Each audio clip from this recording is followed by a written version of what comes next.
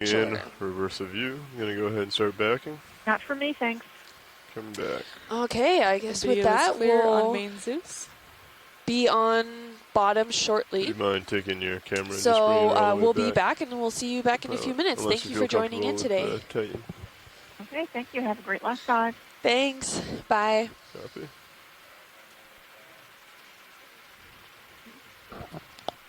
I am reversing. Good eyes on Titan.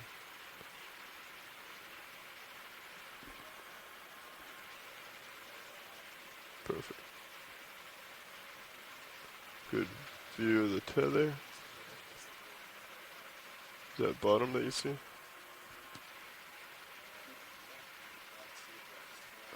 Yep.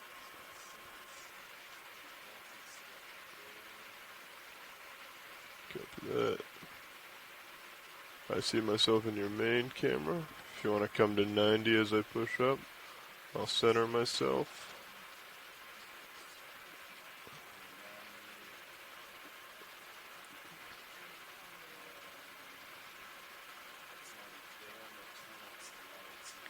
Copy that, go ahead. Alright, if you want to start your turn, you're coming counterclockwise, correct? Okay, I will follow. I believe it's going to be about a 230 direction of travel. Is that right, Nav? I'll meet you at a 230.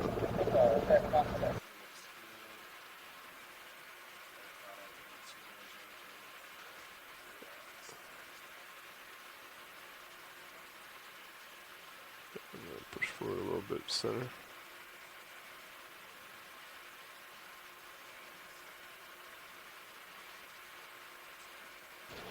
Co-pilot, deck, comms check.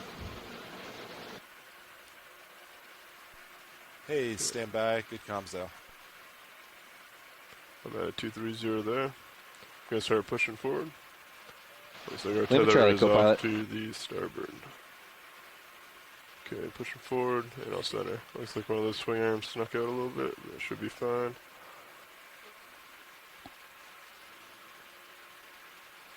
Coming to center and pushing forward.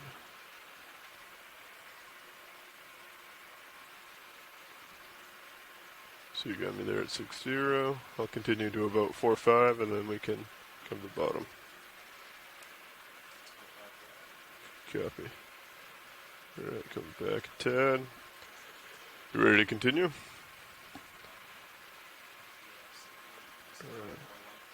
Sure. Are you all done with the white balance? Mini? Copy. Alright. Sounds good. Alright, coming out of auto depth and coming down.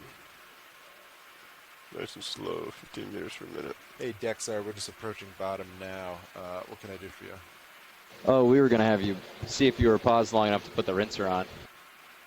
Not at this moment, sorry. We're almost at bottom, though. We just got information we are 15 meters off bottom. Copy, 15 meters off bottom. We'll stand by till you acquire. Thank you. Copy that, thank you. Okay, I have bottom in sight. I'll come down a little bit more.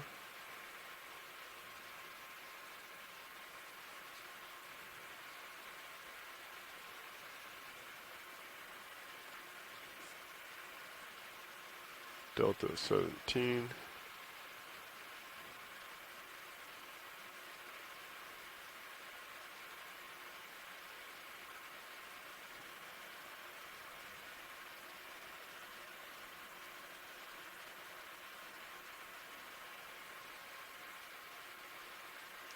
Thank you, video.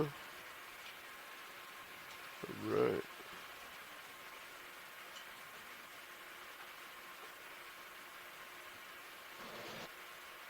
Bottom in sight.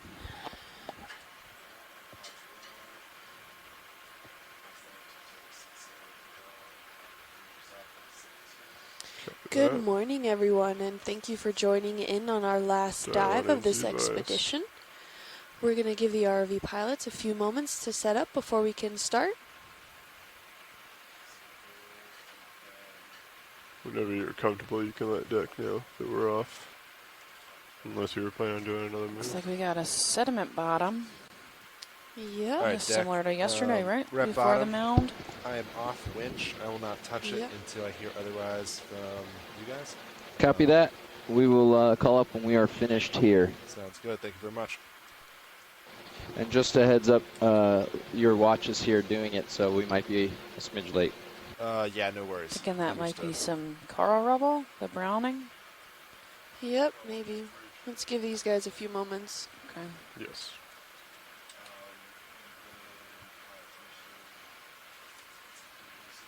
Sure. Yep.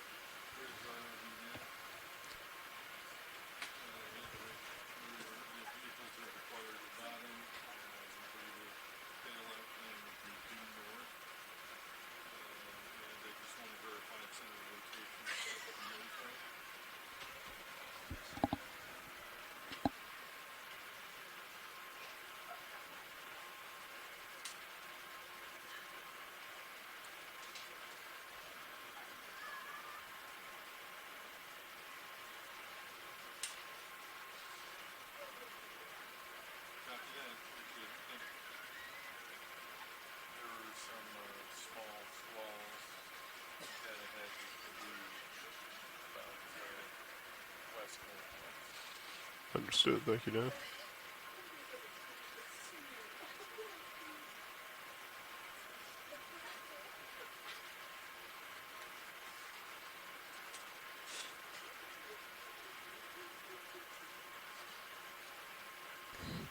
Good morning, everyone. Are we good to go, pilots? We are still setting up. Okay. We're no finishing worries. up with white balances, and we will let you know when we're ready to begin. All right. Thank you.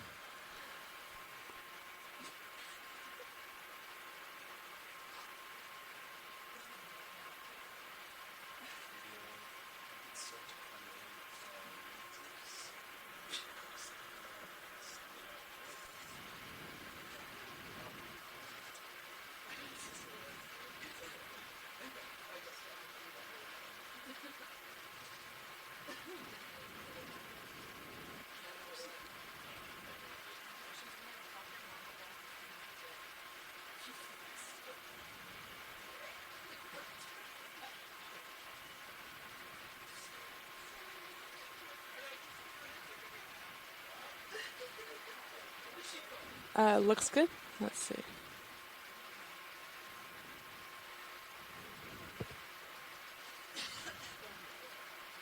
Oops, wrong camera.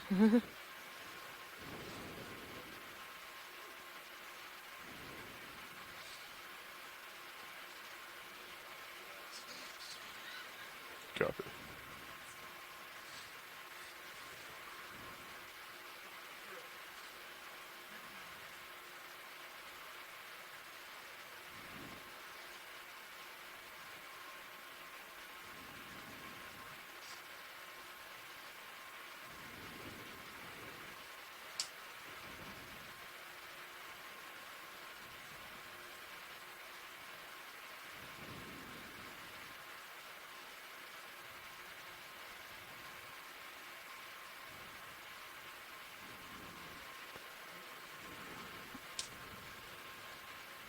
Okay, video's clear.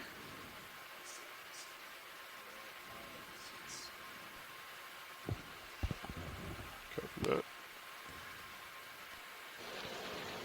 All right. Yeah. Oh. Okay, co-pilot deck, we are tied up here, rinsers on. If you want to give us a little test in and out so we can make sure it operates correctly. Yeah, copy that. Coming in. Give just a few more minutes Stop here. it. That looks good, like a smooth criminal. I agree. That looks great. We're going to tighten up this hose and then we're done. All right, sounds great. Thanks.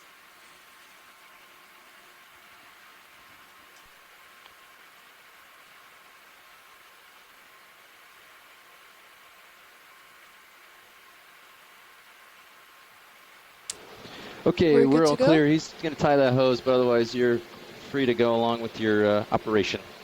Off comms. Wait a sec.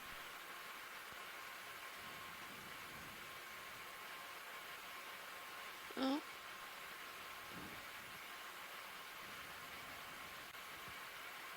Give it a few more minutes.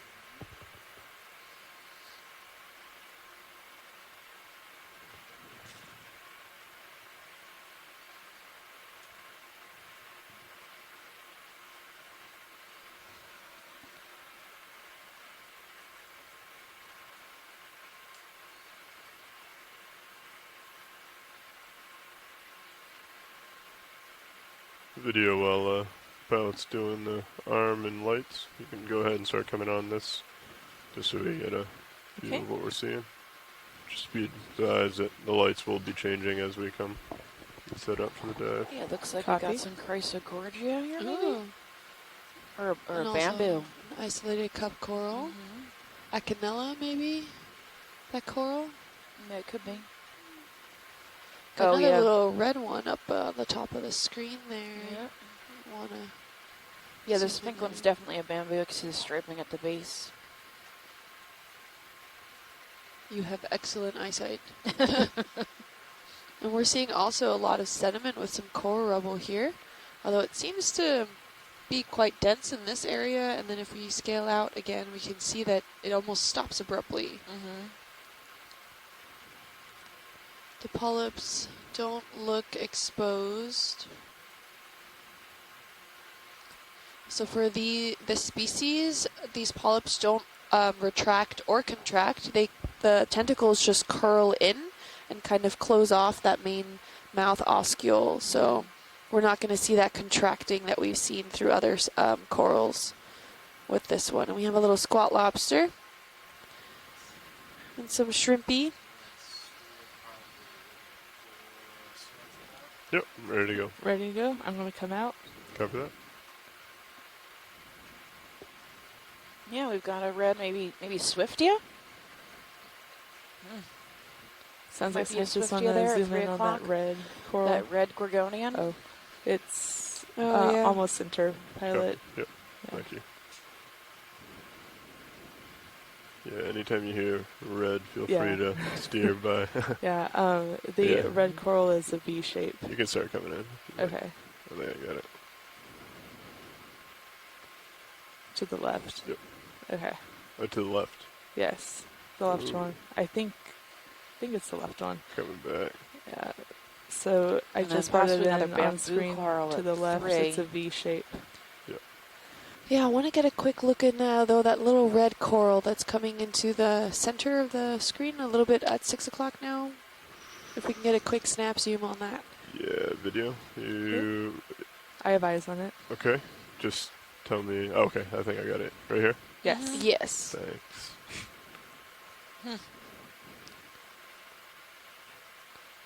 Is that Swiftia?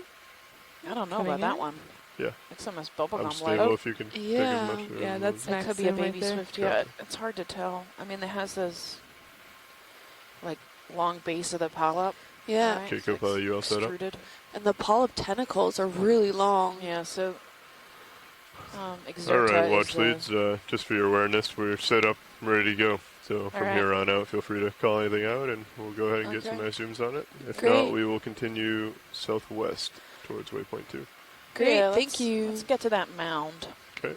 Okay. Feel free to come out with video when you're clear. So the Coming common out. species that we All see right, is do we want to Swiftia get a exerta, move which started? has these exert Co-pilot's ready? polyps, right? It's named Yeah. after that. So, but I'm not sure about that one. It looked funny to me. Yeah. And it's interesting Okay. to see, like I was just stating earlier, is that an isopod off to the left-hand side? What is that little dark thing on the left side I'm not there? really sure. I don't know. But we can see here that there's just some dense aggregations of some coral rubble, but it seems to be quite, There's Patchy. also a fish in Yeah. the background. Fish in the background. Copy. Feel free to come Tara in on it Luke if you'd says, like. I'm here with I'll my sit molecular closer. evolution class at Stockton University this morning, so good morning. Miss Luke's molecular evolution class at Stockton University. yeah, good morning. Yeah, sounds good to me. It's 230, correct? That's a pretty cool I fish. don't have a whole lot Yeah. of tether here Cutthroat video. eel We'll try and get some light on it. with a shrimp walking subtly in the background. Understood. I'm going to go ahead and put lasers on video. Okay. Lasers are on. Ooh, big big guy. Maybe Okay. 40 centimeters Yeah, he's long. pretty long. Laser's coming off. I am terrible with fish, so I have no idea. Feel free to take some more. Sorry, that was a little too much. Looks Up and similar down. to a cutthroat eel. That's max zoom. Copy.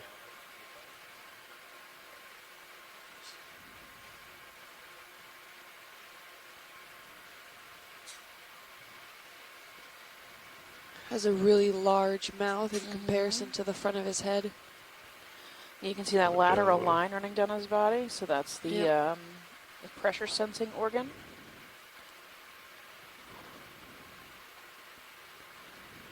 A large black eye, pectoral fin. Looks like his anal fin goes from his mid-body all the way to the tail. That's the fin on the bottom.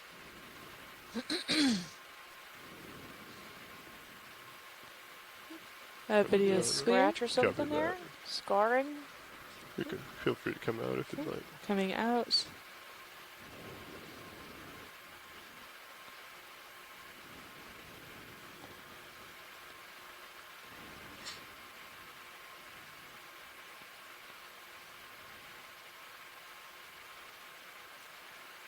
If you want to snap in on this darker object here. Okay. This looks like some schmutz or some squid ink or something, maybe bacterial matting. Okay. From Is there. there any interest in this? Or? It is. No, it doesn't, that's okay. oh, yeah. It doesn't sound like it. So Copy. coming out. Sure.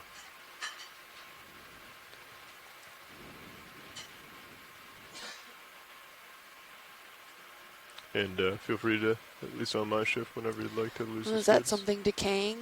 Yeah, I think it's probably bacterial.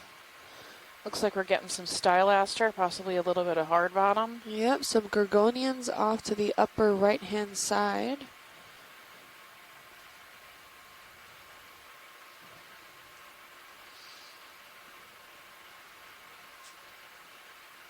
Yeah, it looks like another swiftia possibly, and a bamboo coral. Can we get a quick peek at these gorgonians at 3? Those are the small white or the taller? The The taller taller. ones. So this is a patch that we were looking at the beginning. Oh, Just it's the so same you're ones? aware. Okay. Ah, okay. Yeah, your little red ones right over Okay. lower left, or lower right. excuse Yeah. me. Oh, yeah, I see the Yep. first one we saw. Okay. We can take a look if you'd like, anyways, but just so that you're aware. Yeah, it's okay.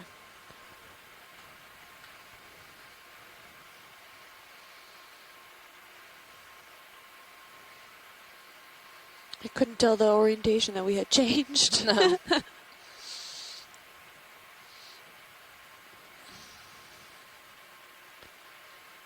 Do you want to snap in on this coming up here? Sure, go for it. Looks like standing dead coral, maybe? Oh, more of that reddish ones. That could be Swiftia. Holding the little here. red guys, Copy. yep. The little stylasterid growing on it and a sponge. Okay. Doesn't seem to be of A intense smidgen interest. of intact coral. That gives us hope for what we're going to be seeing on these Yeah. potential We can come out whenever bathymetric video's highs. We're ready. not sure if Coming they're out. actual cold you. water coral mounds or if they're blocks similar to what we saw Understood. yesterday.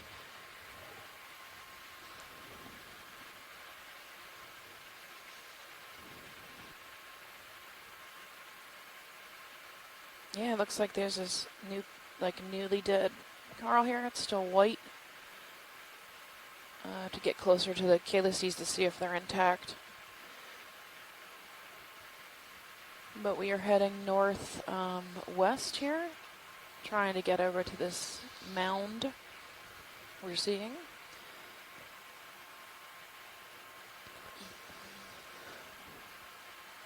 There's a small white stylaster, it looks like. Yep. Maybe a glass sponge next to it. Yeah, up about 2 o'clock from it.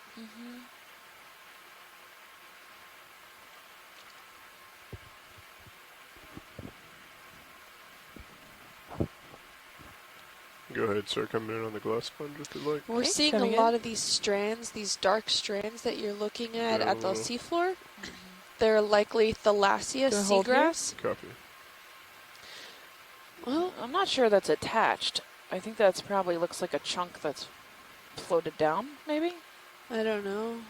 It's hard to tell. It may have been You can, disconnected and scoot then around this here it's video. regrowing in this spot. Okay. Try and see if it is attached or not. Yeah, I do have more zoom. The too. bottom looks somewhat attached. If It you want looks to take so a little more weird. zoom, I Okay. can come up with the camera.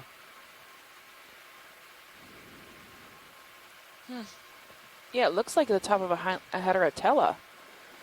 With Right? the That- sieve, yeah. Yeah, with that sieve plate. And my guess is that got cut off a heterotella. Is I've never seen anything grow like that independently. Yeah. So let's see if we can find the bottom half. Okay. Well, usually the shrimp associates then will be free. Yeah, Understand. or in danger. Yeah. Pilot's clear whenever video Okay. is. Video's We clear. got some Right, coral feel free to rubber come here. out. Part of it's encrusted. You can go and try the and other find part's the, not so much. Wherever that potentially came from. We're seeing, though, quite a bit of sporadic patchiness of this coral rubble. It's not as dense as we've seen it in other Close to that here. dives. And like I was saying, It those looks like 12. strands that you're seeing on the seafloor here, there are seagrass, likely Thalassia. We're pretty far from shore too, about 50 miles away. So Yep. So, I mean, these are plants, so they do require photosynthesis. They grow only in the shallow water environments. It's likely that once they die, they just drift out into the current systems, get dense as they decay and fall to the ocean floor, or a storm can rip by and rip a lot of these up and also cascade them into the ocean current systems, and they end up here. We're not sure. yeah, it's not uncommon for us to see Thalassia at the bottom of these deep reefs or deep areas, especially when off the coast of Florida. Yep. It just becomes food for somebody else.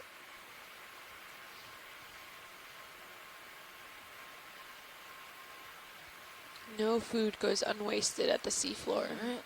It looks like we've got something on the sonar coming up. Understood. Yep, I see them. Here's the same white rocks we were Yep. seeing at the base of the wall yesterday. Those blocky white rocks. Maybe. So there must be a larger one over to the port. Is that what I'm seeing? Yeah. Check out this one first. Never co-pilot. You mind just taking this down a little bit so it's not as blown out? Yes, it's similar to yesterday, I think. I would imagine this feature looks similar to what we saw yesterday. I think Just so. based on this. Looks like there's a little coral on top. Yeah, it does. There's a small... Could be a sponge, too.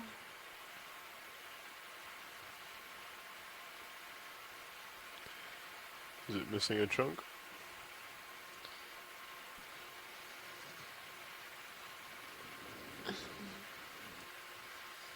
I don't It's know. I weird. think we're still hunting for the rest of that sponge.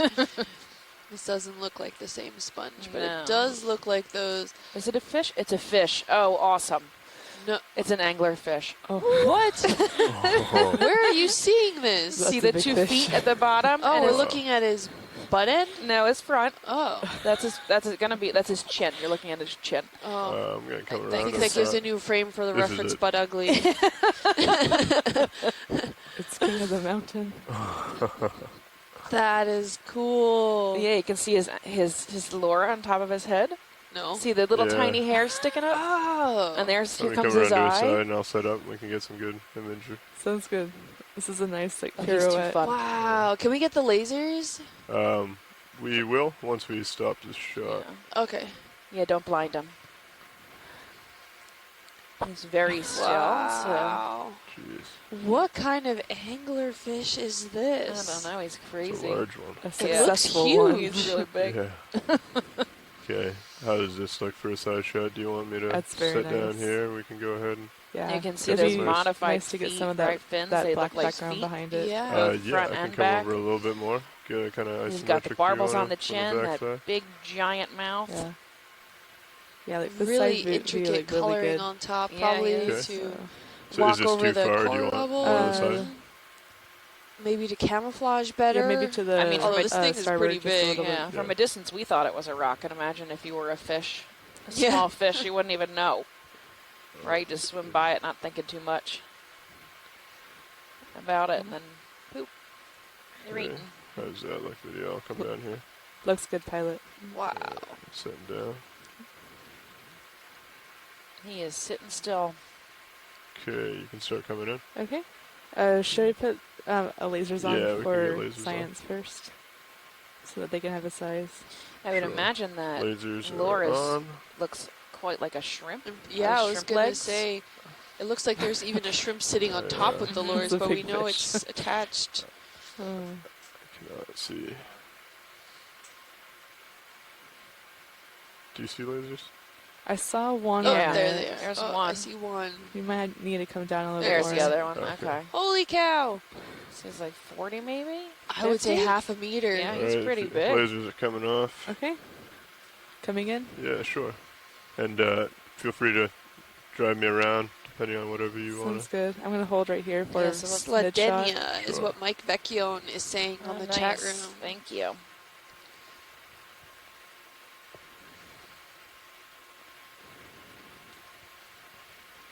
So if we can get a good, if you can zoom, can you zoom tighter or no? Yes. Just can't hear holding video. for this shot. I'm sorry, video, go ahead. Just holding for like this shot for a second. Okay, no worries.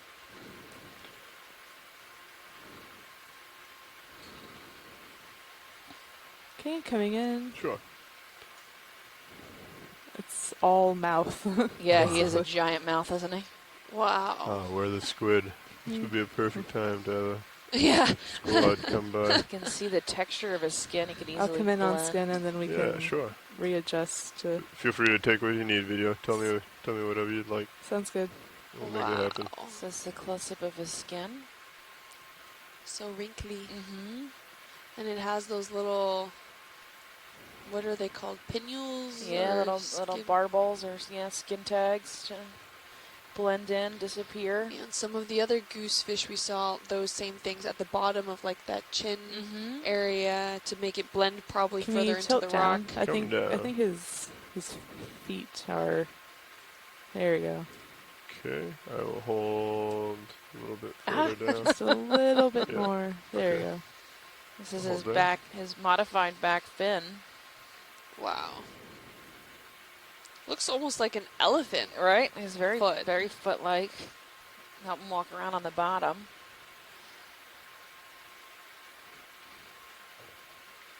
It's like it's lost its rays, right? So normally we see fish fins with rays. The rays are just gone, right? Okay, gonna Or come modified Yep. so much that they've out for disappeared. face. Yeah. Also, I don't know if you saw his back left side leg. It's kind of curled around the rock there. It's kind of interesting. Oh, yeah. Gonna come up to the eye. Sounds good. Feel free to come in. Okay, coming in. Yep. I'll come So over a he little can bit eat- more. He can eat things almost twice his size. Let's Okay. look up. Let me know what you want to focus on. If it's the eye, I can come up a little bit. Schaefersea? Okay. If it's a mouth, I can.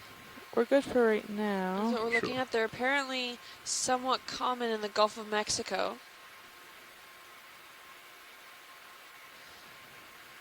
Kind of has a cloudy lens. Wow. Gonna Maybe come in cataracts. more. Sure. Right? Right over the eye and the You want me to mouth. come up to the eye? All right, Uh, sorry. I'll stay. This is max Wow, we have more zoom of right now. those pinnules. I could get closer. If it is of interest, I could sneak in a little bit closer, but we do risk the chance of him. Right. No, we're good for right now. Okay. Gonna hold this shot a They little have a bit depth longer, range and of then after that we 900 can to 1200 tilt up meters, so we're to right in its that lure. depth Yeah, range. definitely. Right at the entrance of the Gulf of Mexico, so very well within the margins where we would see it. These black spots are interesting. Yeah. His pupil seems very dull compared to some of the other species we come across. According to cloudy. this site, there's a max length of 28 centimeters. So he's about full Okay, size. can we tilt up now? I Yeah. think his lure is coming down. That was Coming up. more than 28 centimeters. Oh, it's just the base of the lure. 25 centimeters. Oh no, we have 50. Yeah. Oh yeah, that's really big. If you want to come out a little He's bit, bigger maybe than to this, get the um, full. Looks like he's moving it. Then fish baits. You want me to base, but come he might be a down so the different lure's right species at the than we're top? looking at on fish Sure, baits. just slightly. Just so you Same get genus. his eye and There a we little go. bit of teeth. But he's considered a type of goosefish, There we go. the common name. Yep. They were once previously thought to be very Copy now, rare, thank you. but once more exploration started happening in situ in the environments with ROVs, they became increasingly more known. You can see his lure here on the top of his head. Definitely looks like it'd easily be the antenna of a shrimp or some kind of like, amphipod. Yeah. It attracts some pretty big fish in there. Interesting. So the Okeanos has come across one before. Okay.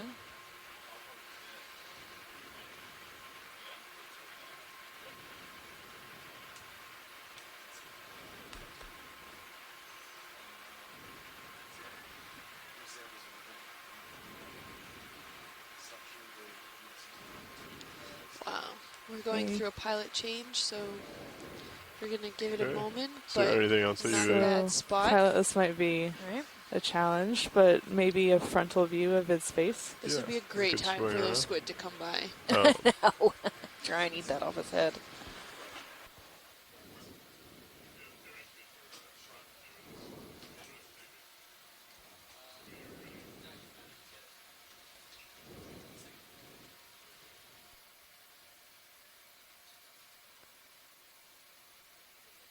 all right, back with your video.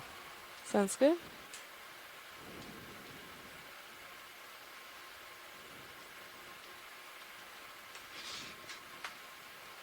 It's probably going to be. Do you want a top-down view or from the bottom up? Top down. Top down, copy. Yeah. Maybe we can see its teeth that way. Coming up. Try and get as stable as possible. It looks like a cartoon character. Lining them up a little bit better.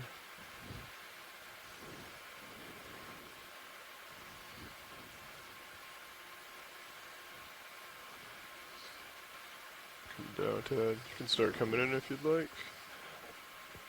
Man, this does look like a massively grumpy goosefish. I know, he's really sad.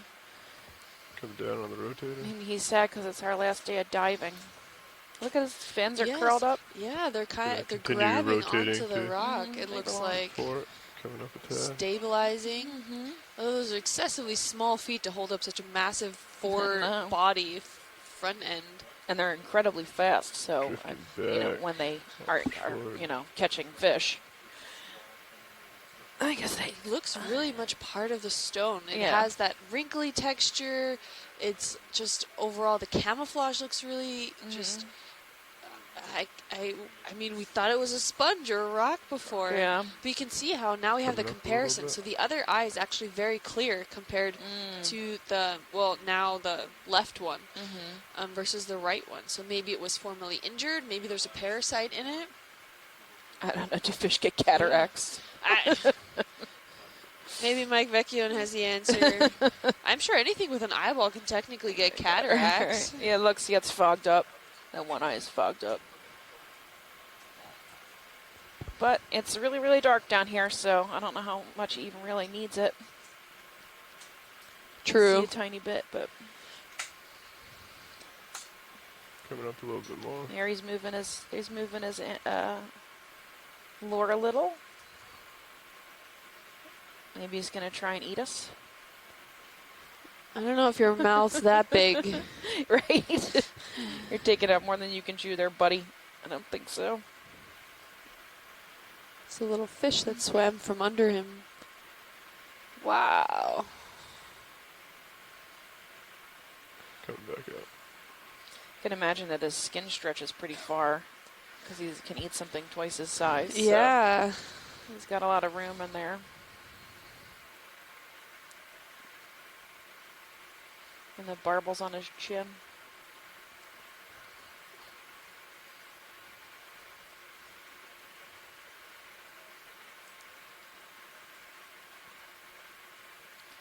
So he's just going to sit and wait till something yummy comes along, and then he's going to gulp it up. Come on, fish squad. Squid squad. Squid squad. Right, we can't get rid of the squid normally, right? I know.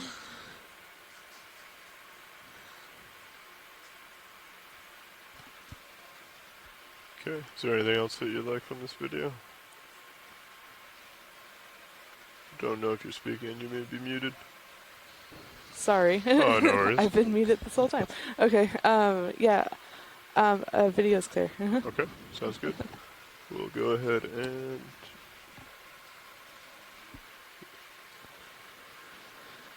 come to the side, get ready to pass off.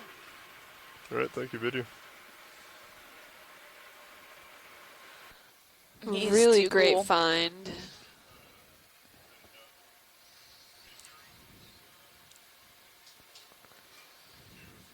Wow. We're going through another shift change here really quick. So Slidania Schaefersea. That's the genus and species of that guy.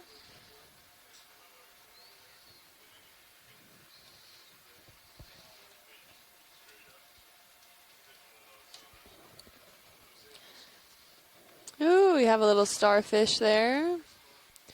We're having some sporadic little tiny thickets of coral rubble. Yeah, look. Got a tiny starfish at the rig. Little goniaster. Little white one.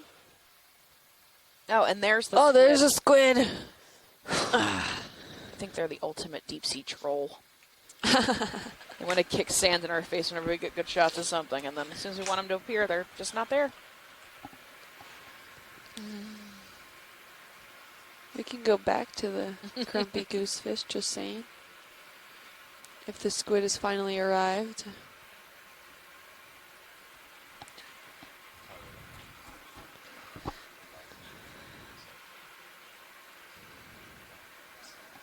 Okay.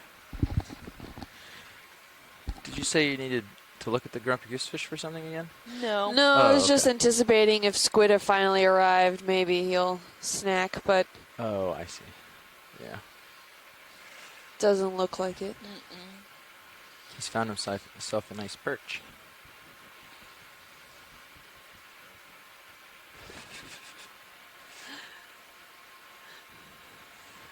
Okay. Let's acquire this this hill, huh? We're talking southwest. You're on track for that. All right. All right, looks like we're coming up on a slope a little bit. 2-3. Probably Yeah. to the base Copy of this that. mound here. We've got a little bit of a And you said we have a little angle move going in, right?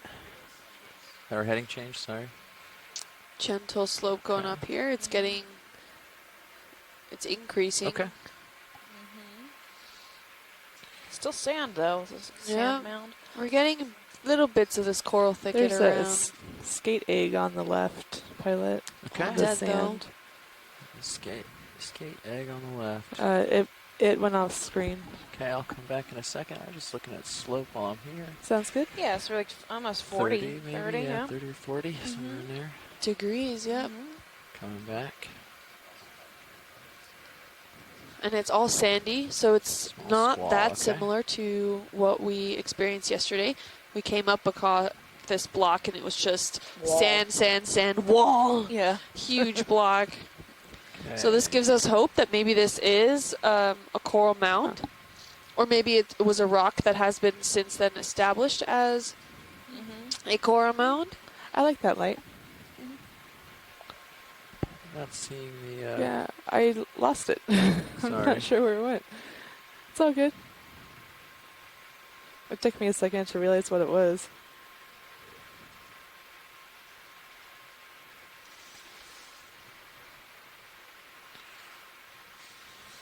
A little coral on a rock here. Or something on a rock.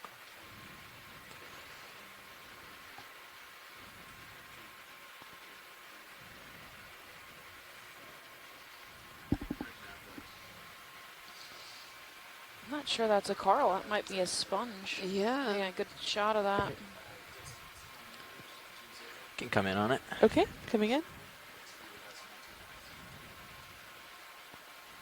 Oh, yes, I think it is a Gonna coral. hold here while we sneak in. Yeah. Okay, sneaking Not in. one that I'm very familiar with.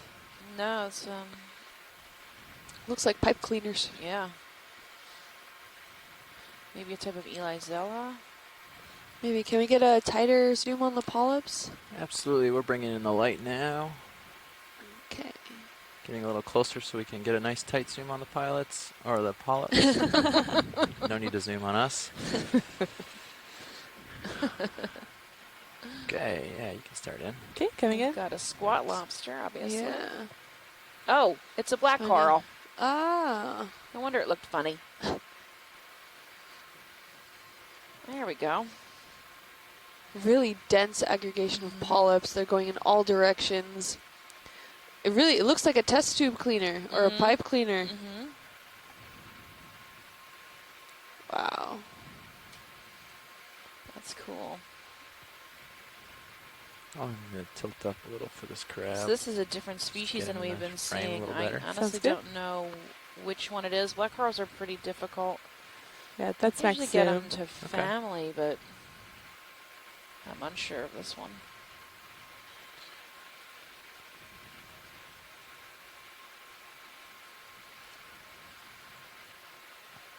I like this guy's claw. Right. Yeah. Yeah, look at that. It's a interesting, little Slowly hairy like, moving in. tooth looking thing in the inside of the grip. It's kind of cool. Lots of little fuzzies on there.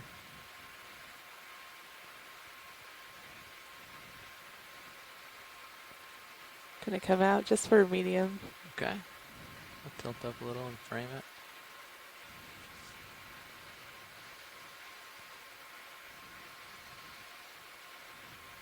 Really nice.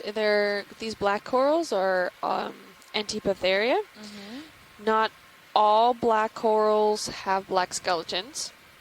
Or rather, not all black skeleton corals are black corals. Correct. I have been deceived earlier in this cruise.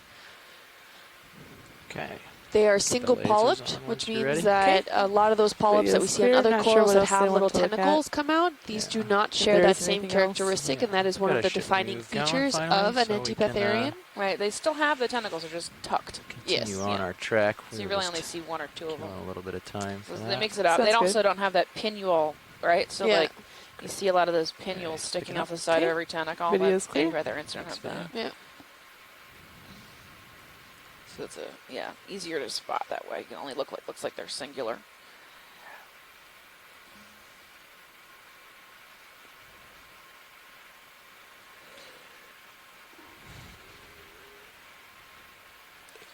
Got a couple things maybe looming, but nothing too big. Well, it looks similar Mm-hmm. composition to what we saw yesterday as far as the little blocks go, those little Right. boulders. And when we Yeah. collected one of these yesterday and got it up, it was like Silty sediment. it was silty. So the rock was like, I just touched it and it kind of became almost like mud mask. Yeah. Right. So it's really soft. It's sedimentary rock, right? Yep. So either not fully formed into that main limestone, or it has been in some form diagenetically altered. Can we collect rocks today? We are not collecting because of it has to be dry Last by move tomorrow. complete. Copy that. Yeah, I don't think we're going to collect any, but if it's the same composition, Yeah, then there's no need. I don't think we need to. Okay. Again, we got this like chrysogorgid here. That white might be a sea star. Not It entirely is. sure. Some sponges. I agree. See a sea star. Yeah, a little goniaster sea star. There's also that pink. It might be bubblegum coral on the back. I don't Just know a if there's small, much interest. tiny We one. can get it Yeah. if the video has interest. We can like zoom in for ID, and I can Okay. focus pull to that Not that bubble gum in sure. the back. Okay.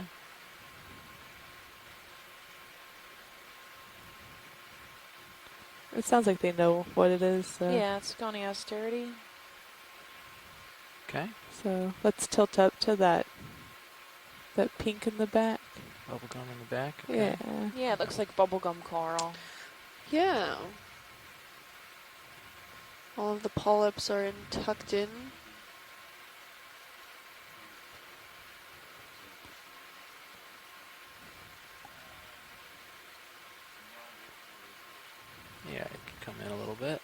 Coming in.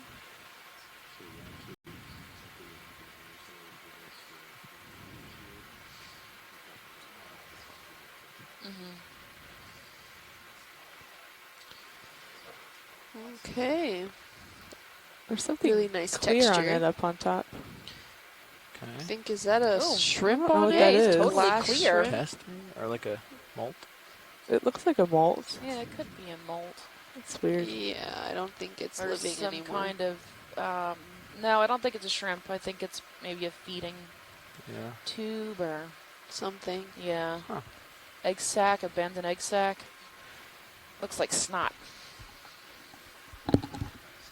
Lovely. We're good whenever you guys are. Okay. Yeah. Video's clear. Oh, that's clear. Thanks. And given the Yeah. time constraints and what we're trying to do today, I think we might try to scale up this, trying to reach the top before we have to move on to that next mound. I want to make sure we can reach now the top of this escarpment. Yes, that's the goal. I know how to scoot. I can do that. Yep. There's some nice possible crescent gorgets and that royal purple. Yeah, royal purple. Was it a coral? I think it was a coral. Okay. Soft coral. More Crassegorgia.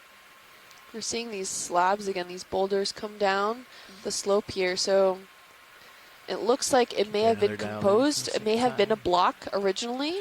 Just keep an eye That's on been this. now some dense core rubble. These thickets seem to be Yeah, more I think intact I'm as we're on it here. scaling I think this is upwards, it. and that could have contributed to the overall sedimentation around this area where sediments have been deposited to give it that mound-like shape.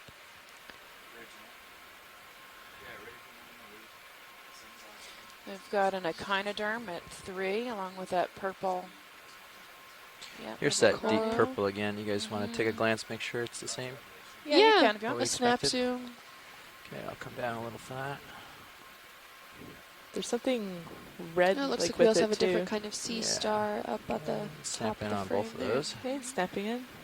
Yep, and then Get an Anthomastus, NT, which make is sure. the strawberry coral, the red one that's got its tentacles pulled in. Yeah. And a primnoid. Yep, primnoid. And then that like echinus-like Yeah, that's okay. sea urchin at the bottom. Yeah. I'm Sounds bringing like it in for you. No, we're gonna be stalled here for a second, so we have time. Video. Okay. So I'll get up. All the polyps seem to be Stable pulled shot in for for the ya. strawberry coral. Is it clavularia? Is that what that was? John, what's the name of the purple coral? Okay. Coming in on purple coral. Thanks. Or Scott? You told us yesterday and I'm blanking on it.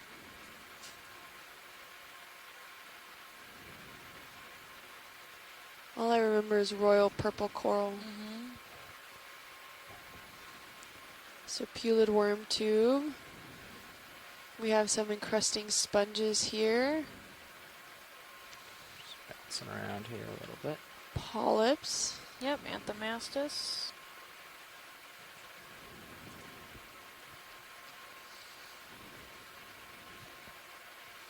Scott said he can barely hear us. Oh. We're not soft-talking people. Yeah. Oh, there you are. Oh, okay.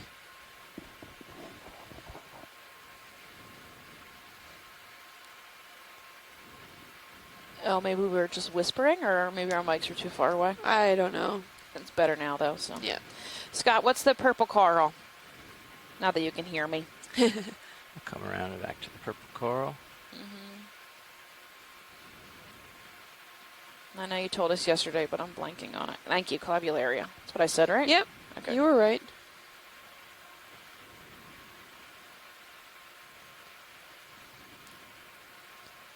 And this really delicate looking one is a primnoid. Yep.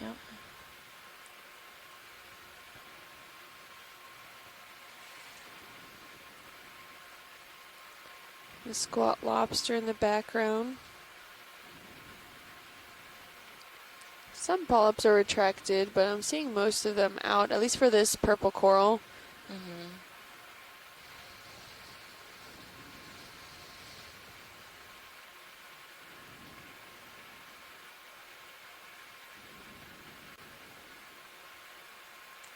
I think we're good. Video or pilot, whenever you are. A video is clear. Okay, pilot's clear. Nice. Yep. Beautiful. Gorgonian on top. Look at this. Looks like the car rubble's increasing. Yep. Density is certainly getting bigger. Can we get a snap zoom on that sea star that's near the top? Yes, absolutely. Oh, he looks like he's eating. Looks different than the other one we saw. Yeah, we can snap in here. You get a quick look at the overall limestone features. We have that Swiss cheese Yep, goniaster some texture. That's that ravioli. That big stuffed ravioli. If you saw it yesterday, we actually saw one, the underside of one eating, so his stomach was out actively on the footage yesterday. Sorry, I wasn't stabilizing. So if we were to flip him over, we would find likely the same thing. For You can tell that they're eating but on the looking at them this Coming direction because they're poofed up.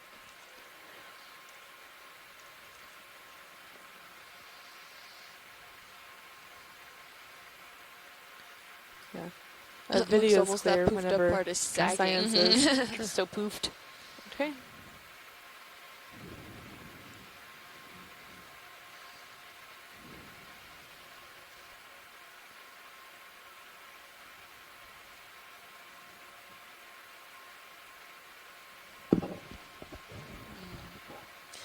Yeah, looks like we got the Venus flower basket sponge or the wedding sponge. Euplectellidae.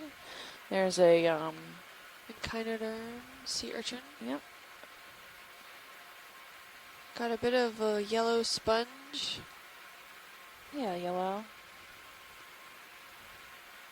Maybe that bamboo, pink bamboo coral.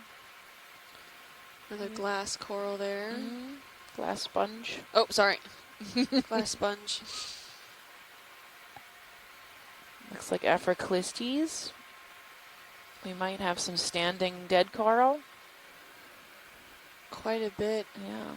But it looks like it may have toppled over, or maybe Yeah. it's still standing but starting to sag with the underlying sediments. I don't know.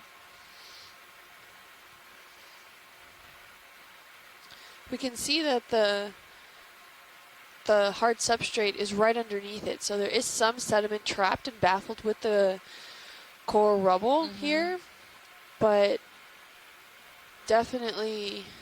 It's a calcium Yeah. carbonate mound. Yeah. It's similar to yesterday, right? Where we had that giant, like the whole wall The was block, those. yeah. Yeah, the blocks. Yeah, so that's what I'm thinking maybe this started out as. So it could be that this had, given the circumstances, either fallen at a previous time, had enough time for corals to grow on it, and also then for that trapping and baffling to occur with the sediments, or maybe the corals preferred this section more than the previous one, which was closer to Key West. We're here now, we're out further out from Key West. I think if you look at the bathy, I mean, feel free to correct me. I'm not a geologist, but if you look at the bathy, it looks like the height of these mounds is similar to the height of the main, like, plateau there. Yep. Does that mean?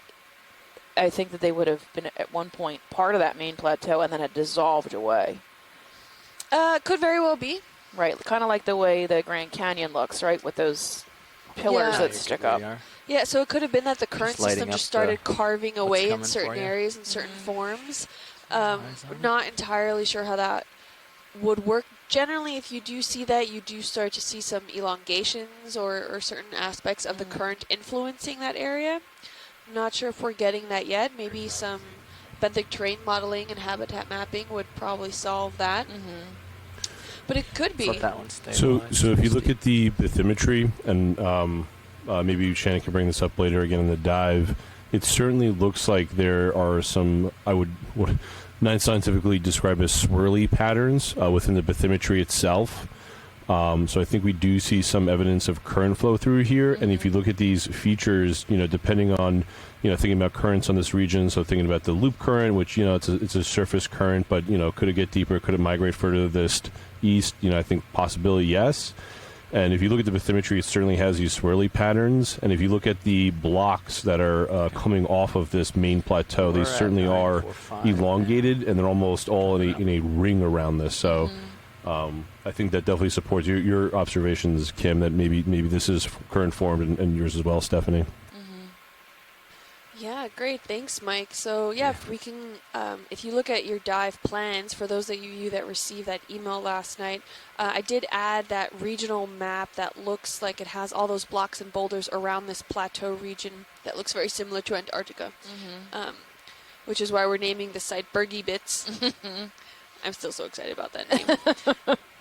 So Mike made a very good observation that it's all surrounding this entire plateau, and there are some elongated mounds, and definitely had some influence from a current system there. The loop current probably had some other branching currents that came off that maybe caused some little eddies or swells in certain areas that could also influence the overall shape of these mounds.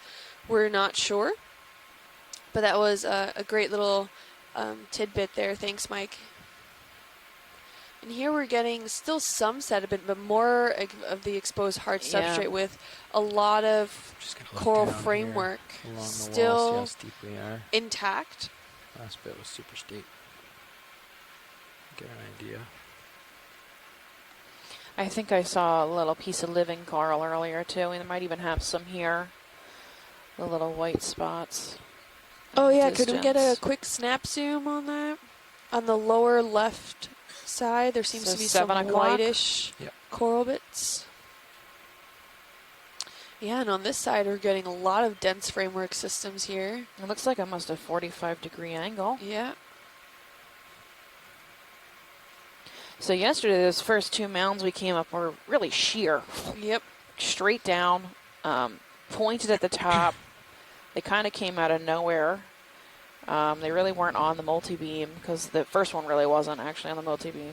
So maybe that yesterday had actually fallen off the edge where it like fallen off the wall. And this is more of a carved out feature. Yeah, potentially. Because those mounds yesterday were only about 10 meters tall or 15 meters tall, and these are almost the same height as the escarpment. Okay, coming in. Yeah, it looks like we might have some living. Likely in Elapsamia. Or newly dead. Yeah. I'm not seeing any polyps. There still might be some tissue. I think there's I have tissue. more zoom. If you guys can answer, you can do it. Otherwise, we don't mind doing it. Yeah, that looks like it's still alive. Yep, there's small polyps in there. They're just retracted. Yep, there's one in the back. There's one open in the back. You can see, so that's living. It looks like in Elapsamidame, it doesn't have that flared shape that Lophelia has. Great.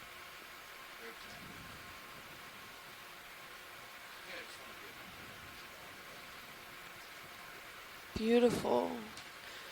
So these could be still alive from that framework system that it's being built on. It could just be the outer edges that are still alive, or it could have been that some new larvae is newly colonizing this area.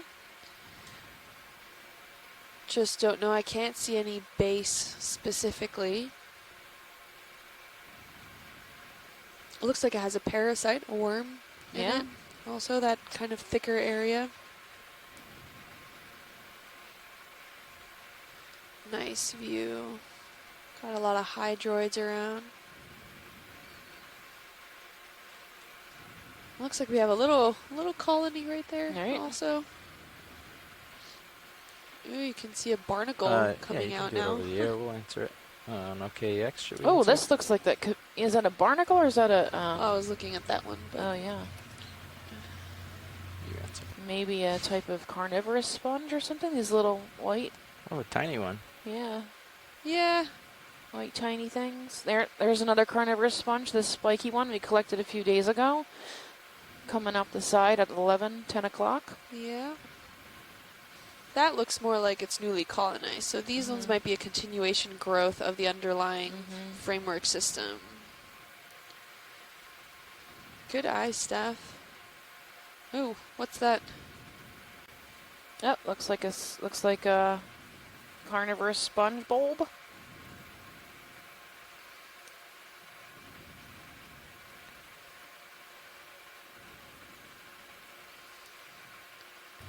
Nice find.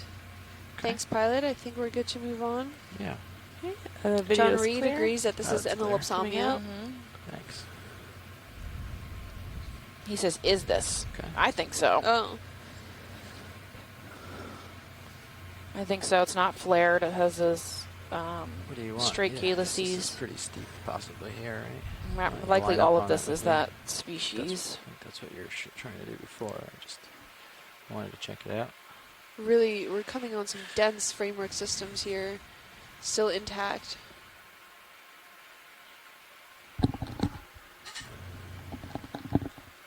And, We have a yeah. question for the pilots, if you guys have time.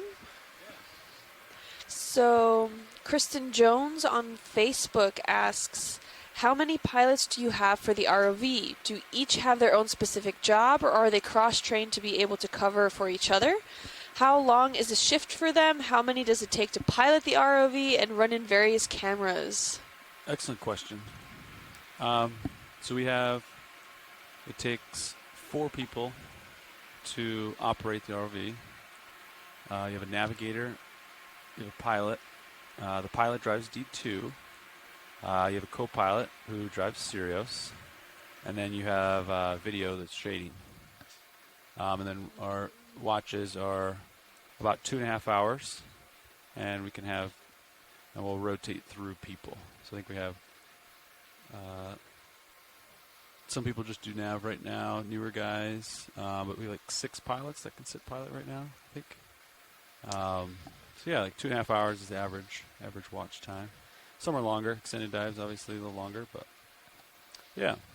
Nice, and you all are cross-trained to operate multiple. Yeah, we'll have pilots on deck, launching, recovering, and then the same person that's in the wench room will be, at some point, will be piloting at another point. So we all rotate around all positions. Very nice. Yeah. And that was currently our co-pilot steering Sirius, Levi, right? That's correct. Yes, you have Levi as the co-pilot right now. Jeff on pilot, Mark on nav, Great. and Caitlin on video. And worth noting, all of the pilots, in addition to rotating positions, driving the vehicles and standing a winch watch, all of the pilots have backgrounds in either electrical, mechanical engineering, or data management, software development. So when they're not piloting the vehicles, they're supporting the vehicles and data management on the ship in many different roles. Great, thanks, Mike. And the pilot and video team are from the Global Foundation for Ocean Exploration, which is a non-for-profit and in partnership and a cooperative partnership with NOAA's Office of Ocean Exploration and Research. It's a really thriving relationship, and we certainly couldn't do this without them. And we work closely with them on all things related to the EX and ROVs and data management and video and audio products. Great, thanks, Mike. And yeah, without these pilots, none of this would be able to happen. So we wouldn't be exploring here today. And thank you all for joining in on our last dive of this cruise. We seem to be coming up on a other angle of this slope here. There's some crabs. There are more corals there. We definitely want to check some of those out if we can. Yeah. We'll end up, we have a ship move in. We're getting a little closer to that. If there's anything in the immediate vicinity that people are interested in, great. Otherwise, we'll get a zoom in on those when we get a little closer. Okay. No problem. We seem to have some really areas of dense aggregation of these standing coral framework systems. Ooh, can we get a snap zoom on that sponge, please? The yellow one. The yellow sponge. To the left-hand side. And then scale over to the coral. Yeah. So it seems like we almost reached like a little terrace of this mound. We're not quite on top yet. This could be a different feature that maybe is not coming up entirely on the bathymetry, probably because less, it's like, don't think it's 25 meters tall. So the resolution of the bathymetry that you're looking at is 25 meters. Good. Yeah, you can come in a little. Okay, coming in. Frame it up first here. Gonna hold here.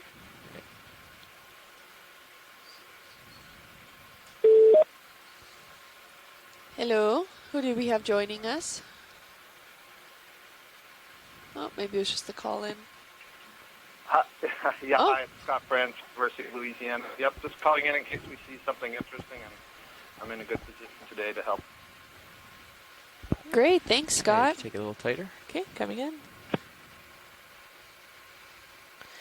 Here's a yellow sponge. We've seen quite a few of these over the last few dives. Highly porous. I don't think I'm qualified to venture a guess here on what it is again. It doesn't look like a hexactinellid.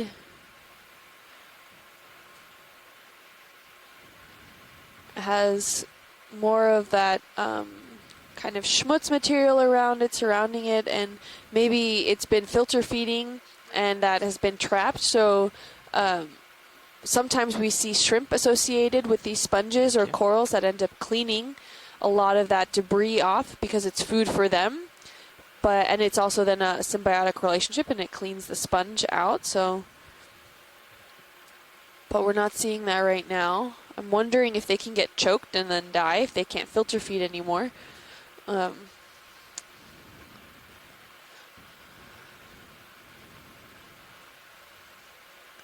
Looks like maybe a little barnacle in the background there, or a zoanthid. And then if we could scale off to the left-hand side and looking at that orange-ish beige coral. Right here, I think. Yeah, Holding. a little more there. Ah, okay.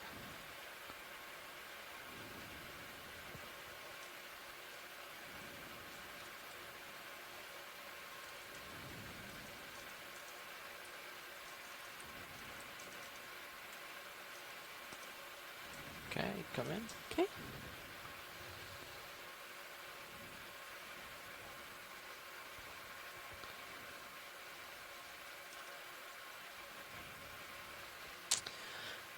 Nice. Down a little. This doesn't look like a madrepora. Maybe more another anolopsomia. Not entirely sure.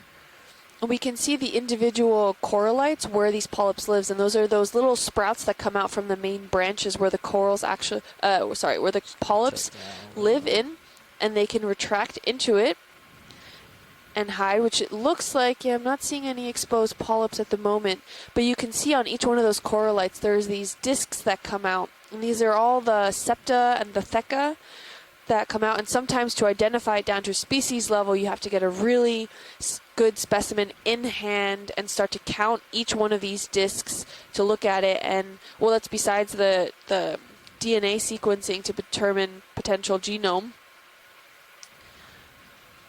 But this looks very flower-like. Each one of these coral polyps look very flower-like. I don't know if you have an idea really of what this could be, Scott or John, if you're on the line, of what we're looking at here. The branches don't seem quite as smooth. They seem like they follow almost the same linear pattern as the larger septa that comes out at these corallite sections. Because a lot of the times we see the branches, they can be very smooth, and then only the coral light at the end there you start to see the individual theca and the septa there. But Yeah, I think I can't identify the coral, but what you're pointing at is a characteristic that is used to identify them. So basically, do the septa that are normally within the corallite extend out and onto the outside of the branch? So clearly that's going on here, which will make it easy for somebody who works with these scleractinians to know what this genus is. yeah, thanks, Scott. I hope this is some good footage. At least maybe someone can chime in later and let us know what exactly this is here. Really beautiful view overall. Thanks, pilot. I think we can move on. You want to frame it up? Get lasers in there. Oh, looks like we have a little gold coral off to the upper left-hand side there. We can get a quick snap zoom on that if we have the time. Yeah, and then that big white one in the background will be our next target. Okay, yeah.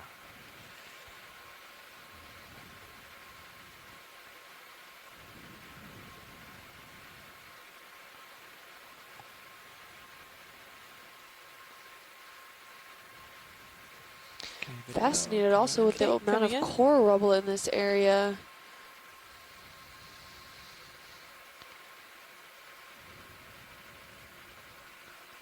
Interesting.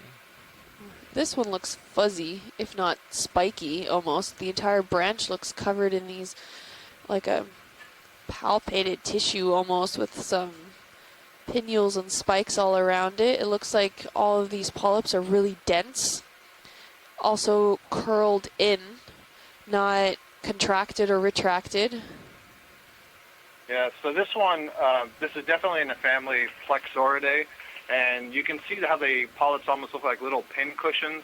Yeah. I don't know if you remember, I think yesterday Steve Oskevich and I were saying sometimes it's hard to tell the difference between a Placagorgia and a Paramaricia. I would say the spininess, the pin cushioniness of this one makes this likely a Placagorgia, genus Placagorgia. And so it's in this family Plexauridae. We've said that term a lot. That's basically a family of sea fans. So all these sea fans have an internal skeleton made of protein, which allows them to be fairly flexible. And, you know, they have more or less branching. Part of that depends on what's the currents, how much food is there, how old is the colony. There can be quite a lot of variability in what the colony itself looks like. And so ultimately, to absolutely put the species name on it, what you have to do are look at characteristics that are microscopic and level that are associated with the tissue of that Shrimp polyp. wants to be in the shot too. That spininess is nice. Shrimp's doing a little dance for us. Cool Yeah, view he of all sure the is, but that legs. was great information. Thank you, Scott. So what did you say you would label this as? Placagorgia, I'm just putting it into the Placagorgia. animation now. Okay, thanks, Scott. Okay, video's clear. All right, pilot's clear. Okay. That little shrimp. Oh, nice. Oh, what's the white one up here? Yep, that's where we're headed next. And then we also, it looks like possibly some more live scleractinians off to the almost in center frame now too, so. This isn't even quite the top That's of a- this mound yet. This is a No. little plateau. Yeah, it looks like a little terrace. The height, our depth would suggest that this is as tall as the mound gets right Oh, here. actually, yeah, you're right. So I'm not Oh, sure. I see. I see what we're looking at. D2 is the same height as that mound. It just Okay. looks a little off due to the angle that we were looking at the map with. So we're the bathymetry. We agree the Yeah. bathymetry here says we're still maybe 30 or 40 meters away from the top, but we'll take a Close. scan when we get up here. Might just be a little flatter on top than we thought. Yeah. This is a beautiful coral. I'll get in a little Definitely closer. have to get a good look at this one.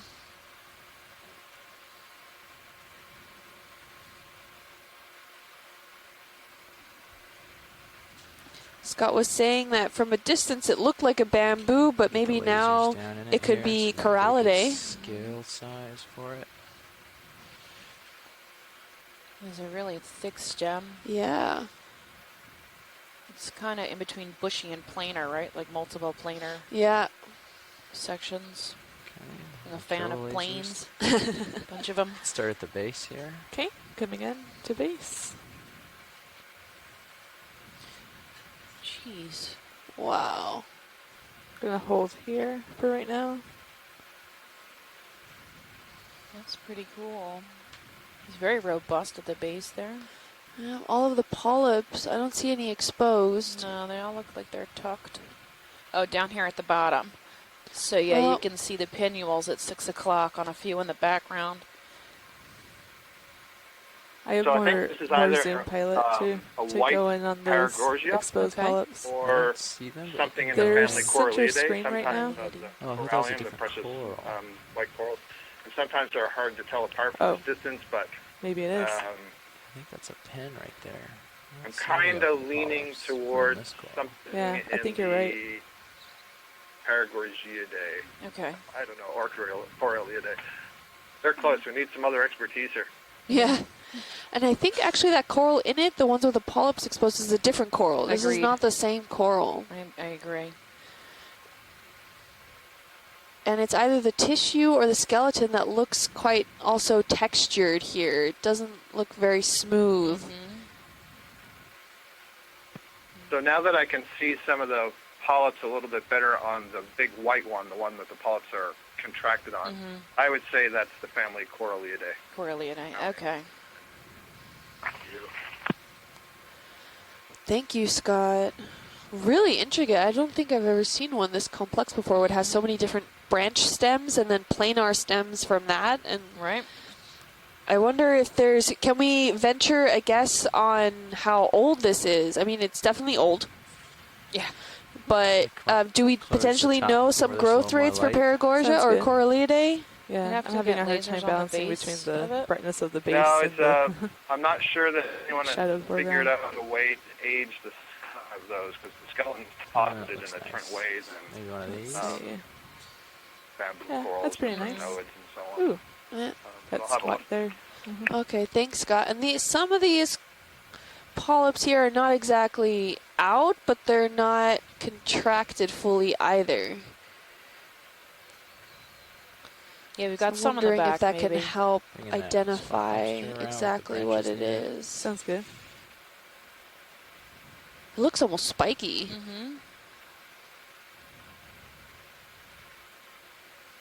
Yeah, we've got some like half out over here.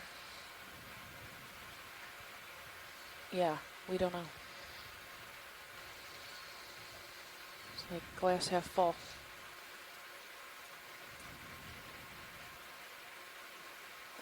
Alright, I'm good whenever you guys are. Yeah. Okay, we'll give video a couple seconds with this. I think it's kind of a cool shot, maybe. If they like it. I don't It is a know. nice shot. Okay. And we can move on. And then if we can get the lasers on it. Okay, video's clear. Okay, pilot's clear. Did a pretty good scan of the lasers at the beginning. We'll get it again. Okay, so this I would say is about 30 to 35 centimeters tall and about, oh, maybe more, maybe 40 centimeters tall and about 30 centimeters wide. It's hard to say though because there's so many different branching stems there. I can't really tell. Okay, thanks, pilot. Yeah, of course. I'll take that. And then there's some living scleractinian coral also off to the left side. We can get a quick snap zoom on that. Yeah. Sure thing. We'll do it real quick. Snap in for ID on the white stuff here. Okay, snapping in. Thanks.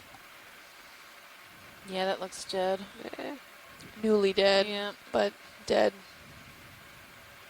Okay. It looks like Enelopsalmia, or, yeah. Yeah, there's no flaring really on the calyces. They're straight. Well, this section here looks a bit zigzagged, but I can't say for sure.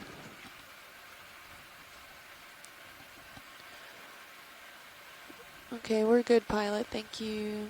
Thanks, video. Oh, it's large and white over there. What is that? A rock, maybe?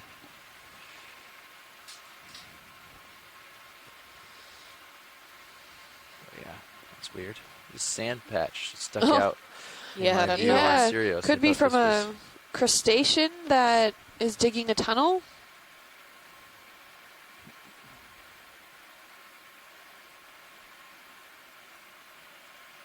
Oh, yeah. Somebody's home, maybe. Snap in before they run away. Hey, There is snapping in. something. Can't tell what that is. Yeah, there's Yeah, a crab. Covered in the same look, dust. discovered. Yep. That's probably his home. Okay, stand by video. I am moving around a lot. Sorry. It's okay. I got excited. He's cute. Arresting my movements. Coming down a little and sneaking in.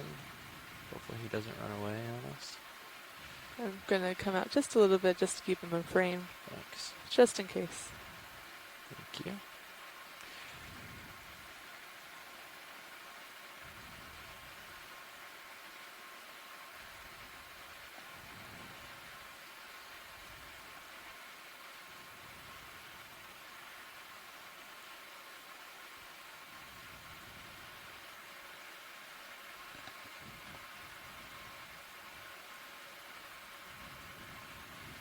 Yeah, I can see down into the mound, right? This little hole he's dug. Yeah, definitely. This. Or someone else's dog that he's I think taken. I think that we found the culprit here. Definitely, this is that softer sediment that's silty, like almost like clay, that the particles have seemed to be so degraded or diagenetically altered that you can't really tell what the original construction was. And it's definitely soft enough for this crab to go in and bury in and still make a tunnel. So it could, we could still actually be looking at the original substrate that was there, hard enough for some of these features to go on. But based also of how the coral rubble in the area, you can see how the sediment's kind of accumulating around it and how Very deep dark the coral red. patches actually go. Actually pretty close But to it considering right how now. diagenetically altered the original substrate more is, zoom this crab too. could easily dig straight Going on through all his of that into the substrate face. now. So Is that a squid swimming in the lights? Couple Yeah. barnacles on Okay. his carapace.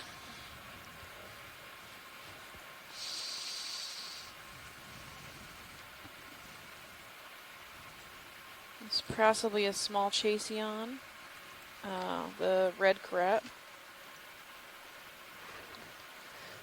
it's really cool. It's almost like we get an outcrop looking, an exposure really quick of how deep and the coral framework system can actually is there with the sediments around it. So it's a lot of that good trapping and baffling that we were talking about earlier to help develop these mounds over time.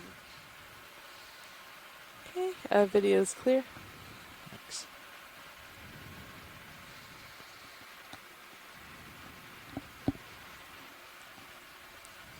It's full wide. Thanks, video. Yeah, so at the top of this mound here, there's really not. There's mark no the edge here. standing, living, Yeah. Samia, which is really what I was hoping for. I'm pretty much touching the bottom, so So you can see right across the around almost the entire top. 934-ish, 933, something like that. 933.7. So looks like more bamboo quite, 'cause corals my maybe at 3 back and is off dead the- center. Downhill a little bit, so.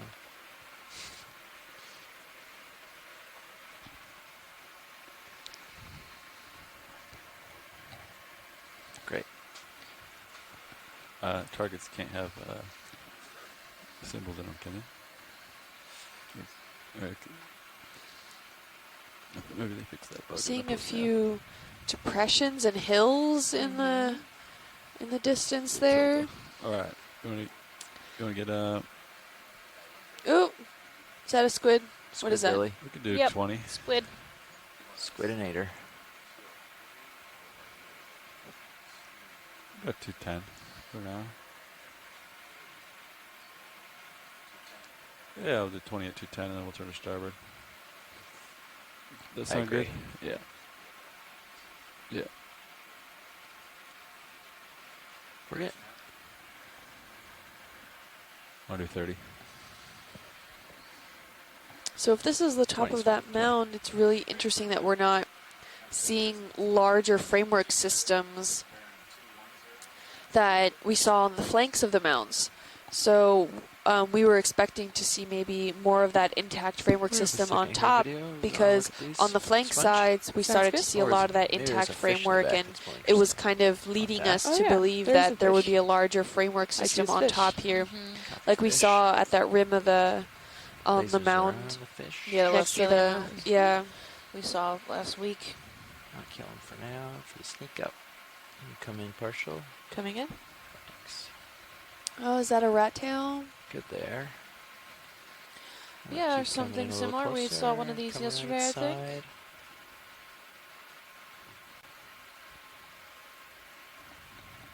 I think we've seen a few of these. Yeah. And there's, I think, another Venus's flower basket sponge. Mm-hmm. It looks small, though, compared to what we've seen. Yeah, definitely. There's another one at noon.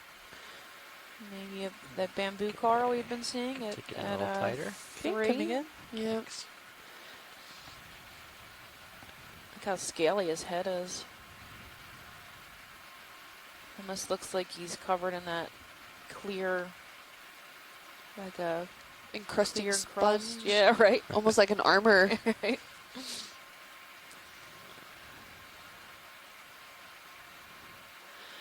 What could be also interesting to note is also the amount of sediments on top of here. So maybe there is a really intact Coming structural tighter on the framework head. system Coming in. tighter. just underlying this that did such a good job at trapping and baffling the sediments that we no longer see that large structure that we were seeing on the flanks of the mounds, where maybe the sediments was slightly more difficult in order to trap and baffle to get to that point. But this could part of the reason, because I'm seeing some few of these corals of the rubble kind of sprout out from the sediments, which leads me to believe that a larger framework system has already been buried.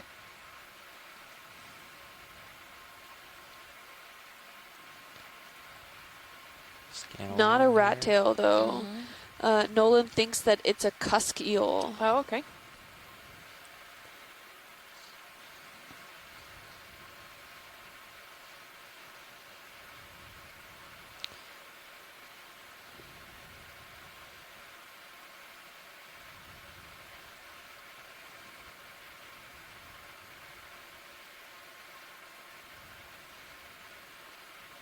Mesmerizing, like the wavy. Okay. I Yeah, love some how it waving moves. fins. Yeah. So efficient. Has that same thin rat tail shape. So that reduces water movement around him, so he doesn't Nice pilot. alert any Okay, predators that clear. might be present. Full wide. Thank you. Okay. There's a round thing on the left. We're pretty barren up here. Round thing on the Got a left. little It bit looks of, like it of the broke. Test, yeah. coral rubble, but yeah, for the most part, Yeah. there's not much. Urchin That test, looks like maybe? a dead sea urchin shell. Mm-hmm. Just a quick Yep. snap. Oh, yeah. Huh. It looks like a pottery.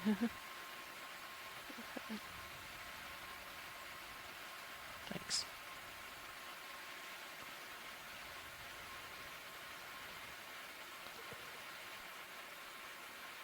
Looks like maybe some rocks ahead from possible bioturbation mounding.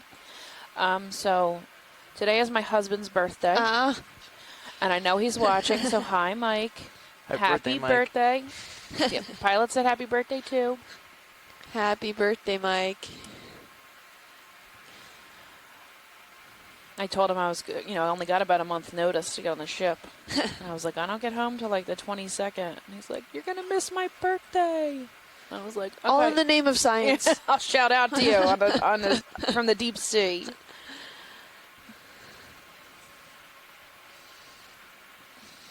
We're coming up on a few more of these kind of hills and depressions. I wonder if that's all bioturbated. Yeah, it looks like it. I thought maybe there was a rock, but nope, no rocks. Just sand. Yeah, it does look more bump. like sand. Oh, another coral here. Something Could else. it be an Acanella? Pink and odd right here. Yeah, it looks similar to that bamboo we've Oh. been seeing. That's Something on this pink from far eye. away looks like the Snapping in on Coryphogorgia, but pink. Yeah, what is that pink thing under it, too? when they get close. Oh yeah, look at that. Looks like a knocked over Nidalia. Strawberry Oh, coral. yeah. An eaten one. Mm-hmm. What is that? What's going on there? Yep, Oh, that's yeah. the bamboo coral. Yep, Scott was saying Acanella. He agrees. Or is it eaten or is it I think it's bopped over. completely contracted inside itself? Mm-hmm. So I think we're seeing the foot, the light pink Yeah. sides of the foot attached to piece of dead coral, and the left-hand Just side's the head. Totally inverted itself. Yep, that sucked itself in. Like clear to zoom in? Yeah. Okay, coming in.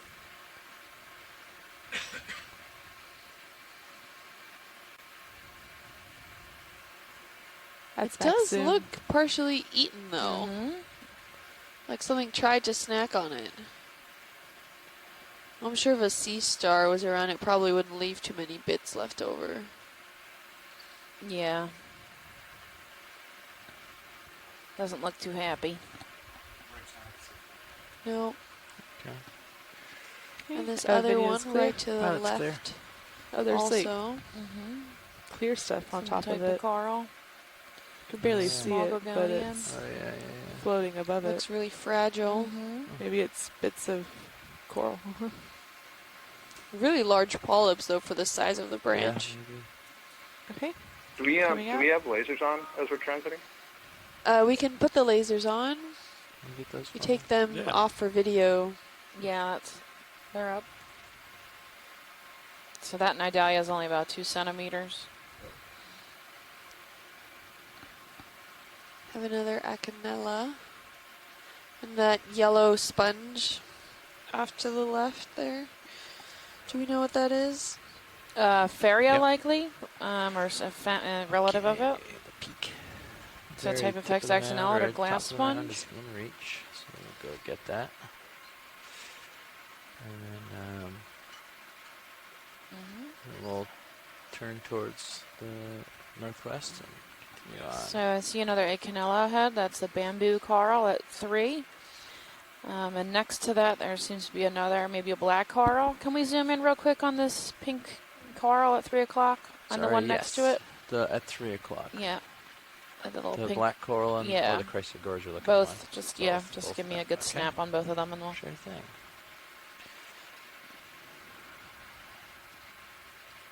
All right, get a little closer video, and then we can snap. Okay.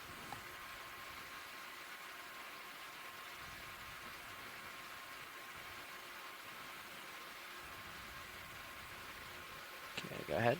Okay, snapping in. Thanks. Oh no, maybe that's Swiftia. Scott, do you know what this Oh, is? yeah, We it's with saw the this yellow one earlier, polyps. real small, red, with these exert polyps on either side of the stalk. Yeah, it's this is Swift. Yeah. Pretty Okay. common. Yeah. That's what I had thought. So this is a Swiftia. We've seen a few of these this dive, but really not many up until this point.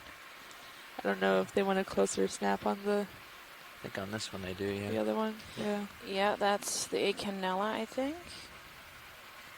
Okay.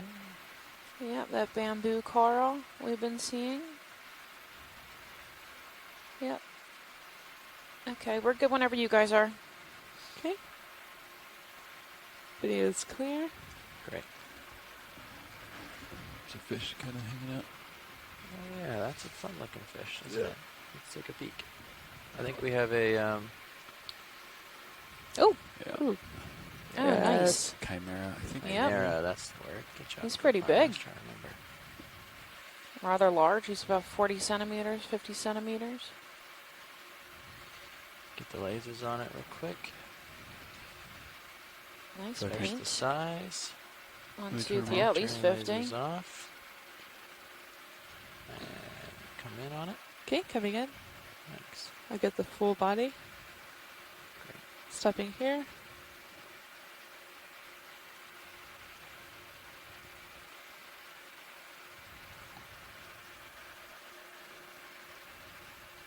Looks like he's got some scarring on his back. Just gonna tilt down a little and They're move also in a known little as closer. ghost sharks or rabbit fish. I definitely have more zoom too. Okay. We want to get some They are a close-ups. relative of the It's shark. really dark. I'm just trying to get a little light. Yeah, it is very dark. There we go. They can live up to 2,600 meters underwater Last smidge. He came up.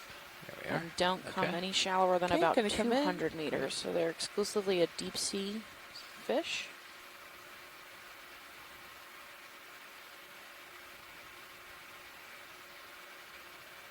The spots. That's spine at the front of their dorsal fin is toxic.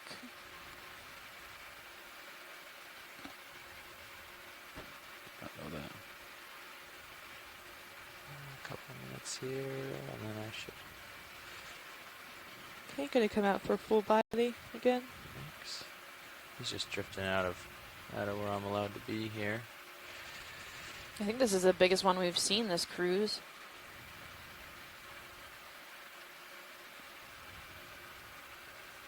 This fish seems to like absorb light more than more than like reflect it. Even better than red. When we had the lasers on, if you look at how dim they look, hold on. Oh, really? Turn it back on. Just the way they just Yeah, it kind of fades out. From this angle, it's better. Mhm. But before, when we hit it, it was like they were just disappearing. I thought they weren't on it yet, but it was. Interesting. Yeah, so it'd be a great adaptation, right? To Just gonna come around the other absorb side of it. light rather than Yeah, reflect more room any. that side.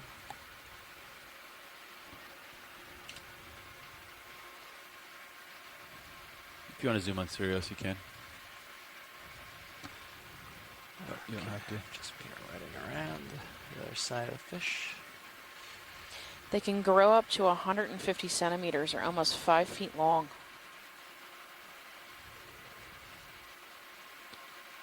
Gonna come in more on fish. Sure. I believe this one is a female. There are no claspers.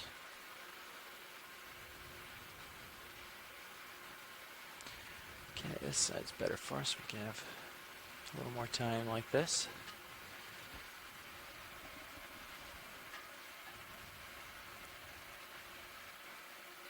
And they are an egg layer, which makes them oviparous. Oh yeah, Nolan says from the chat room, the polka dot pattern of the damage on the side makes me think squid tentacles. Oh, cool.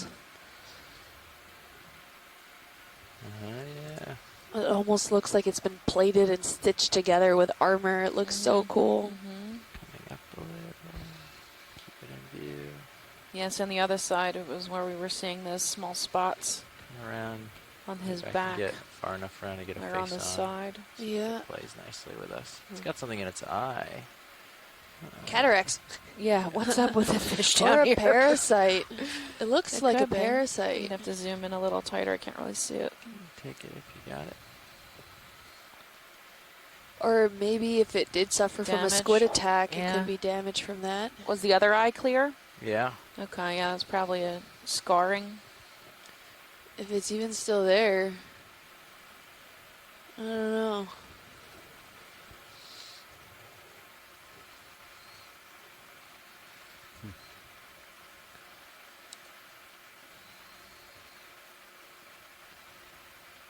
He's got all these beautiful dots on his specks on his face. And those lines are part of the lateral line. Try to give some more color. Yes, it looks like he's got Yeah, a little I bit won't of go too scraping far. damage here, maybe a Just bite taking out of another his look at that side. eye. Yeah, I think And they- something tried. Yeah, and those, I've that got does look myself like... turned back around again, so I have to come back to Yeah, those suction, it Other could be from the side. suction Sorry, cups yeah. and the You're good. tentacles, Mhm. the I more looked at a dotted different camera for a patterns near the second. tail end. Gotcha. Yep. Come out just a little, keep a Yeah. frame. Oh, that's okay. We've had plenty of time with this guy. I think we'll leave him alone. So we haven't seen one that's It's like been he's had a totally rough black. day anyways. We've seen different ones that are brownish, and then the gray. black tipped ones The that gray with the black tips are on the actually tail. juveniles. So if he swings around Yeah. again, we'll see those suction cup, possibly suction cup damage there on his tail. You can see the small white spots. I think the So suction yeah, cup those front damage dots will in be front shown. of him are actually He's electroreceptors. coming right into us now. Right, and then the eye is reflective. It's called tapetum lucidum. What happens is the eye, light enters the eye and then is reflected back into the eye. So it's a lot of sharks have that. Yep.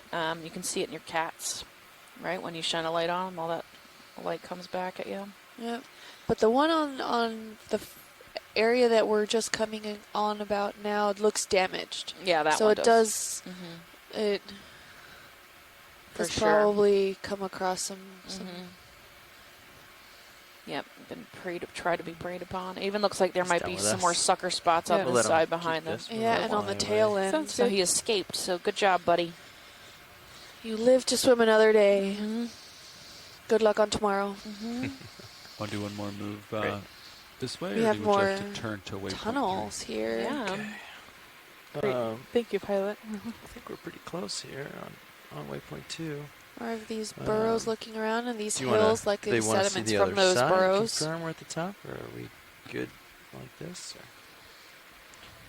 You can ask. Yeah, why don't you? Yeah. Nice eye, co-pilot. Yeah, it's a big one.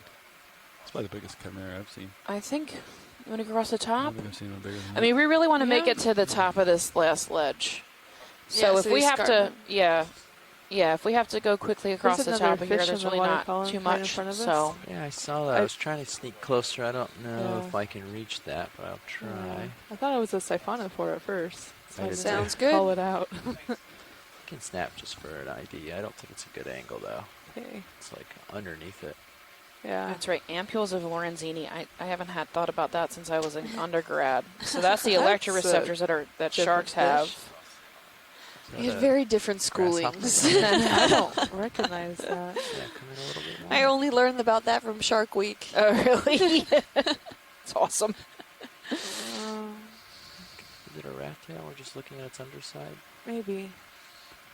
Yeah, now that I see it a little bit better, it's not as squat-faced as I thought it was. I wonder, You select Side. waypoint 3. Interesting. is this a rat tail Oh, look, with a there's a parasite on it? jelly, too, I'm in not the sure back. why it's facing so vertically. Well, we can see one of those Oh, yeah. uh, Isopods. no, That here are Oh, parasite those. is that a must be really jellyfish? Yeah, close. the jelly. Oh, yeah. Oh, no, don't get stuck on the bottom. Yeah. Oh, dear. Here we So this go is again. one of the consequences sometimes that can happen with the ROV and exploration. So a lot of these sea creatures are not used to seeing light.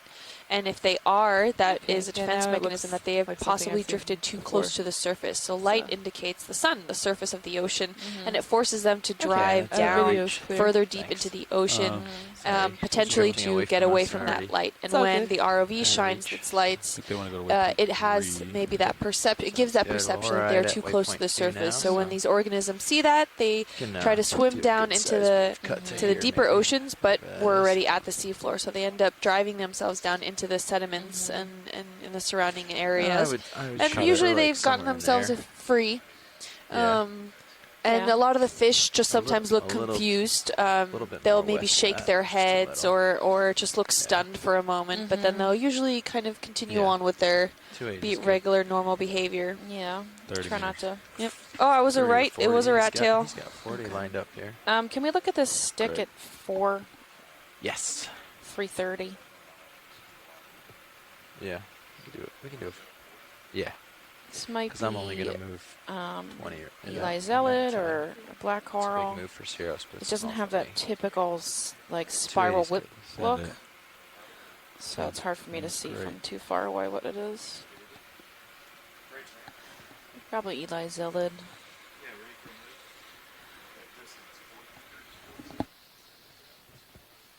Yeah, I saw a few of those earlier when we were looking at the Corallidae coral. Or how do you pronounce that? Corallidae? Sorry, Is it? Am I watch saying that lead. right? I think so. Got a little Okay. distracted. But it looked more like they were dead, so I wasn't sure. But now it's a good chance to get a good zoom in. I'm a little stretched.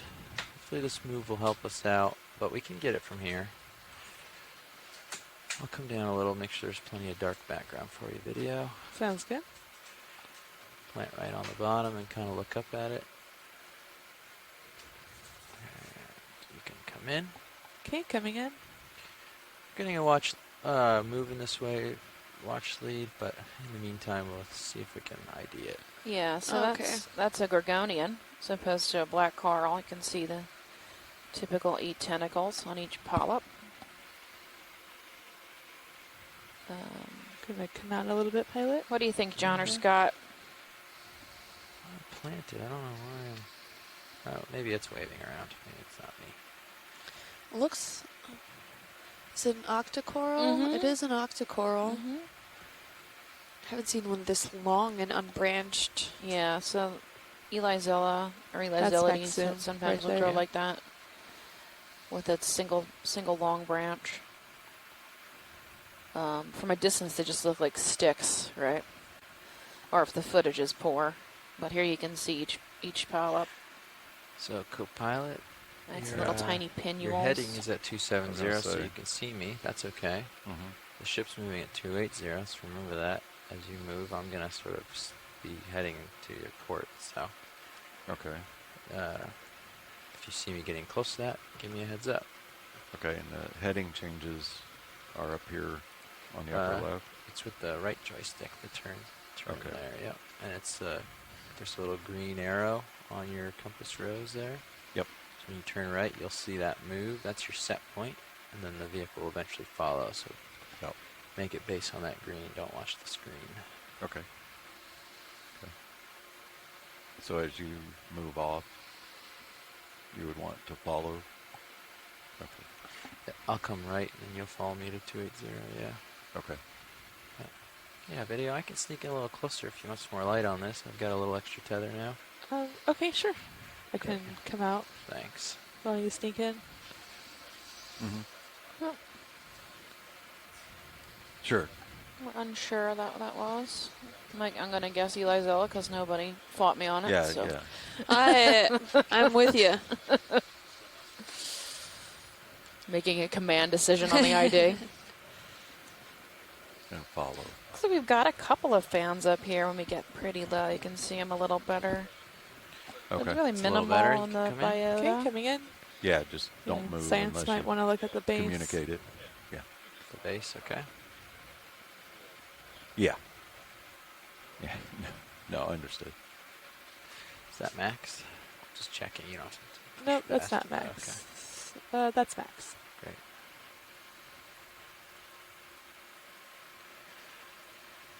Just update watch lead. No, still not a lot, but just a little bit more current on the top here. Still very, very, very light, but it was pretty much 0 at the base or at the bottom of the hill. Okay. And now it's maybe like 0.1 or 0.2 or something. There's just a little bit pushing me around. Tenth of a knot. Yeah. Sounds good. It definitely looks like these polyps are happy about it. Okay, I'll tilt down towards the base video. Sounds good. They have the nice pinnules. You can see that highly defined on the tentacles here. If you see anything along the way, we can stop. And it seems like these polyps are almost stacked on top of each other to make this whole stem-like feature. You're gonna want to come and down. I wouldn't really call that an alternating, but it's kind of more of just stacked, and wherever there is room, there seems to be a polyp sprouting out. Yep, and the pops go all the way around. They're closed at the base. Oh, it's a bamboo. Look at that. It is a bamboo. So it's not Elizellate. How much do you want to come up? It's a single stalk bamboo. So see we're at That's delta crazy. That's unusual. So you're a little closer. So Haven't really come across that. Like 13-ish. Okay. And then as you come up, you'll have to tilt down on your camera to keep me in view. Okay, and that's push, right? Push forward to go down. Okay. That's neat. There you go. Coming down. Next video. About Frame it up 47. real quick. Sounds good. We'll start heading northwest. It's very tall. We'll get the lasers on. Can you hit the bottom right button that says lasers there? Bottom right. Just tap it. Perfect. Thanks. They're way off in the background. I'm going to bring them down to the base now so we can get an idea. Oh, I have to pick up a little so we can get the whole thing with the lasers. I can also come out a bit. Oh, okay. I didn't Really know odd. I have no idea what to potentially call that coral. There's near the base with Bamboo the is the best lasers. you're getting. Single stalk bamboo coral. Put the camera at 60. Unbranched. What's that? 60. Okay. We had what looked like Come those polyps around. just stacked right above each other. It didn't even look like there was a Lasers branch off. starting to form or anything. No, not at all.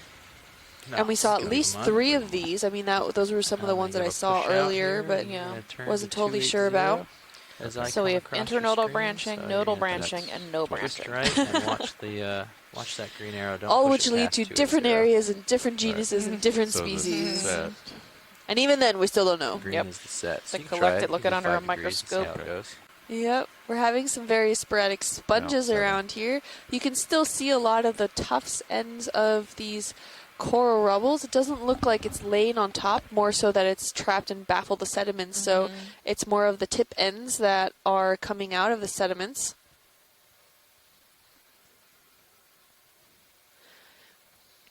We're still seeing it's likely all calcium carbonate here.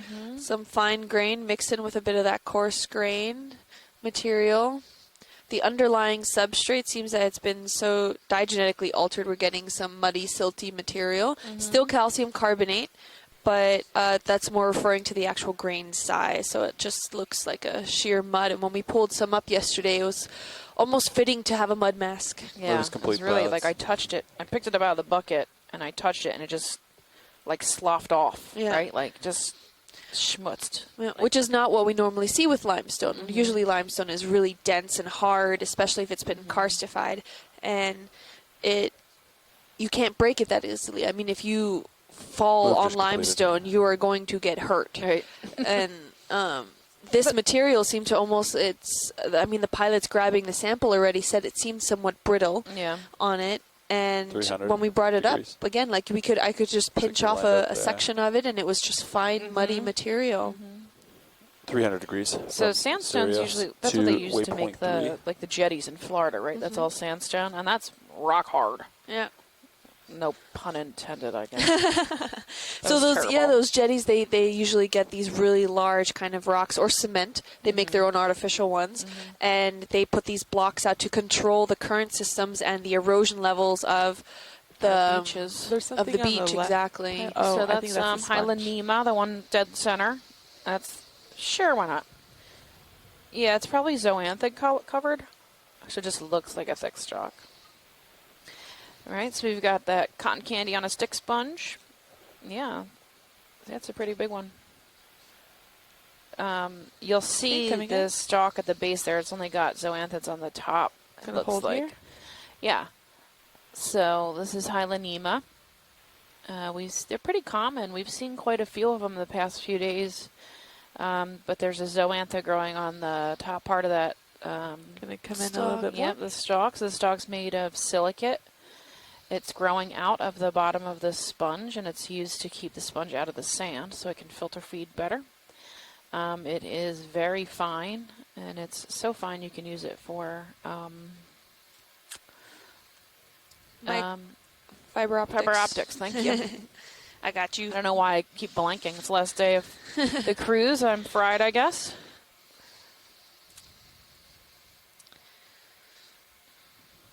Yep, so you can see the beautiful sponge. porous. That's quite beautiful.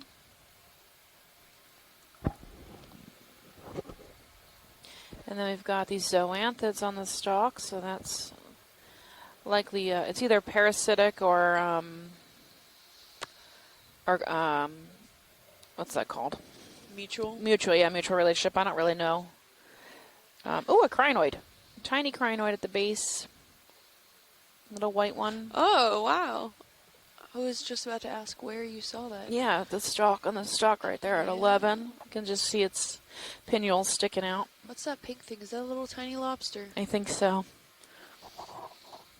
Yeah, so you can see just how fine these silicate materials are, and when they're combined all together and kind of, you can see them almost wrap around each other. It's a slight twist motion. It becomes very strong, and you can't really break these apart all that easily once you have it's like your hair. You can break off a strand quite easily, but altogether it's very hard. Yeah, it's harder, to do that. And that's what helps holding up the sponge end into the water column. Somebody chime in? Is clear?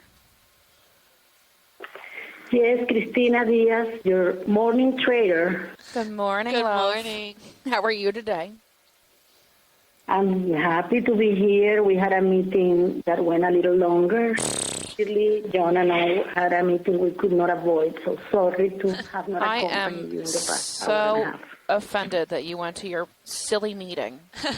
I hope it was productive. It was good for all of us. How's your day going, Beautiful Christina? Ayalonema, I can see. Yep. Our And third. a Venus So I flower promise basket you that and over. Bridge, this is to RV Nav. look for Yeah, information I'd like to about the move growth 40 of those long meters, speakers. bearing Okay. 300 And I have degrees, not been speed able to decimal 2. find a paper talking about this. Oh, really? However, Wow. I found It's a good copy, a Bridge. paper talking about this material, this biomaterial that composes the siliceous spicules, these long spicules that are 30 centimeters long, and they're usually less than 1 millimeter in Moves in thickness. pilots. So you Bearing have a bunch of them 340 forming that meter stock. And found, Steph, that they have the same refraction index, that optical cable that you've been talking about during all this trip. So they transmit light the same that the artificial optical cable is made of, but they are much more resistant. So they're really looking into how these spicules are secreted to get ideas about bioengineering to make artificial, more resistant fiber optic cable. Oh, too neat. Thank you. That's awesome. Thank you, baby. Oh, can we get a quick zoom in on that thing that's 9 o'clock now? The little tubular. It might just be like but it could be an Oceanapia tube. Your other 9 o'clock. Yeah, that's 3. Sorry. I keep doing it too. Okay, left. Oh, yeah, ports and starboard takes me too long. That's like a good ports 5-minute left. thought. Yep. Starboard's right. I know, but I can never remember. Okay, we'll I want to sound fancy. Yeah. Yes, please.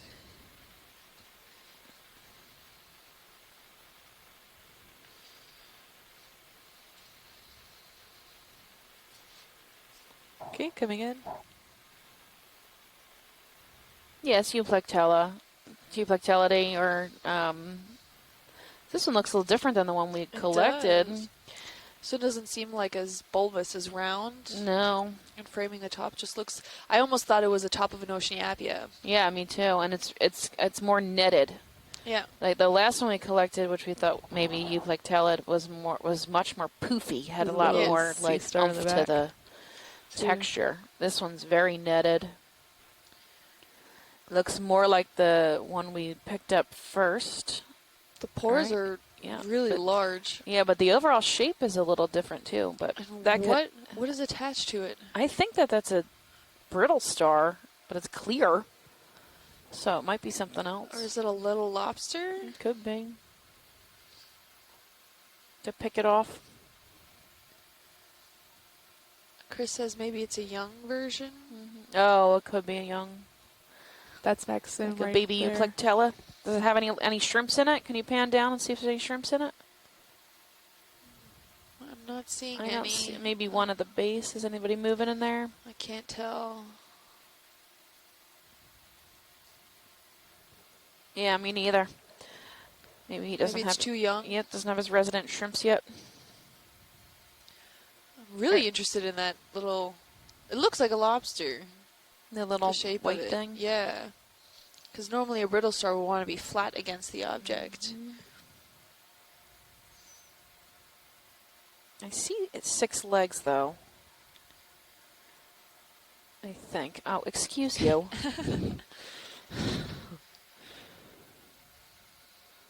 Yeah, we're good. Nice. We are 20 meters into the move.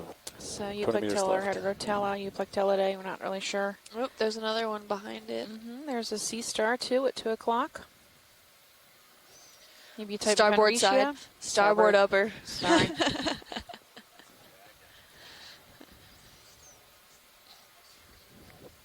Sea star.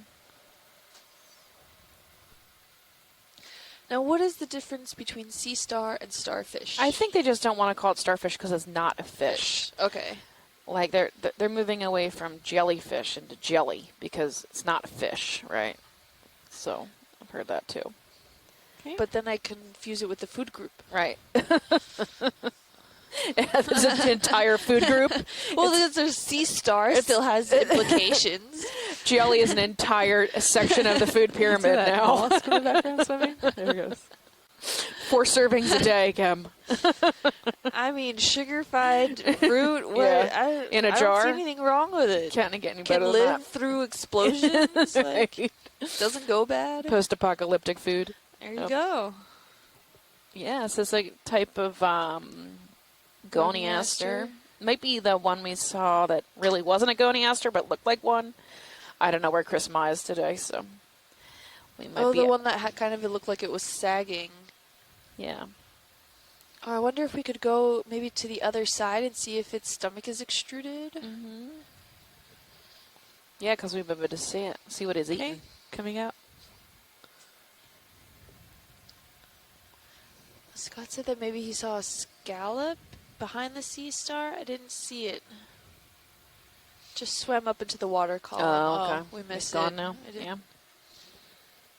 We can watch it on instant replay. replay. I don't know.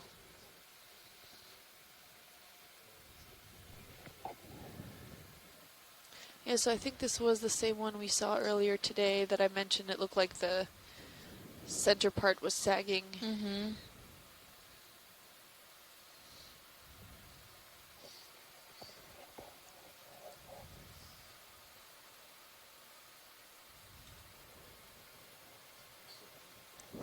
Yeah, you got like 3 meters left. 4 meters. Ooh.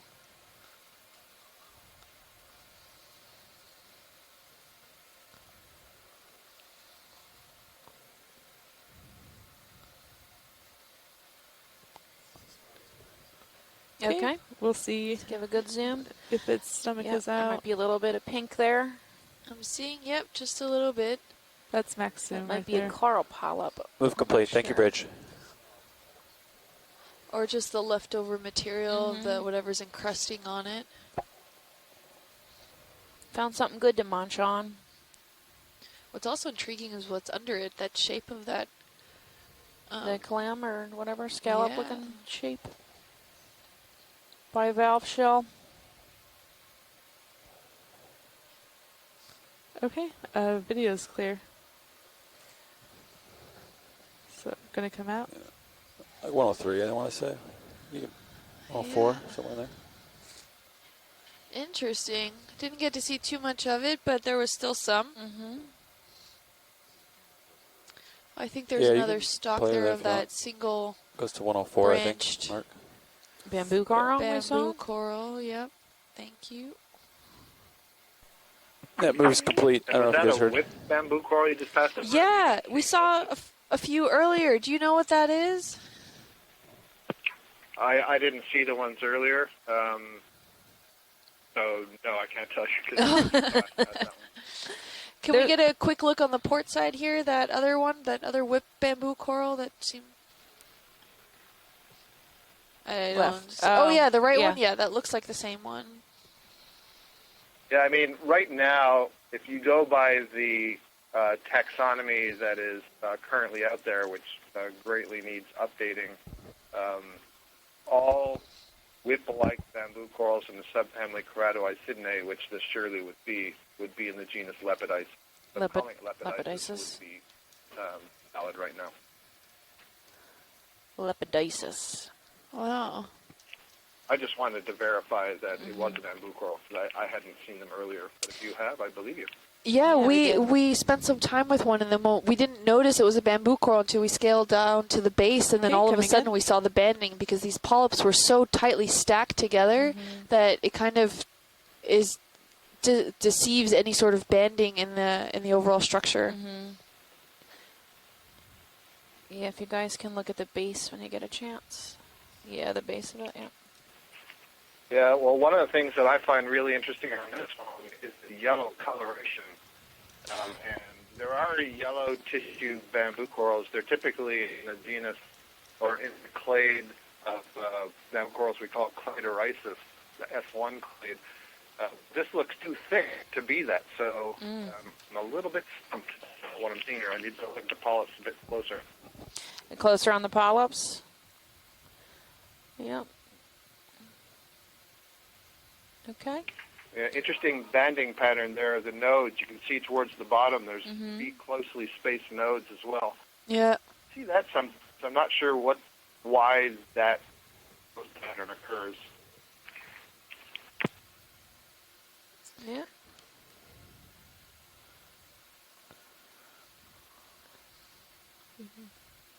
The ones Yeah, at the to me, top this are on looks that like it darker has background. pretty Might thick be tissue, easier to see. kind of opaque.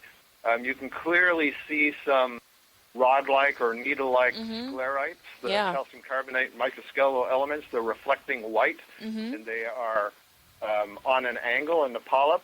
But this yellow color is kind of freaking me out. And so I would love to propose a collection if you can, of either this one, just a piece, I mean, 10 inches or so off the top, or if you don't have time now, if you see one later, that would be useful. Do we have time to collect? Can we collect a snippet of this guy? Okay, we just need the tip. Yeah, a good chunk. chunk. Well, this one seems almost more bushy in a certain area than the other one. This one also curves, which the other one didn't. Seems also like it has a kink. Yeah. So the thickness of the tissue, the thickness of the skeleton, the size of the polyp, I'm gonna all zoom in on lead this me tip right here. to See a if B this is still or a C what they clade want. keratoicidin bamboo coral. Okay. Which would be typical, but none of those are yellow. The yellow, as far as is only restricted to the S1 clade, which have much more delicate polyps and a much more delicate skeleton. That's what's standing out as so unusual here. And I said about 10 inches, just be sure there's a node in the collection. I can see on that curved part of the skeleton, I see on the downward part, looks like at least one node. Okay. Yeah. Did you catch that, Pilot? We need at least a couple dark spots. Well, not that we can really see them, but it There's looks one like right there are here. quite consecutive. So I see at least one. yeah. One or I think two if right in you the shot, yeah. grab Yeah, at the base of this kind of edge for this sample, I think it'll be okay. Okay, sounds good. Yeah, we need a jar big enough to fit it too. So can't be too Remember, big. deceptive. Yeah, it's true. Size deception. This could be only Should a we few put, like, centimeters. I know, in my head it's like 3 Make feet sure long. that dimension is. Yeah. Will fit. So are we calling this Lepidopsis? I'm actually going to get a little closer for this. Scott? Yeah, that's what I was They're going to gonna put come in the event log. Okay, thanks. Or sorry, in the C-tube. annotations. Yeah. Over there.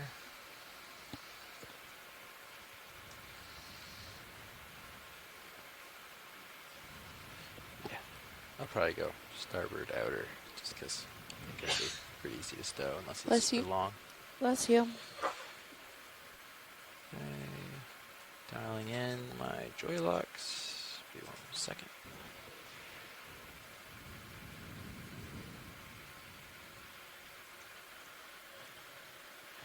And we're making sure we get enough to guarantee some banding.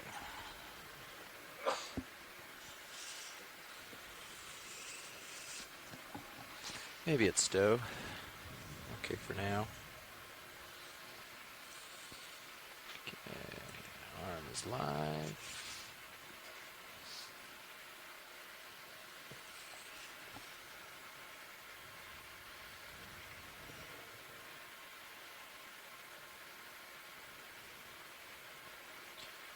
Okay, so with respect to the hands, I can get, pretty much where the right fingers are. I could snip pretty much that much off and That's still good. fit it in the box, or I Yeah. can get less if you want less. No, that's fine. Where you had it. Okay. As long as as long as we get some nodes, we're good.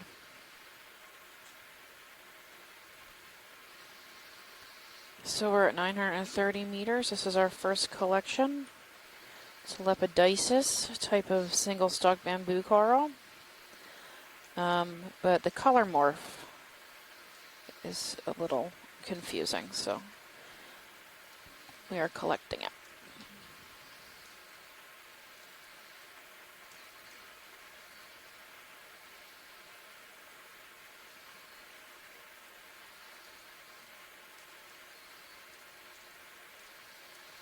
What's going on? It didn't snip. Okay. I'll let go.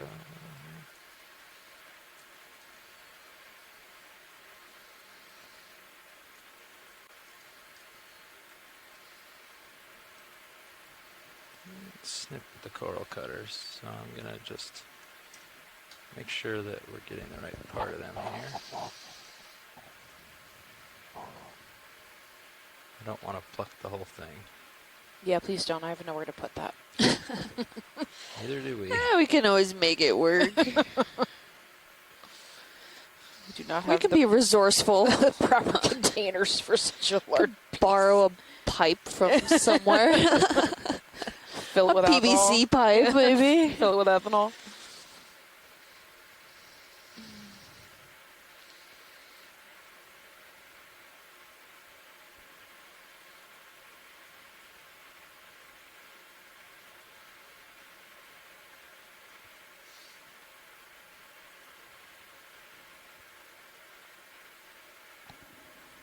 It's stiff, huh? It's not gonna snip for you.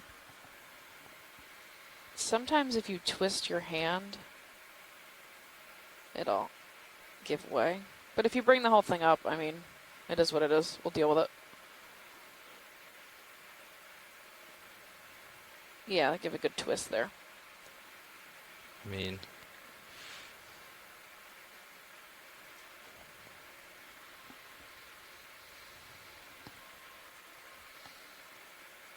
you can see we're right in the middle of our coral cutters here. Yep, should snip off. Should be snipping. Give a little twist action Yep. here. Yep, keep twisting.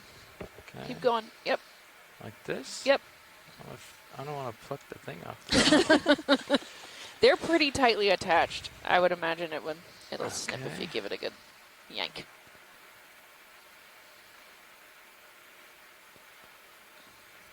Yeah, there you go. There we go. Okay, great. I was just nervous. Yeah. Call me a nervous Nelly. Oh, well, rightfully so. Yeah, sometimes you yank them up and they bring up whole rocks. And you put the whole rock in the bucket. Would you like a zoom on the sample, or? If you want. No, we got a Video, good shot of it before. As long as there's some nodes in there, we're good, and I'm sure you grabbed some.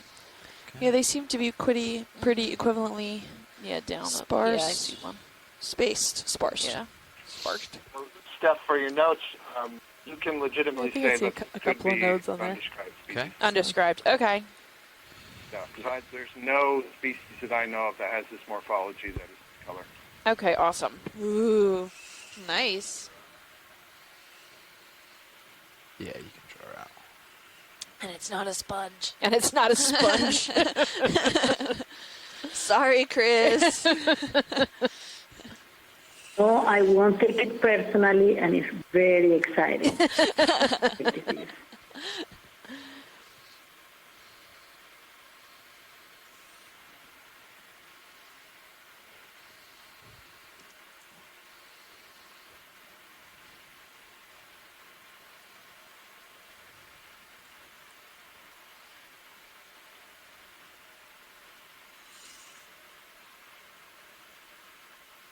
That elbow doesn't quite tuck like it used to, huh?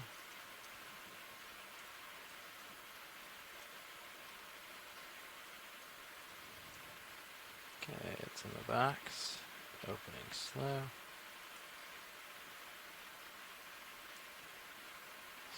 Sink down to the bottom.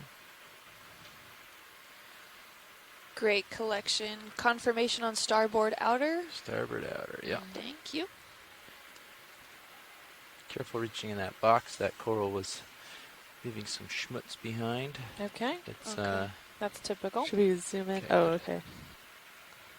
Mucusy schmutz. Yep. mucusy Schmutzin'. Yeah. If we get a quick snap zoom on the edge we just cut of the stock, I think we see more mucus there. Okay. That'll be fun. Yeah, the black corals are really gross. They just snot everywhere when you pick them up. And you can come in on the snot. Okay, coming in on snot. Yeah, you can see it kind of snotting. I wonder what kind of defense mechanism that is. It might just be like a healing mechanism, right? Oh, So it's maybe. going to start snotting to cover up heal. the broken tissue.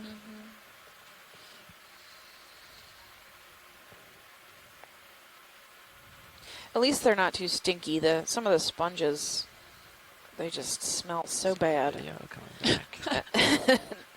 They have a scent, but it's not the same as, like, you know, some of those stinky sponges. See, it's not a sponge. I don't know. Potentially undescribed species of coral. Pretty cool. Nice. Thank you, pilots. Yep. Okay. We're good to move on. We want to make sure we can clear.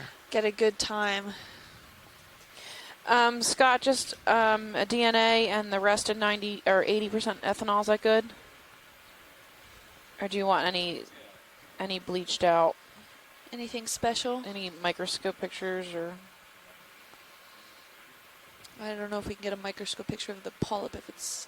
No, what would really be after is bleaching out the tissue? Yeah, the tissue. I'm Sort of looking at seeing the structures. ahead of me. I don't know if I don't think we have time to bleach anything Yeah, and dry probably it not. out yet, so that would probably have to be a Getting too checking close, out but sample we still, situation. I got some, I've got some sonar targets. It doesn't drop off that quick. Yeah, we can do another 30. Ooh, another good question. Nolan asks, Scott, has anyone done any analyses on coral mucus? I don't know. Not sure. That would be interesting to find out. If not, I hear a PhD Right? proposal. And Nolan, so the cutter blade's on like the base of the claw. Yeah. So the two finger, the finger section, and then at I guess it's like the rubbery section. Yeah, of there's the like a base rubber. of it on one side. There's like a rubber tube on two sides, and then a blade. So you snip it, and it can squeeze between the two rubber sections. Just to give you an idea of how that's formed. Next time we collect something, we can show the camera. Are we right, pilots? Just okay. Yeah, scissor-like action. Yeah. They are similar to scissors where they mesh instead of having a clamp sort of for, if that makes sense. They don't. Yeah. The edges don't touch. They scissor, and then the Tygon tubing that we use in the grip is able to. That makes it so we can use all of the force of the jaw, but the tube will deform and keep it from not crushing crush too much. Yeah, not mar and crush the coral. And it won't escape. Yes, it's, exactly. Difficult to track them down. Much easier than us trying to do that with the metal jaws. But I've not experienced the coral cutters not being able to cut through a coral in the Really time that I've quickly? been using this arm. Yeah. Sometimes if you get it in the wrong part of the jaw, that's why I re-grabbed, is sometimes if you get it in just the wrong part of the scissor, it won't cut. Either too close to the fingers or too close to the hinge. The scissors don't reach that far. But we were right in the middle and it wasn't cutting, so that's has something to say about the robustness or the flexibility even of the coral. Right. If you can imagine cutting a string with scissors. Yeah. If you cut and the scissors can sort of split, or the string can find a way to get in between without cutting it. Right. So it's the flexibility of the string as well. So anyways. Go look at this bush up here at 3. Sorry, where? At 3. Yep. Yeah. Starboard side. Yeah, starboard. Coming in now. Like I haven't bad enough trouble with my left and center right. bottom now. So. This one? No, in the distance. I'm sorry. Well, that one's just way out in the distance. Yeah, There's like a standing bush. It's now at noon. Dead ahead. Oh. And if you guys are up for it, we have a question from Twitter for the ROV team. Ooh. You ready? Co-pilot's ready. Okay. Question from Twitter by Roberta Kirby. What happens to D2 and Sirius in the off-season? I've watched them load on board at the start. Where do they spend the winter? Aspen, perhaps. Do they get as good as a vacation? D2 doesn't have any skis. Has wheels. But it does have wheels. We bring it to the shop and we put it on wheels, and it does get to move around the shop a little bit that way. And we do maintenance. We have a maintenance list of items that we keep up on. It involves, we have metal and seawater, so there's a lot of possible corrosion. And even if you use stainless steel on most things, if you get pockets of water within a small area on stainless steel, you'll still get some corrosion, crevice corrosion. Things like that. So, and the lubrication we use to prevent corrosion can wear off. So we're mostly taking everything apart, cleaning it all out, checking for corrosion, putting it all back, as well as any upgrades that we have set for the winter import. And that happens in our shop in North Kingstown, Rhode Island, the home port for the Okeanos Explorer. Ooh. Thank you, pilots. And do you do tests on it? Do you have like large swimming pools or tanks that you can dip in the RVs to make sure everything's maintained? We don't maintain tanks of our own, but we do have some affiliates that have tanks that we can go test in if we need to. But we also do a shakedown cruise on the Okeanos. So we bring the vehicles back, and the first cruise that we go on, there are no scientific objectives or no main scientific objectives. We'll still bring scientists so we can do something if our tests go well. But if something goes wrong, we're not taking away from the science, and we will be able to fix that. So we have, usually at least a few days with D2 on the bottom doing that testing before committing to science. Nice. Thank you, guys. Yeah. So not Aspen, but Rhode Island. So yeah, close enough. I hear it's the Aspen of the East Coast. So this is a Corallidae skeleton, actually. Yeah. This is not a true Scleractinian. No, it's the Gorgonium we saw earlier, the white one with a really robust base. But It's it the still same kind. produces a hefty skeleton, but it's not within that Scleractinian family. Right. And it's passed away, obviously. And it became part of that hard substrate that we're seeing now for... It's got some growth on it. New stuff. You got a strawberry coral, the rare royal purple coral. From Noed, some shrimps, some squats. Is that a Chrysogorgia at the bottom there? Or Acanella? Acanella, I think. We haven't really seen any well, maybe. I think it's the Acanella. Yeah, it looks bamboo-y. Or very delicate bamboo.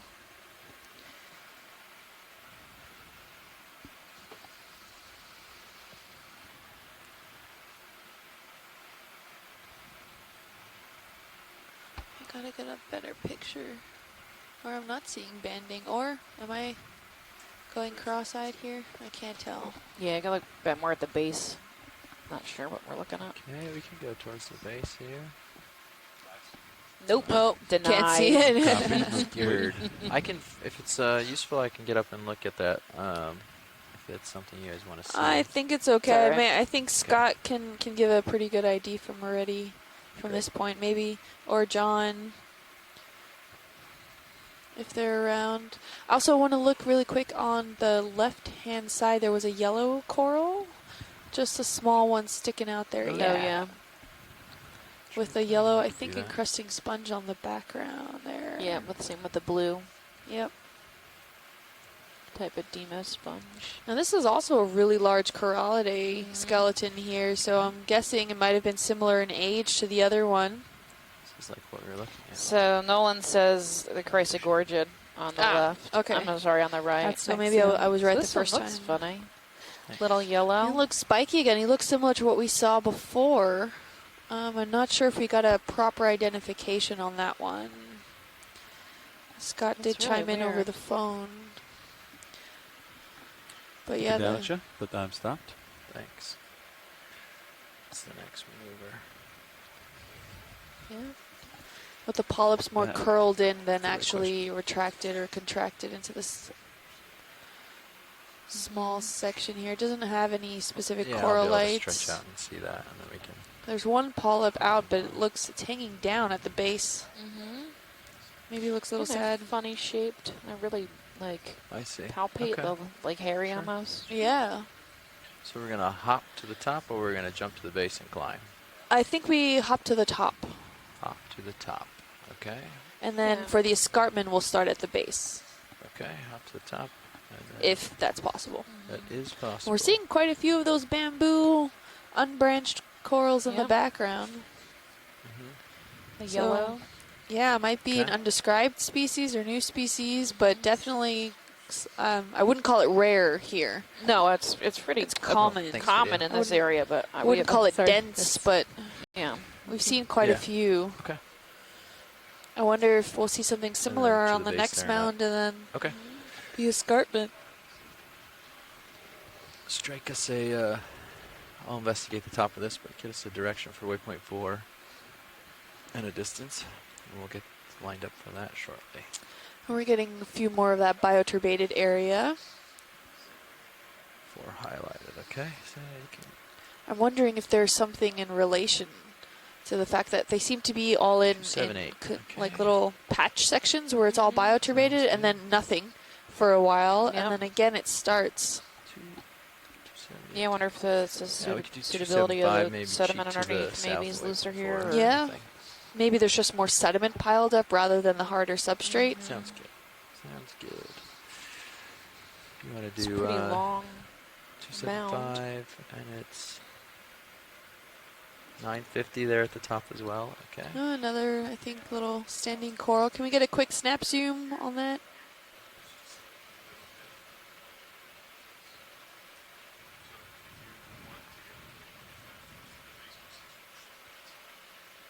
Ooh, yeah.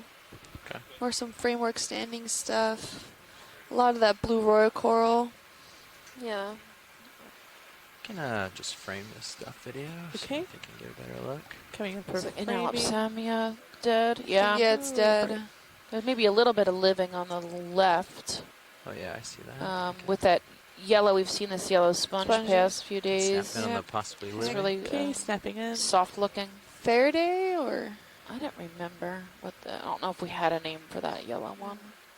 But yeah, looks like this Inalopsamia is living.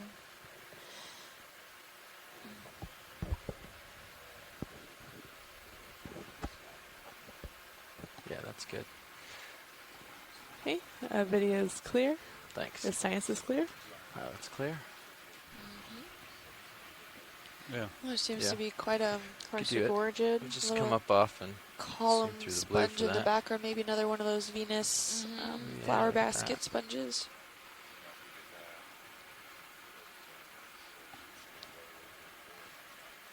Yeah. Sounds good.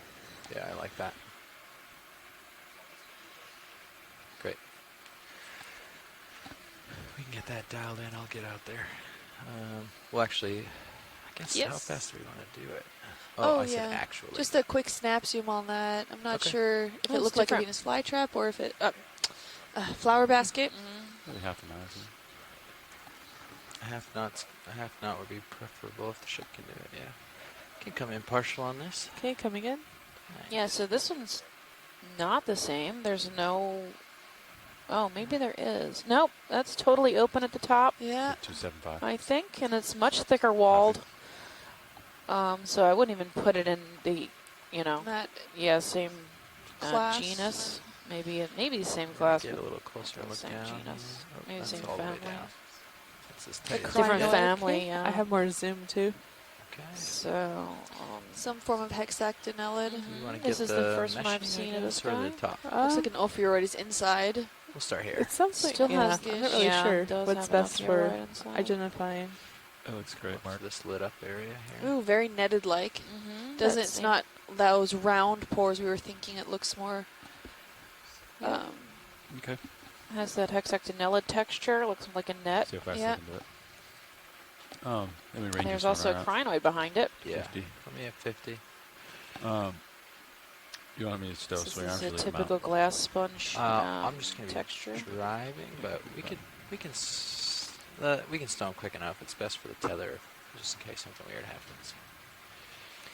Just wait So until we're, coming we on. are about to take off this first mound and make a jump to the second, Should so we we'll be in tilt up blue to water the- for a little yep, bit. Do you guys know how long we'll be in blue water for? Tide. can't. I think they're making that calculation. Okay. Hold on.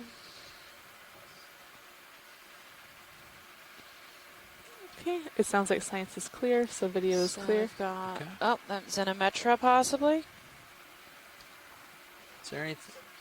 17 is minutes, there a okay. closer look you want on something on this to help discern what it is? Or are you- I don't think so. Chris, do you have anything other than hexactinellid? Measure this specimen, please. What's the matter? Measure it. Measure it. We Lasers. measure to put the lasers on to measure the Ooh, it's size quite of the tall. species. Yeah, it's about 10 centimeters at the widest part, and then maybe 20, 25 height. The mouth is probably a little less than 10. Can't The operculum. quite get Oscule. both lasers on it, so it's Yeah, just under 10. just a I hair think. under 10. Yeah, Yeah. or maybe even right there. Oh yeah, there it is, both lasers. So yeah, 10 at the thickest. Thank you. Yeah. Nolan suggests on the chat room that maybe it's a Eurididae. Eurytidae, yeah. Okay. Could be. All right, are we ready to line up for that maneuver? Pretty much there, right? I just have to turn. Yeah. Yeah. Okay. Okay, watch leads. Is there any more investigation at the top of this mound you want to do? No, I think we're good to hop over. Okay. Thank you. Mark where we jump off? Sure. So as soon as we lift off here, we'll be in mid-water. We will not be aiming to do any sampling or any close-ups of anything in particular unless something is kind of with the flow of the ROVs. If something interesting does come by, we'll definitely try to look at it, but we won't be stopping until we reach that next peak of the mound. We're going to be then observing and investigating the top of that second mound-like feature, and then we'll be scaling off once more into the mid-water sections and then aligning more or less to the base of that larger escarpment feature that looks very much like Alaska, Antarctica. Off. I'll go 10 minutes off. So now I'm getting my 9:20. poles mixed up. But yes, so if you want to stay tuned, it'll take approximately 20 minutes to hop over to that next mound. We'll be back shortly. We are currently at dive 12. This is our final dive of this expedition. We are about 85 kilometers from shore. That is 53 miles. We're calling this dive site Bergy Bits, and you can see that by the overall as the bathymetry was being collected, it looked quite like Antarctica with a whole bunch of this tiny more blips around it that are potentially these mound-like features, which is why we're calling it Bergy Bits. The depth we're looking at here is about 975 meters where we started. The shallowest point will be about 930, and that seems to be quite equivalent to these bathymetric highs here. They seem to be about the same height as the escarpment feature itself, or that plateau feature. And we'll be back shortly, so stay tuned. Give us about 20 minutes, and we'll be out on that second mound. Great, thanks. We'll see you in a little bit. It's better for seeing. Watch leads pilot. Yeah, I just wanted to check in. We're going to be doing maybe like half a knot on this move. Half an hour? It'll be half knot. Oh, okay. 0.5 knots. So it'll be, or we're going to try to. So it'll be tricky to stop for zooms. We can go slower if you're hoping to catch midwater stuff. No. Okay. I think we're good to All right. trail on. Sorry if there are any midwater people listening, but since we didn't get to the top of the feature of yesterday's, we're really curious to try to get the top of this last feature when we're here. So okay, want to blaze on forward. Blazing on then. Warp speed. Great, thank you, pilot. Okay. Smart. Copy.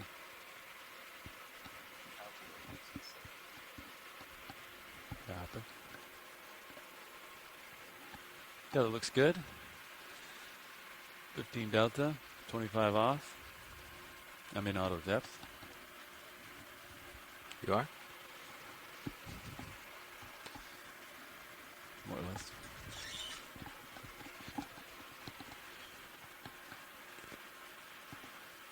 As am I. Copy. 921. Looks like you're starting to move towards me. keep an eye on the wire angle.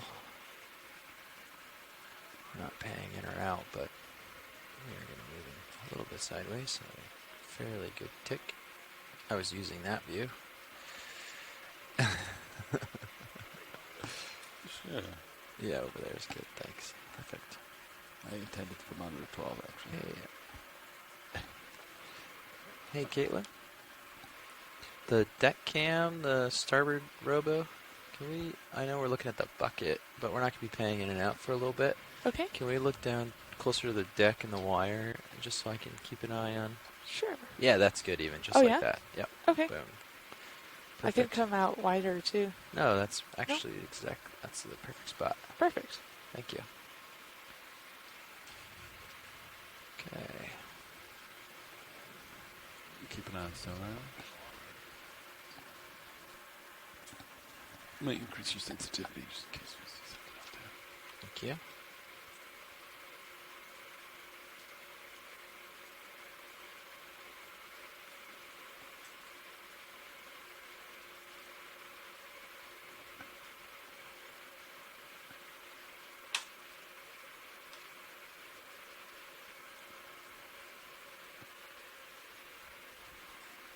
Looks like you're right ahead of me. I think that's probably you. Maybe it's something else.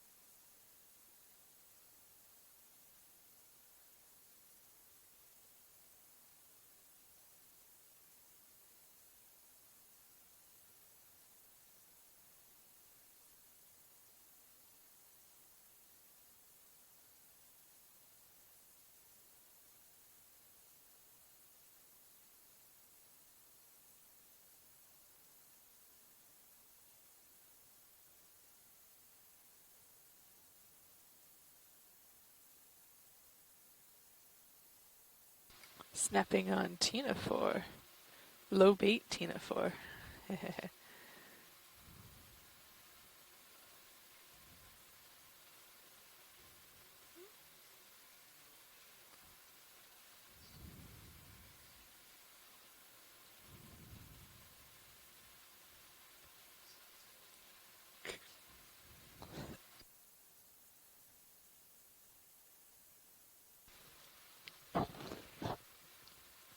Gonna come out just a little, keep him in frame. Oh no, it's all good.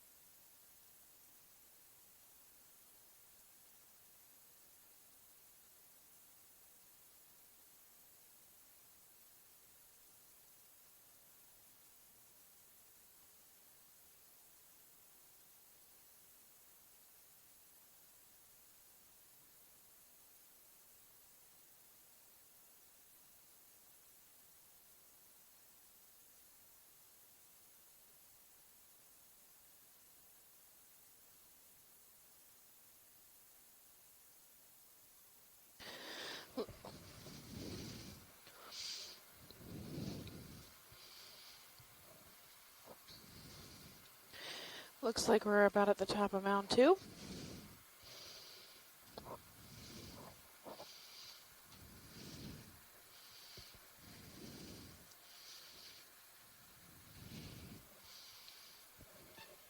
Ooh, something over there. Maybe living in Alabama.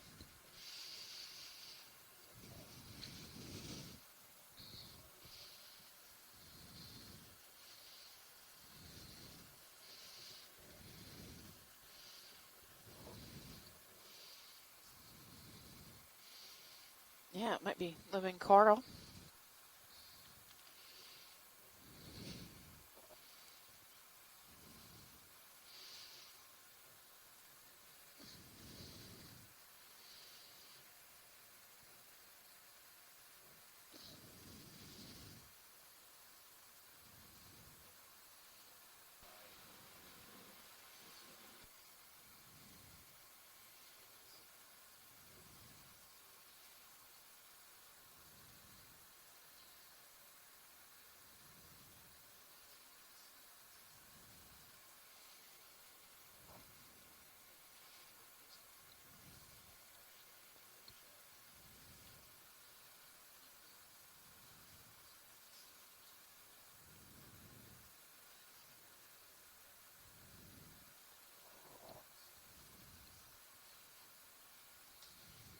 What are you asking me? Oh, yeah. Looks like living in Alabama, maybe?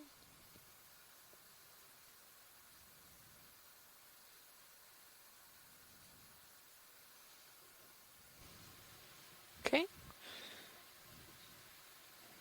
Sounds good. Gonna zoom in just a little bit.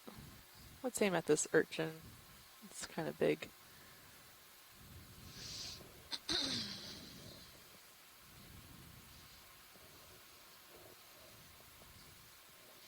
Nice. It's gorgeous.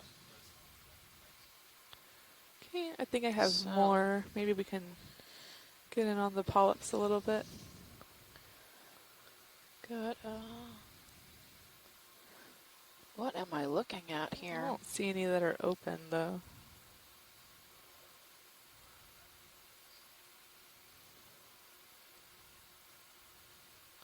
You can see the small polyps at the end of these correlates, the tips. That's bright yellow, scleractinian. That's Maxim. Yep, and now that's Samia. Okay. That's what I thought from a distance. Okay. Gonna come out. It sounds like they have an ID, and it looks really nice on the rock. Nice. There's a pretty big head of it, so it's probably a couple meters long. Can you snap lasers on real quick? Just so I can get an idea of this little mound. Yep, no problem. Okay.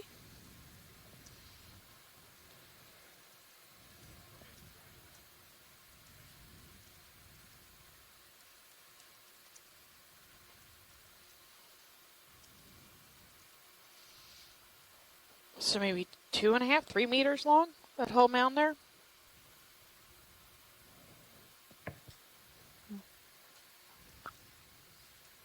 Okay. There's some large solitary cup corals.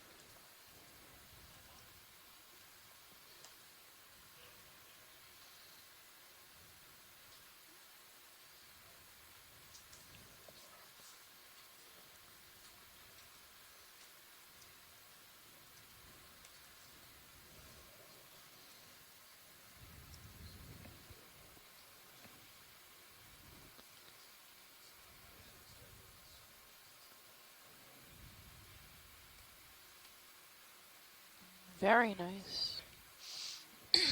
Yeah, go for it.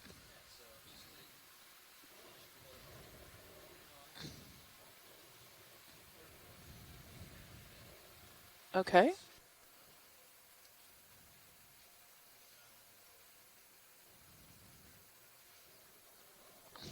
Okay.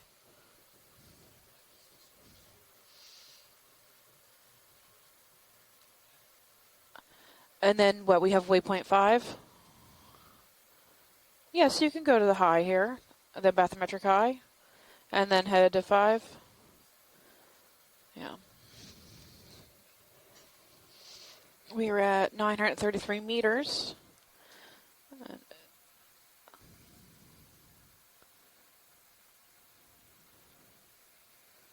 Okay.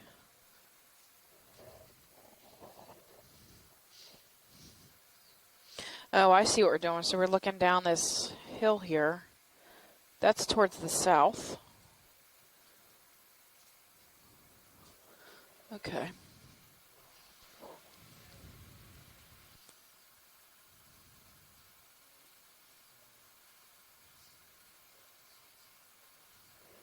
Yeah, it does. Okay. Yeah, you make the call.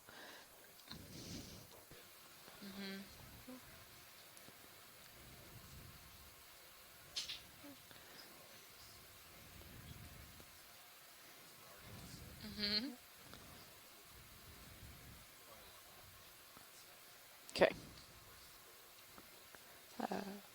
Video is switching out.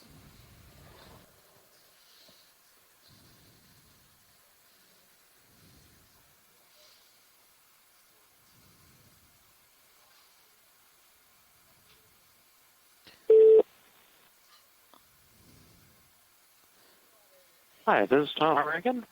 Hey, Tom, how are you? I'm doing well.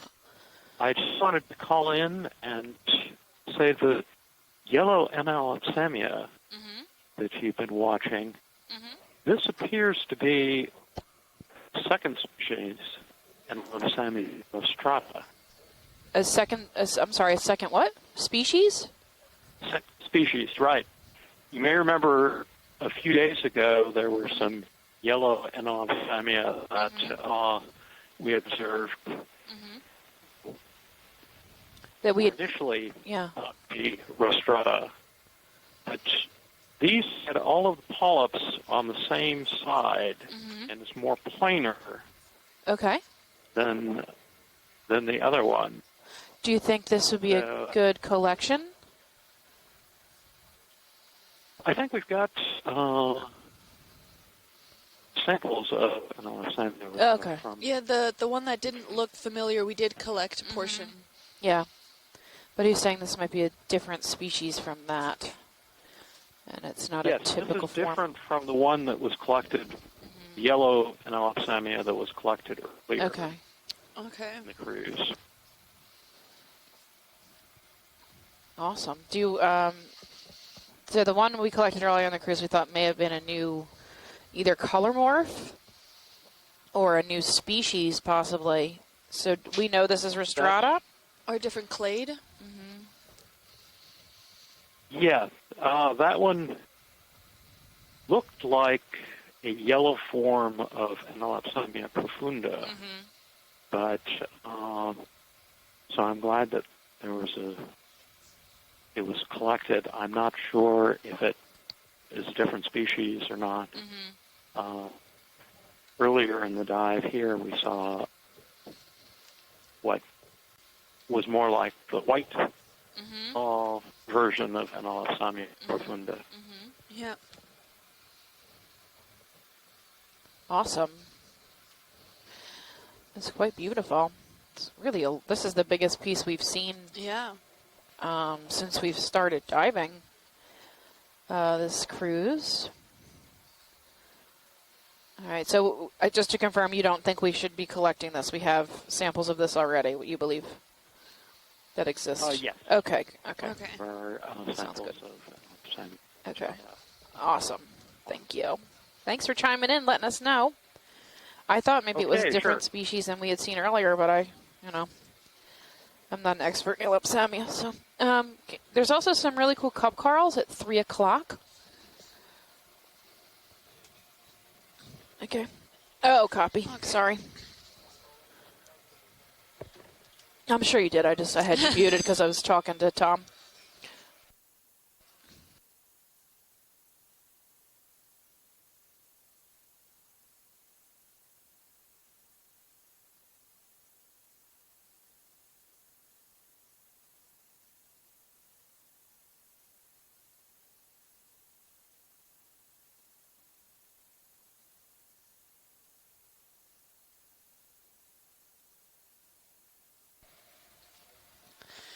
But this is overall a really interesting color. I love this color that whenever we come upon it, or being that I participate on shore quite often, I love to see overall the different variations, the different colors of the same species, potentially different clades, or overall different species of a known color. And this bright yellow, I'm wondering why evolutionary this bright yellow is occurring in the deep ocean, whereas reds seem to dissipate really quickly into the darkness. White is also fairly common, but I'm sure not what evolutionary speaking that can exactly be prestigious if you can see it very well. Not that its main predators like the starfish or sea star rather have eyes to go see it, but I'm wondering why there's such different color variation. I'm sure some people are working hard and trying to figure that out, but I don't think we've solved that one yet. Right, and the color variation in the shallow water corals comes from their... All right, watch dates. We're back with you. Let's see. Anything in screen you have views on, or should we keep moving to waypoint 5? At 2 o'clock, there's some solitary cup corals in the center of this mound here. Yeah, copy that. Yeah. So there's Antillian shallow water, but it doesn't exist down here. So a lot of the colors are actually in part the of tissue. they're and the skeleton too. You had a lot of pink oculina. That's in the skeletal system as opposed to the tissue, right? Yeah. All right, video. We'll start to And come I in. know that Lophelia bioluminesces. So it might have something to do with that. Is this what you wanted? Yeah, some solitary cup corals. These are quite large than the different variations we've been seeing. Yeah, so you can see the sclerites, which is those thin rims that wrap the coral, right, or wrap around the mouth of the coral. When the tentacles are pulling, you can see them really clearly, and they will help determine the species. There's hundreds of species of cup coral, so I can't even go there. But you have to take it out and then compare it to the known. Looks like, see this one on the left, the far left looks, right, looks like it's a different species maybe than the one in the center. In the middle. Yeah, it's slightly more elongated. It's like every other corallite is long and then longer than the fifth, and it's kind of is that the one right there? Yeah. So they're pretty cool. So that's two of this on the same kind of. Yeah, copy that. And they kind of branched from each other. And then the bigger ones are the septa, and the smaller ones are the theca. I don't remember the name of them. I think the morphology is like that. Yeah. I'm not entirely sure. So Nolan says a lot of the colors of deep sea are not a result of selection of the basis of color. High-pack a little bit. It may actually be a byproduct of chemistry or physical structure that are instead selected for. So that's how they evolved chemically. Yeah. Watch, is anything else in here? No, I think we're good. Yeah, I think we're good. Video, you want any other shots?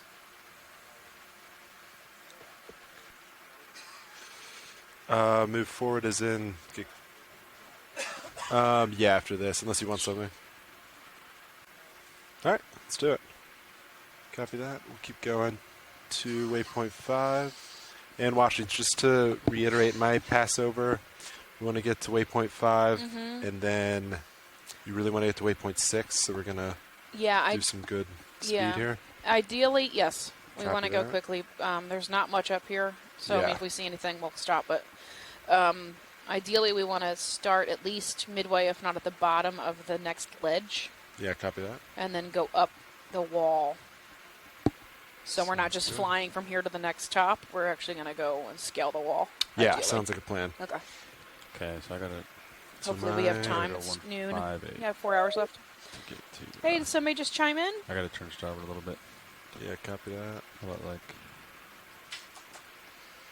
All right, just to recap here, we are on the second mound of this feature. We chose to dive on today. We're at 932 meters, and we are 53 miles from Key West. Yeah. This is the last dive of this cruise. What's ship? Is ship so still sad. Or is it stopped? And the last dive of this season. Move. Even sadder. Yep. So the next season. Do you know when the next season starts? When they get back out? Like I have to ask Mike. 6-0. I'm looking. When the next season comes. Do you know when they come out? May? Yeah. April or May of next year they'll start again. Sounds good. That's good. Yeah. So just keep an eye on the schedule. We usually announce. There. A few weeks before I start getting emails. Yep. But they're not usually public. So there seems to be more of a coral rubble out in the distance here. We're seeing small little of these sparse corals, but I don't think they're cascaded over the sediments here. I think actually these sediments are baffled and trapped within the framework system that's underneath, and then these are just the leftover sprouts kind of on top that are poking out. Oh, that's great. Yeah, it's perfect. Thanks.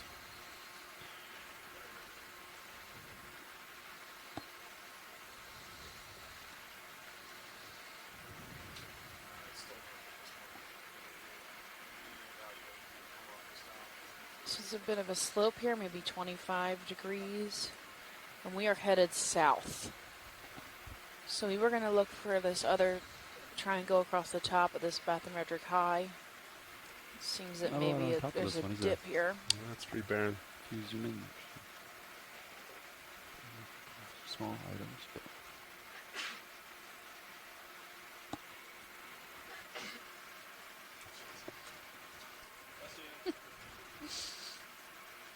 Yeah, we've got a little bit of the Chrysogorgia and some of this coral rubble.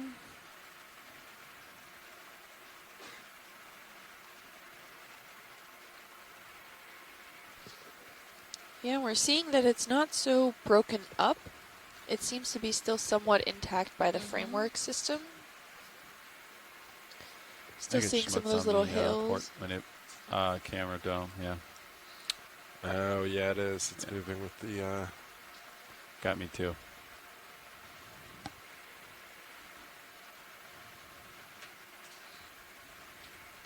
We're seeing possibly some more Acanella that we just passed over.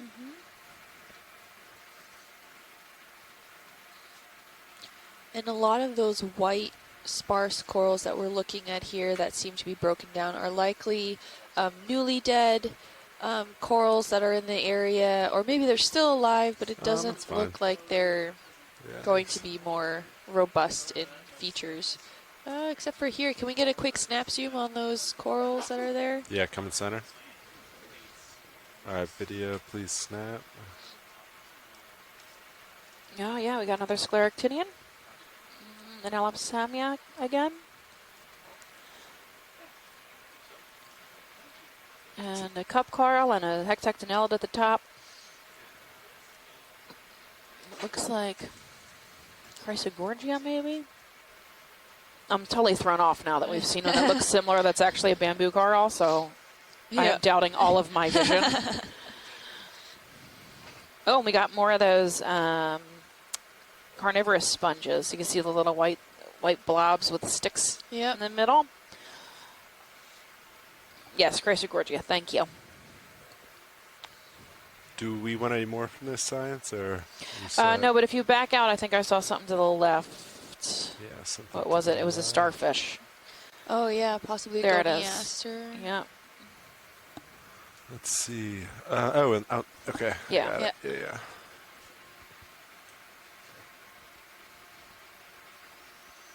All right, video. Give me 1 sec, and we'll zoom in on Sea Star. Oh, and maybe another sea star over on the top right. Or is that just broken coral? I don't know. It might be broken All coral. right, The video, white please over here? go in partial. Yeah, I think that's okay. coral. I'm going to spin just to Yep, keep so you in view. Goniaster. Looks like he's eating a hexactinellid. Oh, yep. It's good lasers there. Lasers coming about 8 off. centimeters. Can we maybe 6 drift0. off to the left to see if his stomach is extruded? Yeah, give me a sec. Video, just hold that. I'm going to rotate. There's a jelly above me. We're fine to move, are we? Oh, yeah. Going past. It seems like a interesting hexactinellid. It almost is very spike looking. I'm not sure we've come across too many of those. Okay. No, this one is really spiky, isn't it? Yeah. Gotcha. All right, Some video. Faria. Gonna come a little more now. Another cup coral with the polyps out. Yeah, if we can get a really good zoom in on where his stomach might be. Yeah, copy that. I think we're set.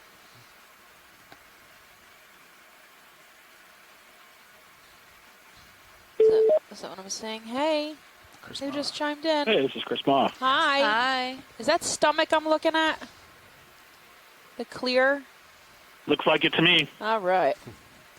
Awesome. It's either Peltaster or Plinthaster. That's it. I think we've recorded Plinthaster before feeding on sponges, and although we've recorded Peltaster as well, but I think. Yeah, so the marginal plates look smooth. They don't have, they don't seem to have granules on them. So this looks more like Plinthaster to me. Plinthaster dentatus probably. Whatever you can do. There are multiple recordings of the species feeding on glass sponges from the last several cruises. Okay. And I was just, I think, talking to somebody about, again, try people who think I'm jumping the gun when I'm interpreting a sea star presence on a sponge mounted like this, And I'm like, what? Well, what else is it doing? So I'm trying to back Right? up just a hair. Present me an alternative hypothesis. And every time we look at these, even somewhat close up, they're always feeding. So this is actually kind of an interesting. Yeah. Whatever you need, Brian. There are sea stars like this in the Cretaceous, and so this always presents a second interesting source of data for paleobiologists because this allows them to see sea stars with a comparable morphology, feeding on animals that were around during that time period. So this could well be seen from the Cretaceous seas Anything else you want in North America. Starting to get a little off track. I'll start pulling up. That's quite a find. It's really lovely. Really, really nice. Thank you for telling Yeah, us. So, Peltaster looks like it's dentatus. going straight for the ball instead of the Right. The sharp spicules, man. Hey, Coop, I'll line back up with you so you can get back on track. Sure, I spelled that wrong. I have to look that up. Let's see, we were going 180. Yeah, do we have any idea what that sponge it was feeding on was? Yeah, some sort of hexactinellid, but So, I haven't seen one that bulbous. Just I a don't know. round Yeah. ball there. Not sure what that one was either. Yeah, copy that. and so just a quick note. I was catching up, got in late this morning on Twitter with the pictures that you had seen earlier of that coral feeding starfish. If the imagery was accurate, I mean, like the quality is not always the best on the sort of the recap videos, but it had spines along the edge and it was feeding on coral. That might be a rarely seen animal called Floriaster. Floriaster maya. Oh. And or it could be new. So if you see another one of those kind of larger sort of cookie stars, with especially if it has spines along the margin, it's definitely worth at least spending a little more time capturing the surface imagery. If not collecting one right off the bat. So, anyway, no problem. Thanks very much. Yeah, thank you. Thank you. Oh, it looks like we're passing over a crinoid. Yeah, That the black looked- one. Yeah, I don't think I've seen a black one before, at least on these dives that we've been doing here.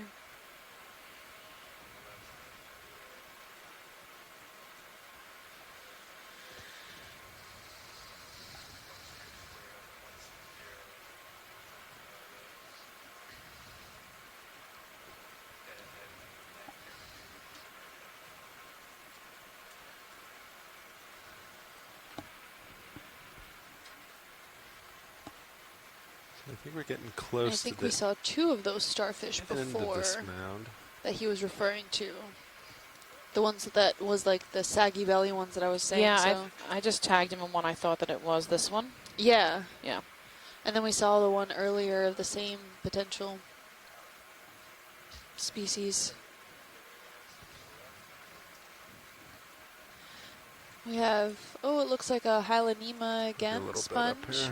And then some more bioturbated area. You can see how the corals that are in these bioturbated little piles, they look white. So they almost look that's newly dead. And that's actually a false accusation.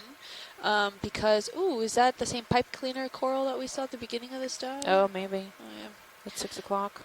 Yeah, so those corals are actually Backing it looks false for being potentially newly dead, in that they were covered by the sediments and trapped and baffled before any of that encrusting or any of the microbial community could really latch itself onto it.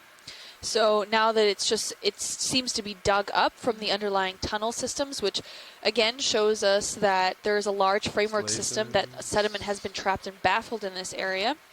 And is now brought up and jostled. Yes, please. Copy that. And is now jostled Video, on the please come surface. partial. Awesome, And maybe newly exposed rather than newly dead. All right. Yeah, so we saw this one earlier. It's a black coral. I don't think we got a name on it, though. If anybody knows? Yeah, I'm not sure what it Video is. come in more.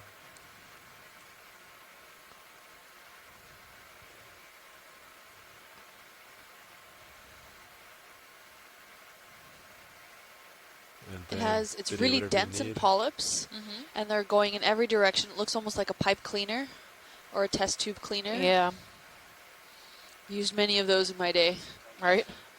And it has an associating shrimp. No, they kind of and move. it's this as one's 3 branch. The other one people that we adjust saw them had a lot 'cause they more, slide. at least 5 or 6, I think. So you can kind of set them. It's still that sparse branching, right? Where it's but just, as you kind of move it, it's not really making a kind of fan slides or a around. bush. It's just a So couple don't of trust, branches. Yeah. Yeah, always have Sparse eyes on it branch. because it's easy to go over, and then you're doing almost. Yeah, so I don't know if we got a name on this. But it's the Yep. max we feel comfortable operating Pretty the neat, winch though. at. Really distinct. I think we've seen like 38. Barely see the accidentally. skeleton structure. It's so dense, covered in polyps. I don't think the number of branches is critical, Scott said. Okay. Yeah.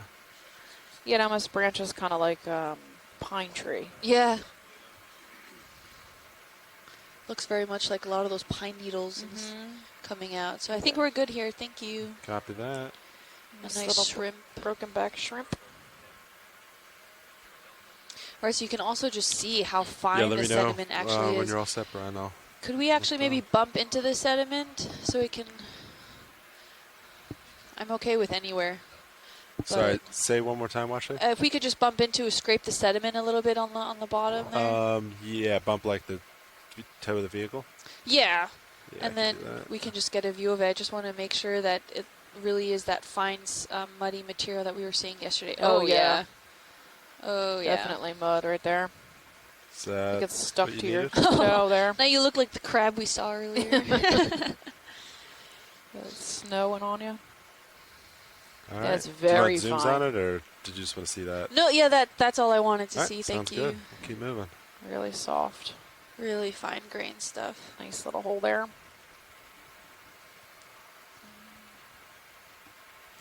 Do we want to get maybe one more move?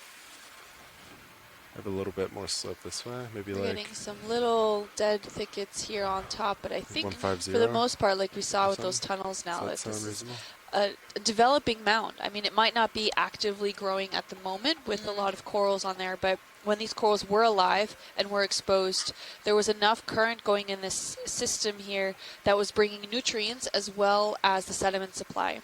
And at a certain point, there was either more sediment supply than there was nutrients, so the coral growth could not keep up with the amount of sediments that effectively like then 20. buried this entire section here, or that the nutrients stopped before the sediment supply fully came and buried the then you mounds, can and then the definitely pass corals over just waypoint 5 stopped and then growing, and then the sediment came in afterwards. They Yeah. definitely said So this they is wanted another to example of how it would be start really at the great bottom and to rise to take waypoint a 6. core through here to see first how far the sediment area actually goes, because we did see that there was some exposed substrate on the flank going up, scaling up the first mound. This is that second mound, so it might be a little bit different, but to see if we can actually penetrate that main substrate level, if there's enough sediment with only just a few meters, if even a meter deep of sediment here.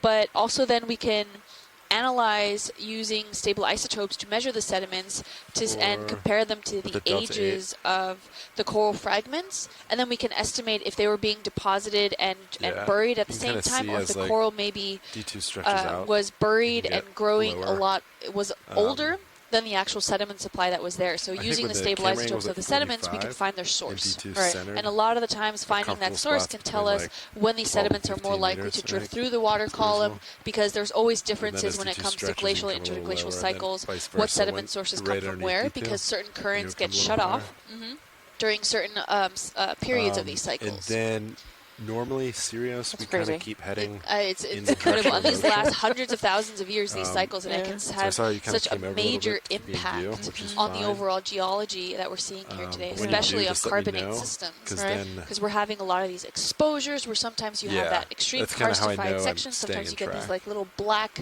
edges on them, and that's a good indication of Yeah. exposure. And then that And just for the keeps us- longest you're always facing time, the way we're ooh, moving. can we just get a snap zoom on that black thing? That's coming in the Cleoticus. center? I bet you copy that's a raw red shrimp. See, and it looks black from this far. It's another great indication how red works. Yep. Just gonna inch a little closer. Video, you want to snap it from here? How awesome would it be if it was actually black? Oh, I knew it.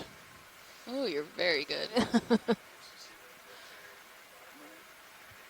There's lasers. So he's got these huge swimmerettes. That's Pleodicus robustus, if I'm remembering correctly. With some teeny tiny sponges and corals around it.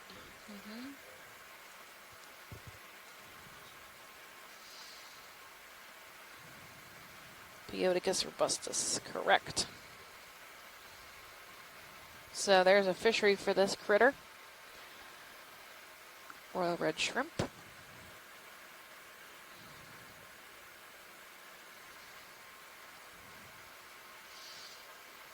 Is that all you need, Science? Yeah, we're good. All right.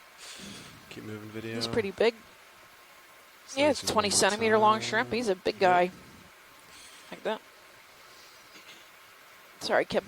No, go back to the that sand. Was fun. We're talking larger cycles here, more global scales that impact. So this area was probably exposed to air at some point. Not necessarily. Okay. How carbonate develops is actually in the marine environment, so it's likely that it was at a shallower portion at some point. Like a deposit area. Exactly. Okay. So as we know, like with the Florida, it sits mostly, the southern Florida sits mostly on limestone, and that's where it has those huge holes and a lot of connectivity that goes through there, which means it's highly permeable, and that's where so much of those good aquifers are stored, because there's huge caverns in certain areas that this limestone starts to dissolute and hold all that water, and that was all underwater at some point. Like now it's freshwater, but at some point there was a marine environment that was dominated in that section that then this limestone precipitated from. And in high carbonate saturation levels, we get that. And it's just a whole big system that in geologic time happens very quickly. And it doesn't necessarily have to be exposed to air. And if it is exposed, we actually see certain characteristics of exposure to the air, and it reacts very quickly with the overall environment on the what is essentially becoming the terrestrial side of it. And we even see sometimes these black little like fragments dotting all along the surface of these carbonate environments, and for the longest time scientists didn't know what that meant.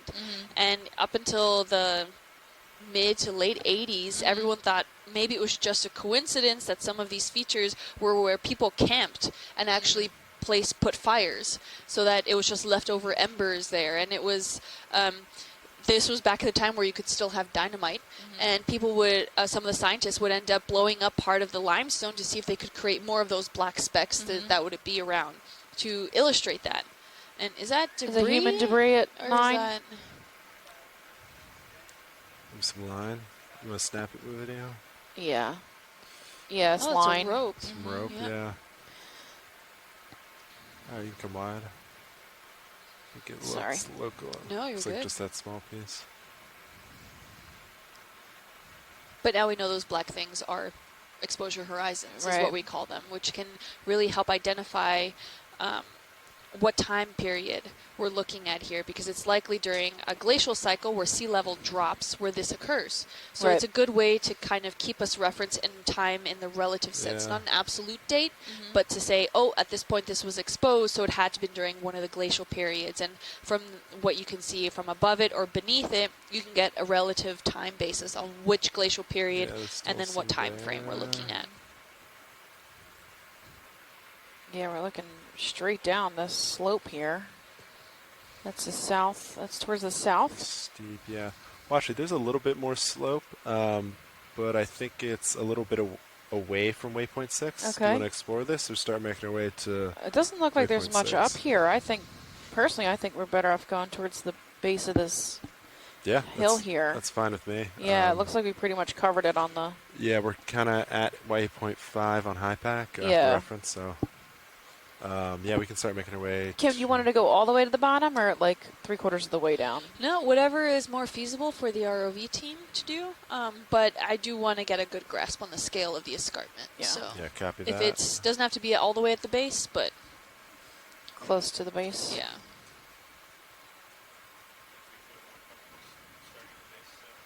Okay. Okay. Sounds good. So we're looking straight down here. This is to the Let's see, south. and then- West? 8.6 pretty much west, right? Looks like we're about to start a virtual roller coaster. I know.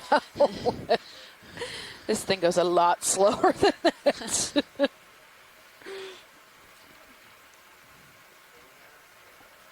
How far is it? Sorry, you said about 200 meters. How long would it take it, like, I guess decimal 2 versus We're decimal letting 5? the pilots discuss what the best mode of transportation is over there.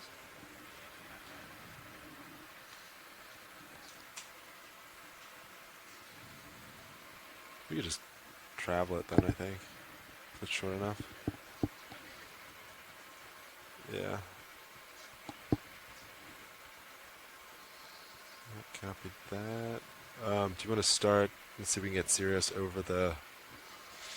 Are we towing then? No, we're going to stay in this configuration. Okay. And just kind of move our way across slow. Shouldn't be too long. Okay. In the blue water? We're going to go down, okay. I think, as we go, so we can see bottom. But as we go down this local slope, it's going to be blue for a little bit. Okay, sounds good. Do you want to start with, like, 30-meter move to get Sirius over there?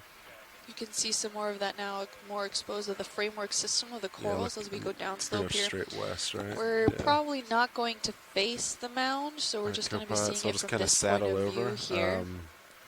There seems to be some kind of exposure out in front of us. They could be standing dead coral. Maybe.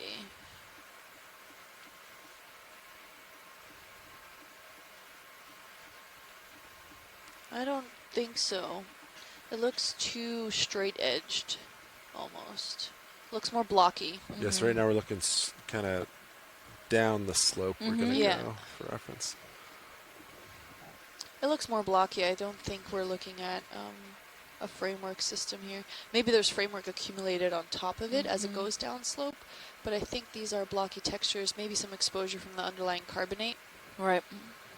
One of those terrace-like features.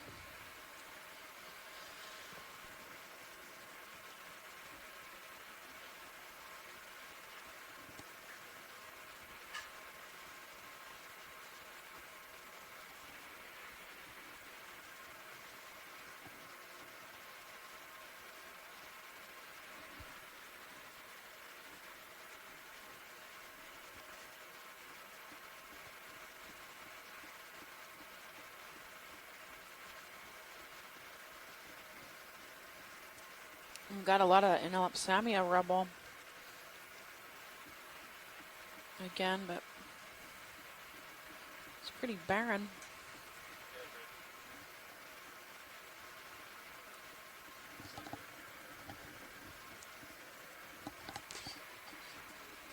Copy that. Set it up. Sonar looks clear. D2, 50 meters out. So maybe we could do like a 40-meter move to get Sirius out there a little more. How's that sound? Once the bridge is set.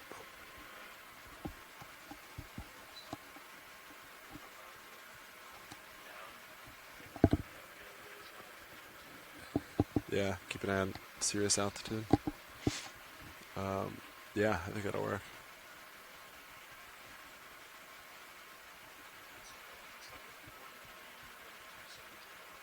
Sounds good.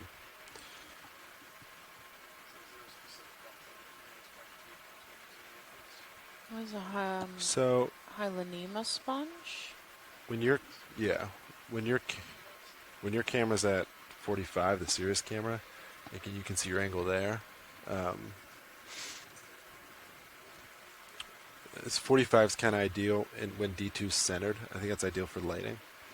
At that configuration, we usually keep like maybe 12 to 15 meter delta, and then as D2 stretches out, as long as Sirius still has good altitude, you can come to like 10 meters, and then, but as you come over D2, you want to go closer to like 18 meters. You're a little high right now, but you're also above higher ground than I am. So your altitude's 16, so you could get them down some and still be good.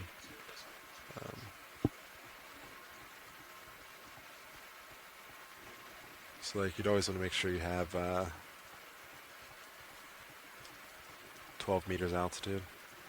If there's not a lot of heave, you could cheat a little shallower. You always want to maintain good altitude off the seafloor just because, I mean, a 10-meter heave I think you've never seen, but a 5-meter heave is pretty common.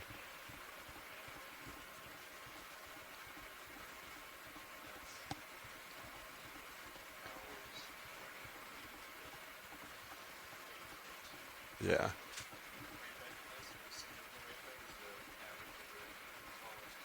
Still pretty barren up here. There are some small hexactinellids, some chrysogorgids.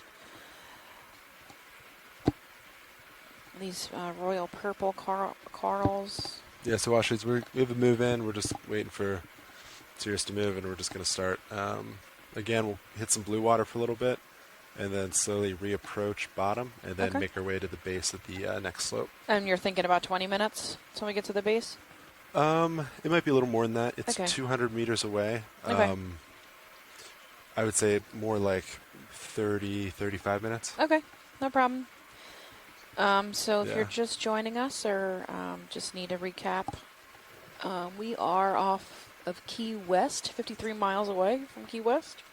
This is the last dive of this cruise of this season, so the ship will be put into dry dock, I believe, and the ROV will be taken care of. Not dry dock.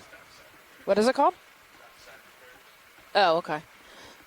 There's a Sea Star there at 4. It's red. Video, come on in real quick. So yeah, they're just gonna, they do winter in Rhode Island.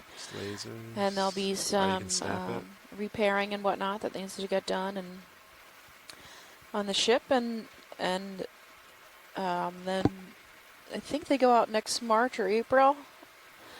So just stay posted for the next season. Kind of floating far, so. But we started this dive at 975 meters at the base of these two large mounds in this escarpment, and we climbed up these escarpments. There's a pretty cool Goniaster.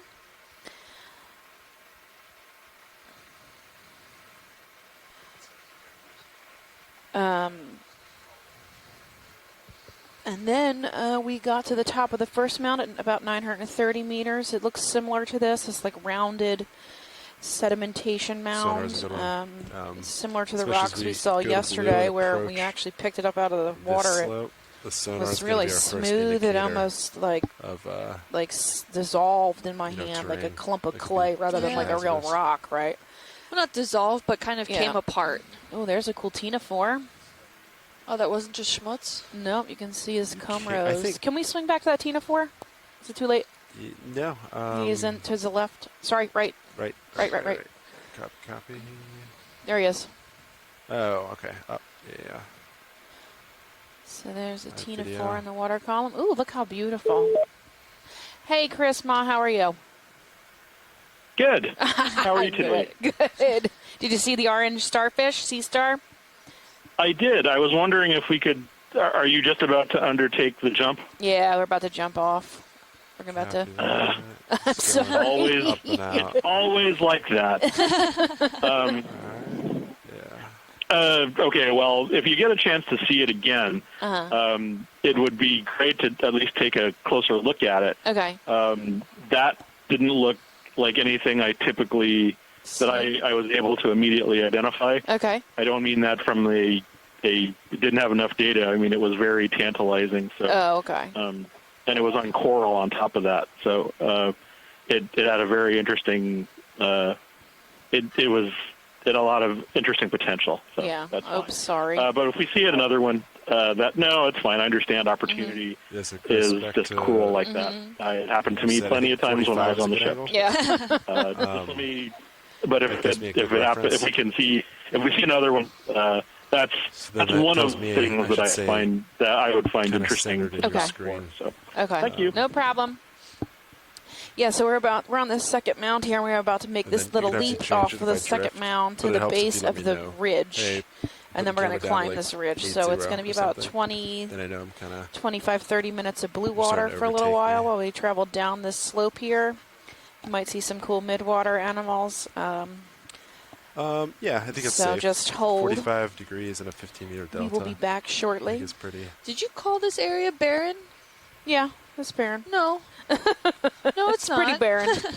We've seen a lot here. Barren. And then as It's not exactly a Lophelia reef, but there's a lot going on here between the coral rubble and the sediments. We're seeing some sponges, potentially an undescribed species of bamboo coral. Right, Thank you very much. So you're starting to the wonky-looking Venus flower basket. We're seeing some various crustaceans. There's a lot to see overall. We're seeing those tunnels, the bioturbated areas, which tells us a lot about the overall system of how it's working here, the development of this mound potentially. It looks like it was a large block it started off as, which then grew a lot of these corals on them, the scleractinian corals, and then trapped and baffled the sediment and developed over time. Yeah. So this is far from barren.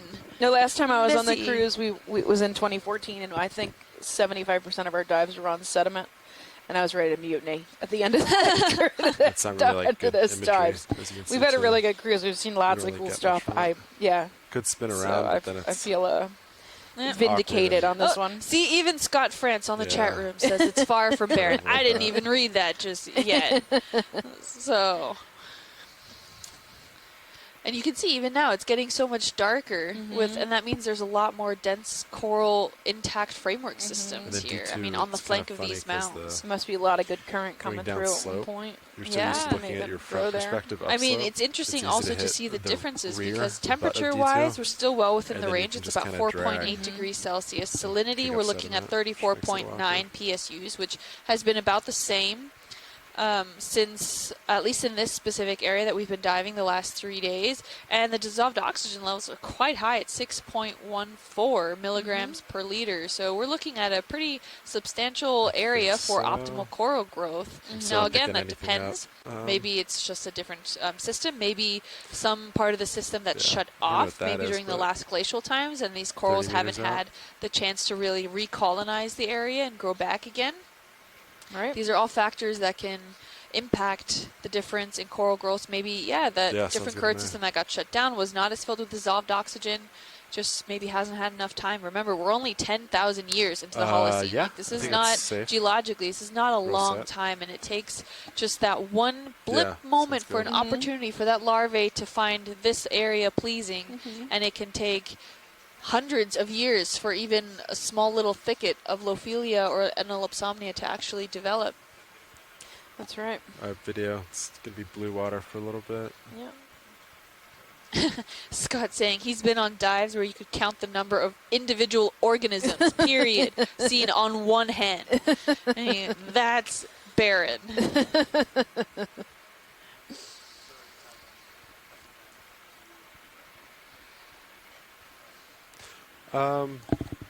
You don't have to. If it's something extreme, you can. I think we're going to take a quick break here and we'll come as I back. kind of casually, we're going to be traveling through some midwater for about 15 to 20 more like minutes. A safe delta. And we'll be back. Yeah.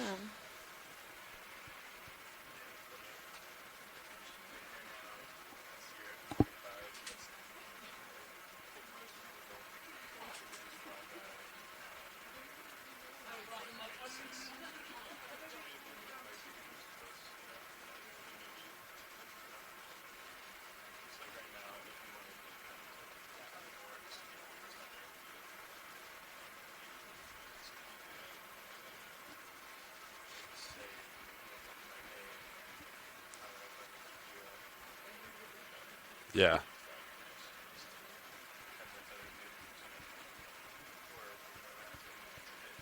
That's totally fine. Copy that.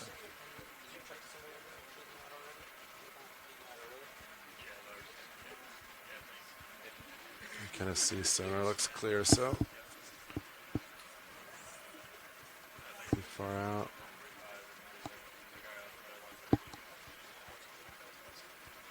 Huh? Yeah.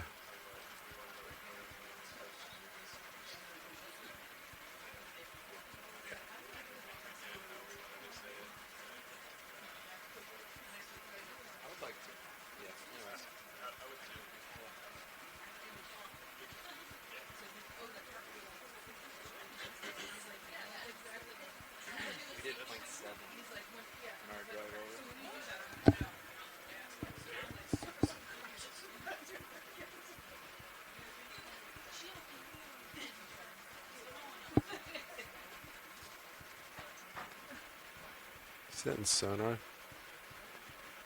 It's a little bit out there. I think so. It's been moving. Here, I'll face it a little more.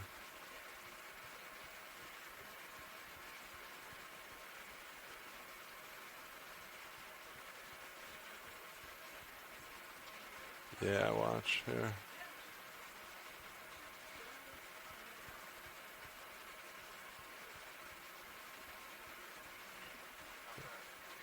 Still pretty far out. Maybe that's like... You want to go that way? It's kind of off. It's kind of off the track.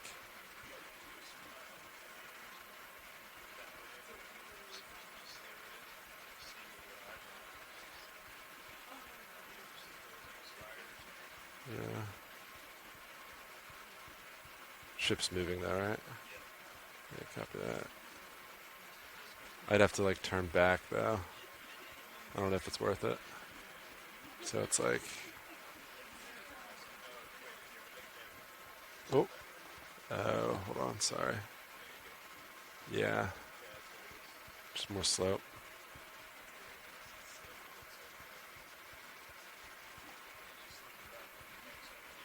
Just turn around. Yeah, copy that.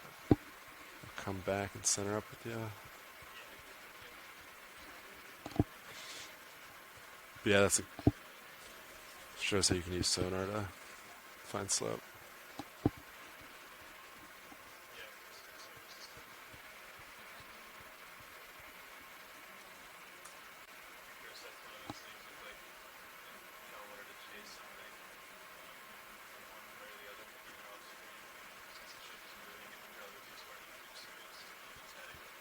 Yeah.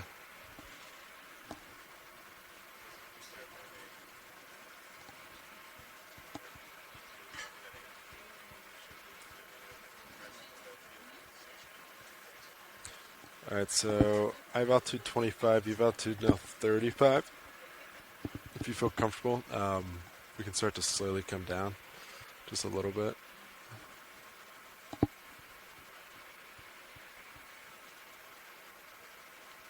And then, yeah, you're doing a good job. It's also good to, when you start and stop the winch, ease into it. We've seen some people just kind of crank it to start, which doesn't make the winch super happy. So you're doing great though. So, but in case you do ever.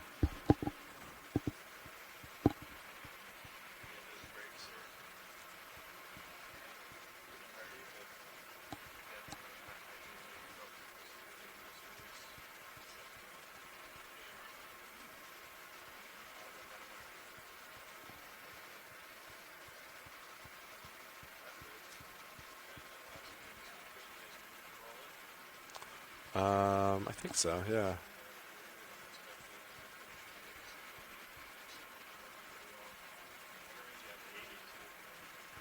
Sure. Sounds good to me.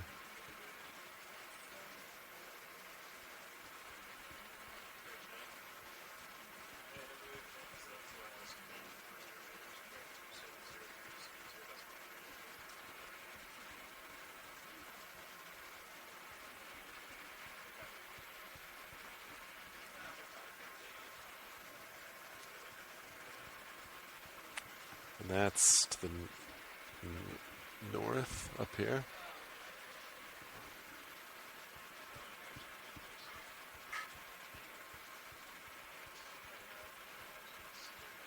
It's still, oh yeah, so it's super, I mean maybe I don't know.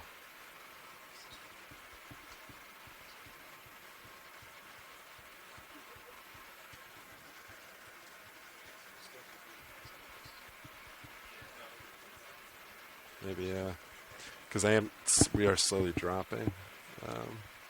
Oh yeah, you can keep, I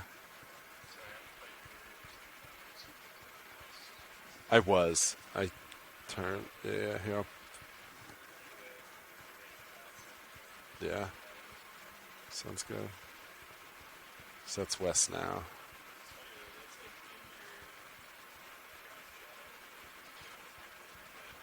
Can't be though, right?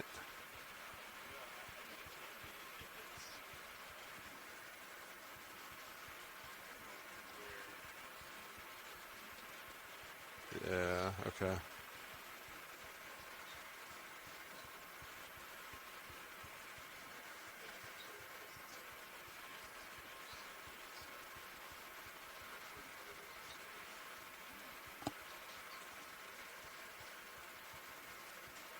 So now I have an altitude of 15, Cirrus is 30. Still looking good. We can still keep slowly coming down. We'll keep it on sonar and altitude.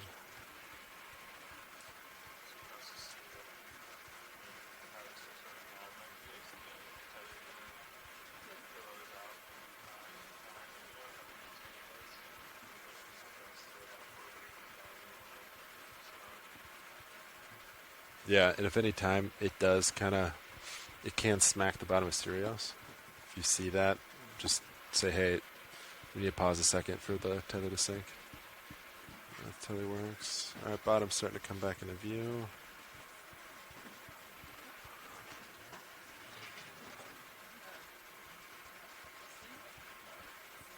I think as long as you have good altitude, we can keep and reapproach bottom at this point. Might keep it a little more interesting.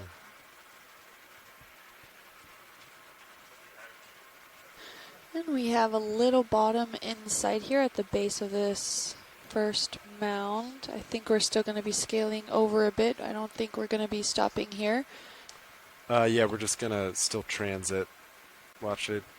Okay. So we're going to keep bottom in view, but ship's constantly moving to the west to acquire the next waypoint, the base of the next waypoint. Okay, so flybys. Pretty much on the go. Yeah, and if you do see something, we could, potentially look at it. Like that pelagic shrimp. Is that of interest?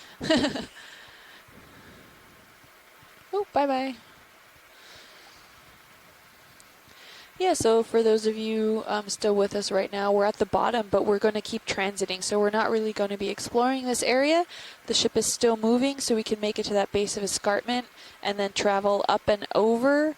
So we have enough time to do that and potentially see all of the associated biology and geology with that. So stay tuned. We're going to get just an overall look at the seafloor here, but we're not going to be really stopping and looking for individual different things.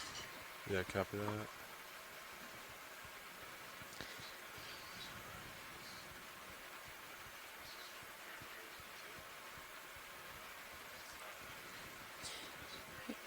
Might have Inelapsamia again.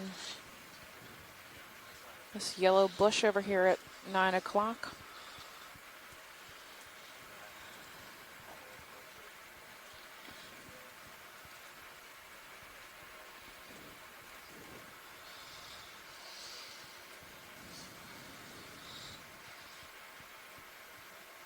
Oh, squid.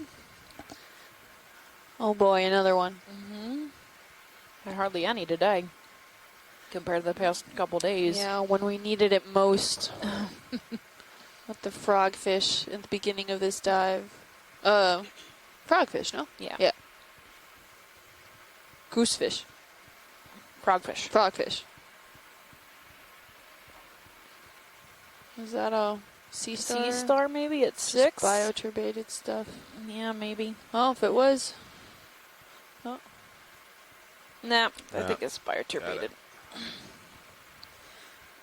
Or a dying sponge.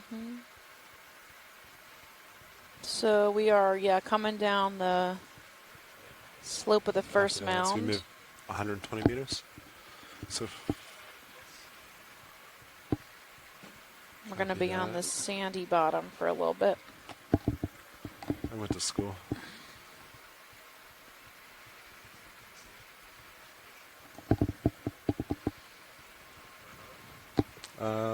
Yeah, I think so. Yeah.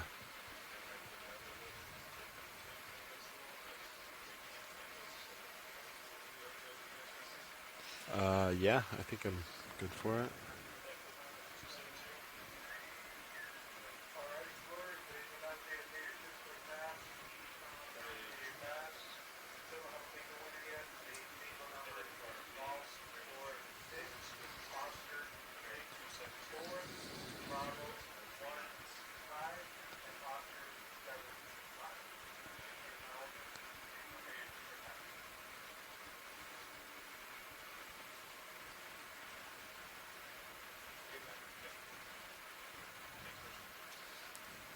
We have more coral rubble. Yeah.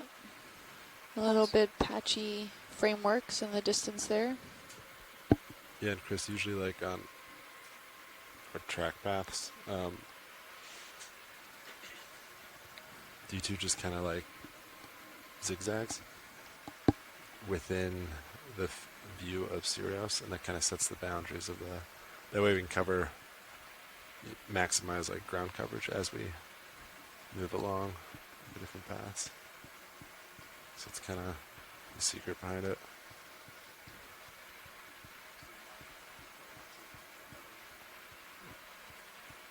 Yeah, like a new puppy, just kind of holding his center just leash and waiting, and then immediately sprinting again.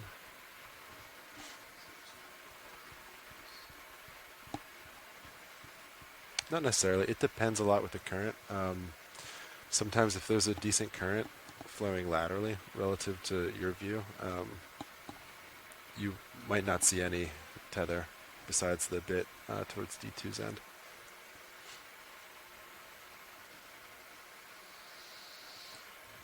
We're getting what looks like a lot of coarse grain with a lot of that fine grain mixed probably underneath. A few sporadic sponges and corals in this area. Another isopod that just got out of view. Wait, now I forgot what it's called. It's not a sea spider. Monopsid isopod? Let me Yes. check my notes. Hold on a minute. It sounds familiar. Monopsoid isopod or something like that.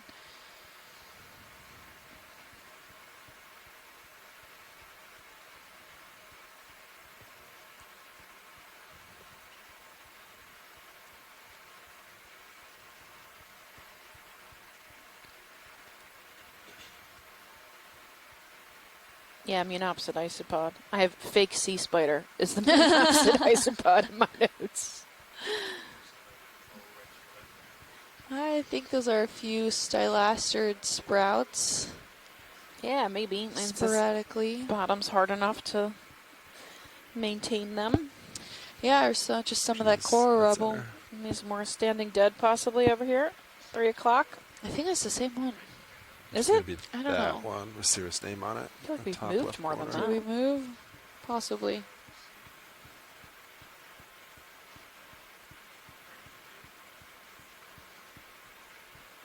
Yeah, those chrysogorgids and stuff on it.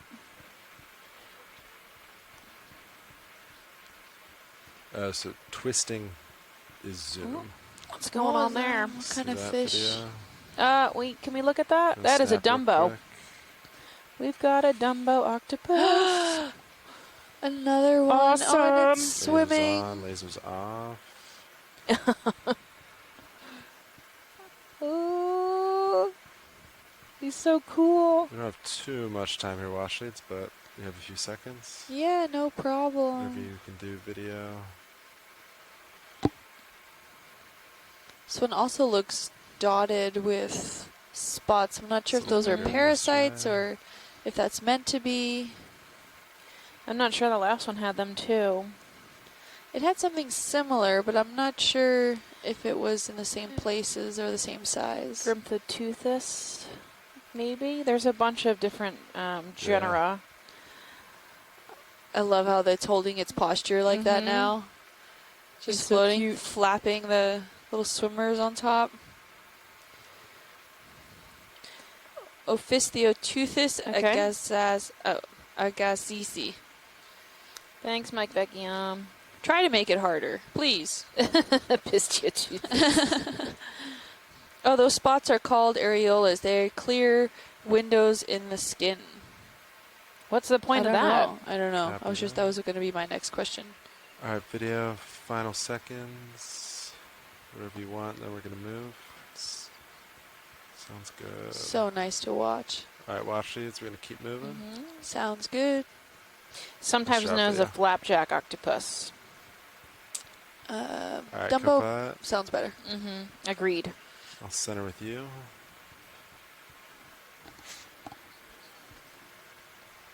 Did we Yeah. write that in C2? I did. Okay. And yeah, perfect situation like that.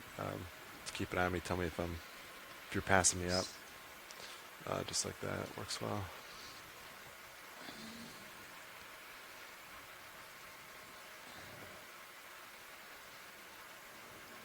Don't know the function. Those aerial. But it might be to gather additional light, extraocular sensors. Oh, neat. So go light sensing organ. Wait, should I say again?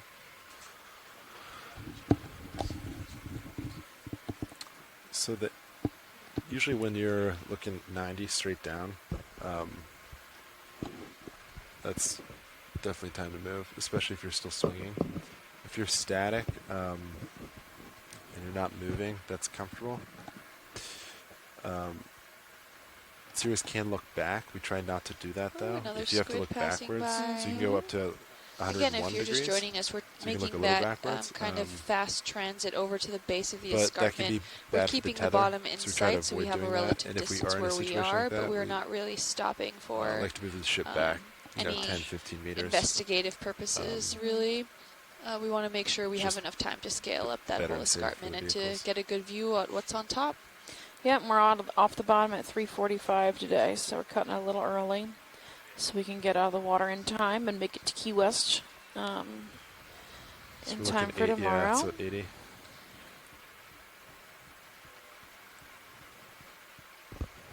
Oh, can't hear me. Can you hear me now?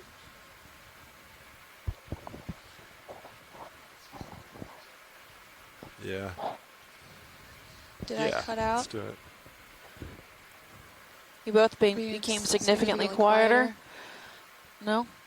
That might due to be, we were just kind of hanging back a little bit in our talking points, considering what we're just transiting through here. So maybe we're not projecting enough. Yeah, sometimes we'll pull the mics away from our face. Yeah. Like if you itch our noses and stuff, so there's a little behind the scenes. As quick shout out to Miss Higgs-Smith's 4A oceanography class at Prince Anne High School in Virginia Beach, Virginia. Ooh, is that an isopod? Sorry to interrupt you. Yes, it is. That is. So here's Bathanomus giganteus for you guys. Cockroaches. Miss Higgs-Smith's class. Oh, I hear you've been watching most days, so. Oh yeah, big shout out. We're just saying hi. I'm glad you're enjoying it. Feel free to tweet us if you'd like, or have your teacher, Miss Higgs-Smith, tweet us. Come on. Thanks.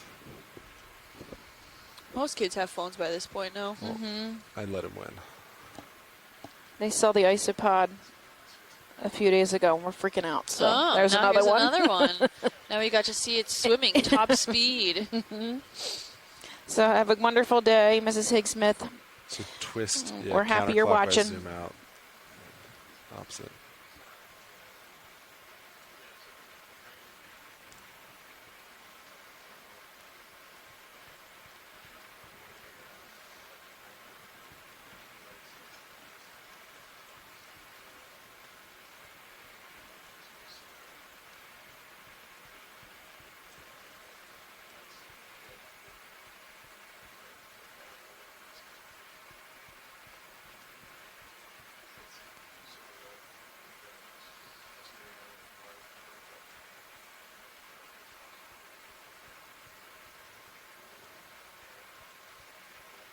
Oh, it's not? Yeah.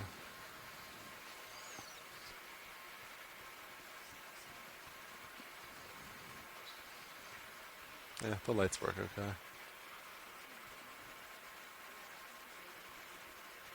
So it looks like...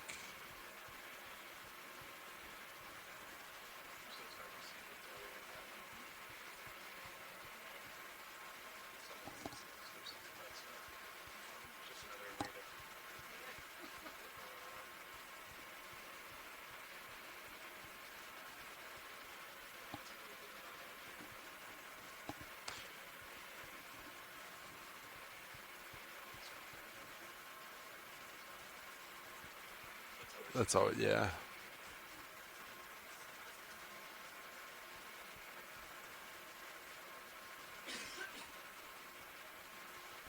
Looks like a lot of unconsolidated soft sediment here. I'm not seeing really any ripple structures or anything. Is that the current doesn't look like it's all that strong. Do we feel a current, pilot? I'd say very minimal. It's pretty calm down here right now. Yeah, very minimal. So I don't think that would really be enough to make some ripples here. If it were, probably some of that larger coral rubble material sporadically about is maybe preventing it. So it could be another reason also with just the low current systems in this area.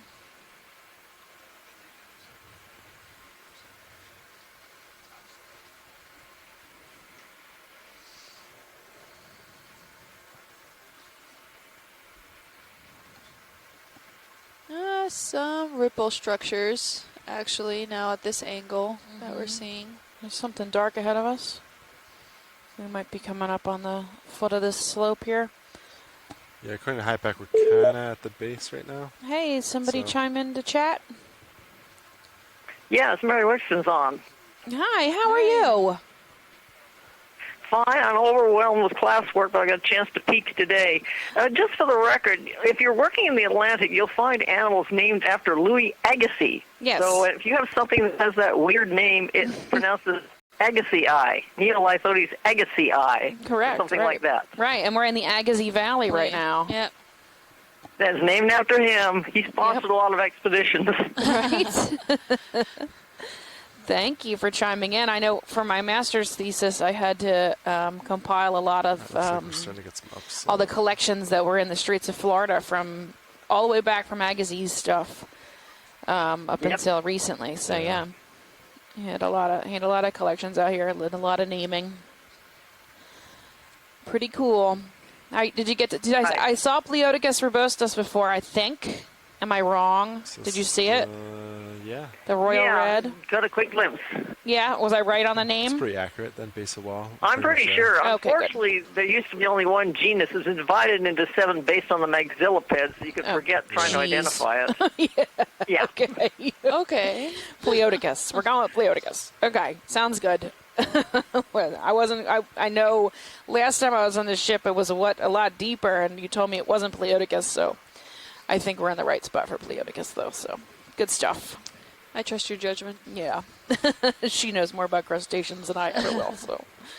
Thanks for chiming in. We're glad to hear from you. I was surprised we weren't hearing from you more often, but I guess you've been crazy busy, huh? No, you're good. We're coming up on finals, you can imagine. Oh, yeah, geez. Good Lord. Yeah, it's crazy. Yep. So thanks for chiming in on our last day. Feel free to hang out and, pop on in whenever you have a free shot. We're happy to take your input. Can have your students I'm gonna tested on this. Keep on watching. All right, thanks. So I think we're coming up now at the base of the escarpment. The slope dramatically changed as we came up on it. We're seeing a you lot also start of... to come up on your winch now. Okay. Start slowly coming up. Delta 8 now, which is kind of This is way different. This is really broken up. It's pretty calm. Like a lot of fall, maybe? Yeah, and like it's probably due to that escarpment. And we're seeing a lot of it's actually encrusted in either that pyromanganese or phosphoratic material here. But you can see the inside. Anything that's kind of hasn't been encrusted that maybe is freshly broken off is that white features, and that's all that calcium carbonate that we were discussing earlier, probably diagenetically influenced limestone. You can see even that large chunk in the background there as well. We might have some more biota due to the increase in substrate here. Copy that. I'm not really seeing much coral rubble, so it might have also actually prevented some of this from forming during the time, because at this escarpment, slopes, we can see that with the high slope, anything that maybe is diagenetically altered and weakening on the inside, that outside crusty stuff starts to get too heavy and it'll break off and fall down the slope here towards the basement. Yeah, it looks like, see this clear white spot? This white, it looks like the face of it has fallen right in front of it. Yeah. You see those chunks? Exactly. It looks like we might have a Gorgonian at 11. Just at the top of the frame.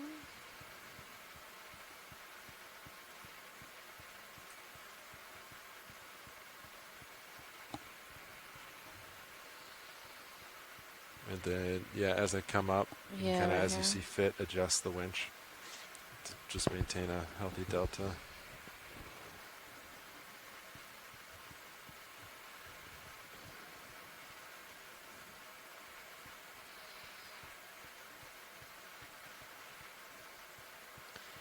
Beautiful features. It's pretty You can neat. start to see the sediments kind of cascading up the slope here. And once it gets probably to a certain point, doesn't have that structure to hold on to What do you feel anymore. about maybe another 15 meters? Get serious a little closer. Sound good?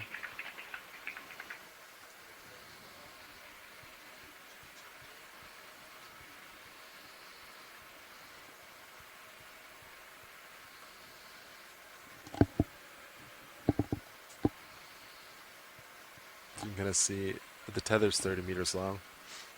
So D2 is kind of far out there. Tether's not tight. You can kind of estimate, okay, maybe that's about 20 meters. And it's maybe like a 40-degree slope. So then if we do a 15-meter move, you're still off the wall and not running into it.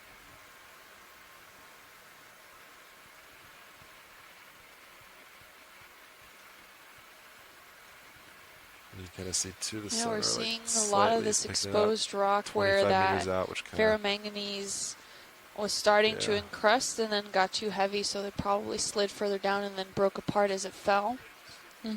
So a lot of this rubbly texture. We're seeing some now coral rubble on this side. Me relative to you? So I'm not sure if that had anything to do with maybe just the angle of the slope.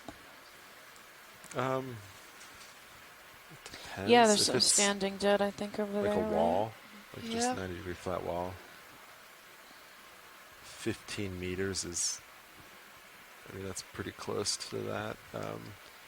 So we know the especially at Portales Terrace has been dated to be at least when 15 you're that million close, years old. Small movements in the That's ship going could back into the swing Miocene serious in and out from that. in So that's, geologic time scales. So this so I'd is say maybe like 20 older. meters. I If it was wouldn't like a flat project wall, it it'd be being like younger, that's for sure. a happy But distance for me. probably older. I'm not sure by how And then much. that still And gives if it D2 has plenty been of tether to kinda diagenetically explore the altered, wall. that time If scale it's a that we're looking 45-degree at has slope, now you can been obviously get overprinted. closer.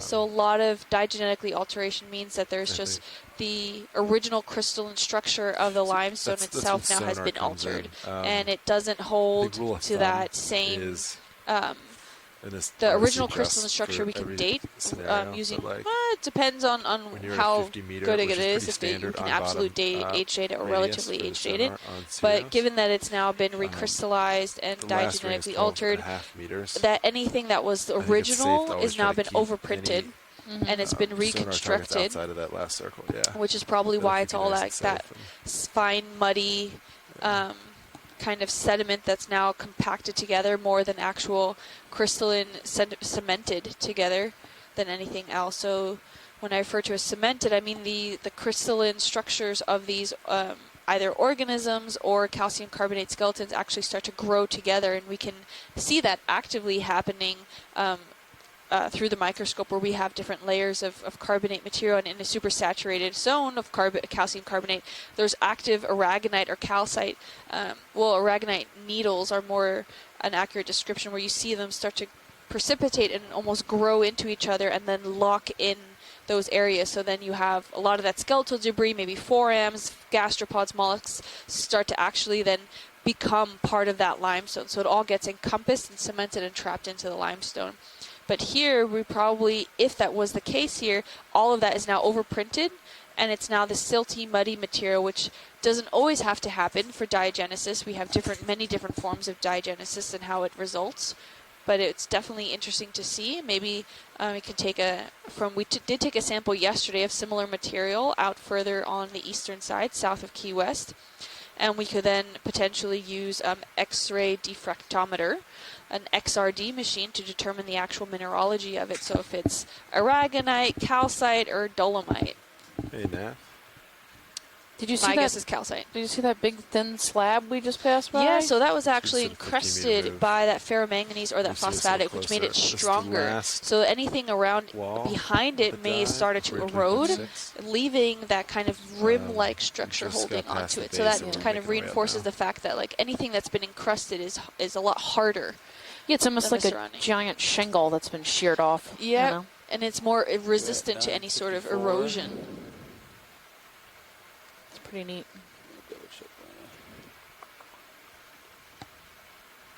There's a couple of animals growing on it too, so And then, yeah, Chris, as you kind of maybe it are fell watching, recently. They're all still kind of growing any out. type of hazard you see, like it was at line, one point in time. Yeah. Flat. Sirius is probably going to see it before D2 does, especially if it's like kind of high. So you keep an eye for anything that could Oh, potentially can we look like swing that. left? Right. Sorry, yes, right. yes, yep. Let's see. I saw something shiny in the water. That guy. In the water? Yeah. Yep, right there. Oh, the fish. The cutlass fish, maybe. Or, yeah, maybe the one we've been referring to as the pogo. The pogo stick.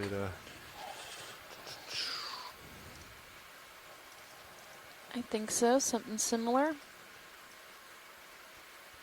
He's much smaller than the one we saw before.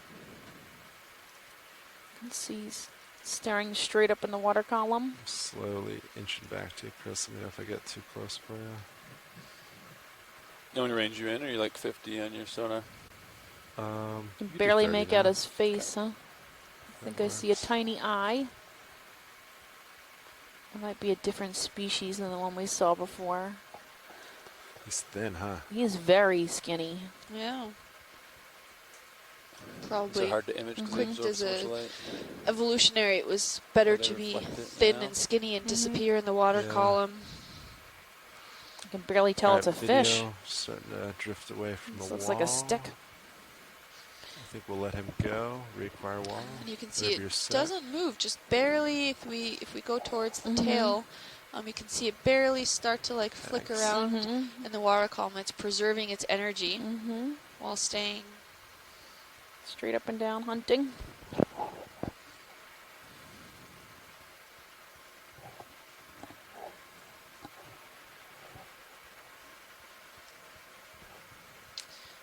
You can see how it's at this limestone section. You can see it almost like calving off at certain areas. And these are probably what was above it has probably eroded, and And then, Chris, you can what's kinda now see how your beneath it is altitude lock's kinda also in and partially out. eroded because it's Um, more of these Sirius's stratigraphic altitude lock isn't packages that I was as talking about in high-tech as yesterday's D2s. dive. You can almost see it, So and it forms depending almost on these the type of terrace-like bottom, structures, it does really and it good with hard erodes at bottom. different intervals. Kind of where you're at now, that you're over sandy bottom.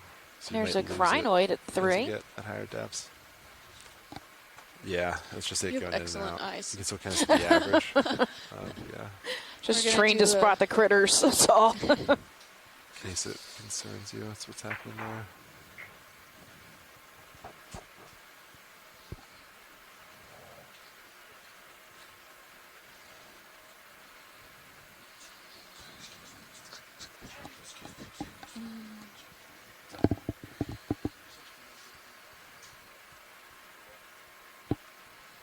We're seeing some more coral rubble now in this area. That's all that darker material that you see on this almost sheer-like mound. I mean, this is quite steep, so it's unlikely there's too much sediment. If there is sediment here, I'm seeing more of the harder substrate. This is a really cool view, I have to say. And you can see a You guys lot of wanna get a this move these in a little different tighter? packages from the view of Sirius. If yeah. you look How at do your you feel about second another feed, 15 feed meters? 2, you Yeah. can see the Sirius view Sounds from good. D2 Is that good with you, onto co-pilot? this mound-like structure. And you Okay. can see these large terraces and these slopes that come in really steep, and then you have another little wall of limestone and another layer of steep sediment or substrate there. And it's all how the erosional patterns work in this system. Looks like there's a tube, Something a may- tube hole, like from an animal. Maybe you dug that out. Possibly. It's really straight. Yeah. Straight down into And that the. move is in. Could have been one of the sections that then made the Copy that, limestone thanks, also Dan. weaker, and then probably more susceptible to being kind of carved away and eroded. We might have another carnivorous sponge right below the screen. Yep. And John made a really good point that if we can label these as potential cold water coral mounds, despite having some sparse coral around them, these would be the most southern coral mounds in the southeast United States waters. Mm-hmm.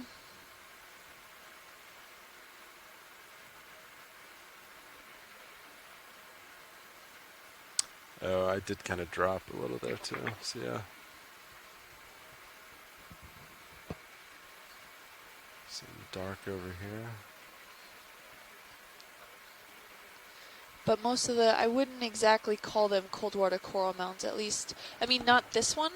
Maybe the one before where we did see more of the coral rubble and then the sediment accumulation. That is the either some form of the beginning or some intermediate structure of a coral mound. A lot of these substrates were there. Spikes well, again, this isn't an escarpment. This is not a mound here. Right. What we're looking at. So perhaps Sirius is caught. And likely those two mounts we were on were carved out from the same feature at some point. Yeah, I think they definitely belonged on this feature, but it could have had that initial substrate for corals to settle upon. I think so, yeah. It would be interesting maybe to take a core and to see how big the actual original feature was compared to maybe the mound development that's occurring around it. Or that was. I didn't see really active growth, but we did see a lot of cementation and baffling of the framework system that was there. So it would be interesting if we could label these as cold water coral mounds. It's still debatable to see if all these rest of these little, I don't know, what would you call them, mound feature-like areas around this entire plateau. Bergy bits. Bergy bits, yeah. The actual Bergy bits around the miniature Antarctica. Submerged I don't want Antarctica. to start to confuse everyone thinking we are there. But yeah, all of those like little Bergy bit mound sections there, you probably could not say for sure if you would call them coral mounds, but I think maybe they have some deposition of coral on them or sediment structures, but it just goes to show how much we need to explore just in this area. I mean, this is newly acquired data here. Like this was only collected during the last shakedown mission, I think. Should be March of this year, April this year? May of this year? Yeah, in May. So no one knew this feature even existed before the beginning of this year. And now we're here and we get to explore this area and see what it's all about. And it looked like that it may have been the more blocky in sometimes, like we saw at yesterday's dive south of Key West, where we thought that they were cold water coral mounds, but it ended up being these huge slabs of boulders that then carved off from the escarpment. This may have been that same situation where it carved out from the escarpment and started to have coral settling upon it, or like Stephanie mentioned earlier today, the current system could have actively just been carving out some of these mound features rather than it being like a block that was calved off and fell down. Yeah, because they're the same height. Yeah. So it's a good inference. I mean, there is some smaller pockmarks around it that may have been then subsequence of calving escarpment features, or maybe they're just smaller corals, coral mounds that are occurring.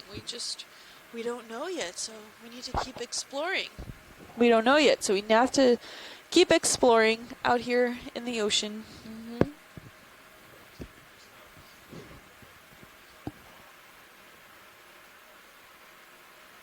Yep, we're coming up this last escarpment.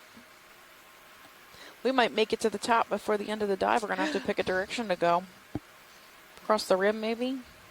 Yeah, whatever. Might be some good stuff up here. Whatever you might find. In Washleads, it looks like Sirius's altitude right now is about 30 meters. Okay. So it's kind of where we're at right now on this wall. 30 meters tall. So, okay, so we can, Sirius in theory can see the top of this? Not yet, no, but just for reference, right about 30 meters up. Okay. Yeah, so if you've never, haven't heard us talk about this before, Sirius is actually the second ROV that we fly. We have two pilots, active pilots, the regular pilot, the main pilot, who's driving D2, which is in screen 1. And then we have our co-pilot who's driving Sirius, which is in screen 2. So if you turn to screen 2, you can see D2 from 30 meters away, or 30 meters off the bottom, or 30 meters away from D2. 30 meters off bottom. Off bottom, okay. Like so we're like 15 meters from D2. So you can see D2 is actually 9 foot tall and 10,000 pounds. It gives you an idea of how large D2 is. Massive and how, piece of machinery. Right, and how big the feature behind it that we're looking at is.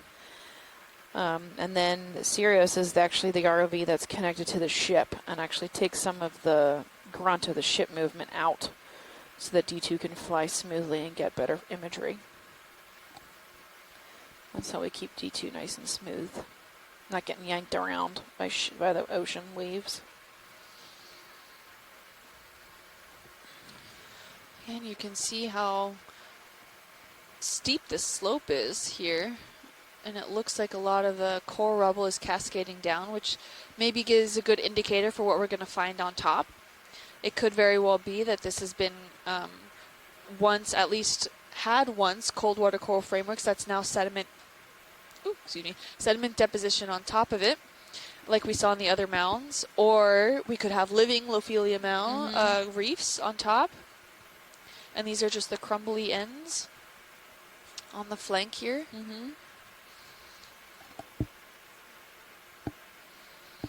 Chrysogorgia, I think it's at 3, just went off screen.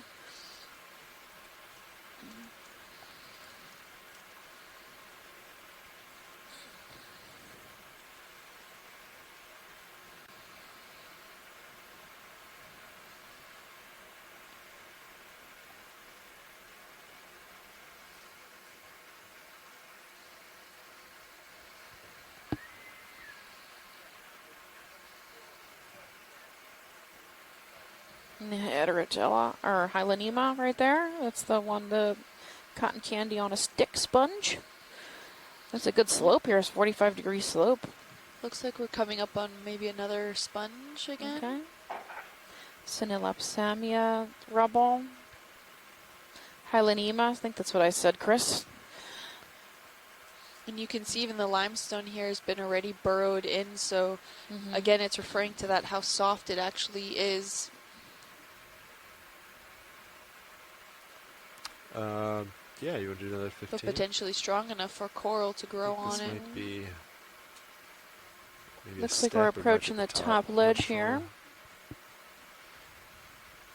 Dun, dun. Looks like yep, there's some living in Elipsamia, the yellow at 2 o'clock. Maybe some more on the other side too. There's a little red ctenophore. Step. I don't see much back there though.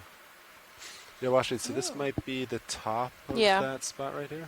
Yeah, can we look at some of this yellow coral? Yeah, out in the back. Whenever you're there. Yeah, I'll get the close one here. Yeah, it's the same species right here. Looks like a good current too. Look at how the sand is piled up behind it. Yeah. There's a good current coming across the top of this mound. Do we sense a difference in current intensity? I don't see any movement in the marine snow at all, except what looks like, us moving through the water column. Yeah. I don't see it blown past us. Pilots did say earlier, though, from the base of the mound to the top, there was a difference in current change. So, yep, some more in Elipsamia. We've seen this on the previous mound. But look at the stem, though. It's so thick. Yeah. It's dead at the base. That's pretty typical for this species. And the Plumarella fan next to it. Feel free to go on in. If the other side is still alive, it's also a good indication of the current system, too. That the front side can be alive because it's still getting all those nutrients and detrital material. Come left, yeah.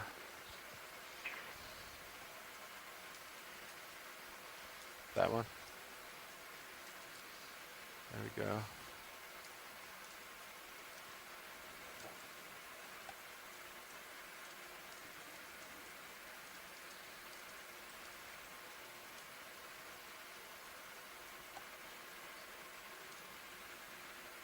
So the Elipsamia rostrata was the species we were seeing on the other side, and this looks the same to me. It's more planar, has all the polyps on one side, that bright yellow color. Yep.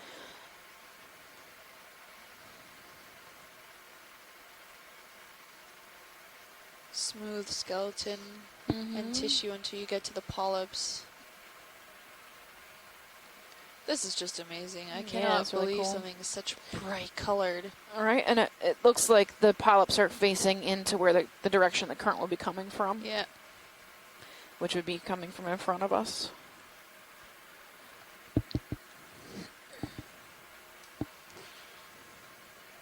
Got it. Can I get a laser so I can see the full length? Yeah, we'll get it. Just 1 second. Video, are you ready? There's also for that, or you some want white that might be recent dead, though. Laser's right there. So, yeah, we've got maybe 30 centimeters in this one. Each of them are roughly 20 to 30 centimeters. Video. Yeah. Anything else here from this?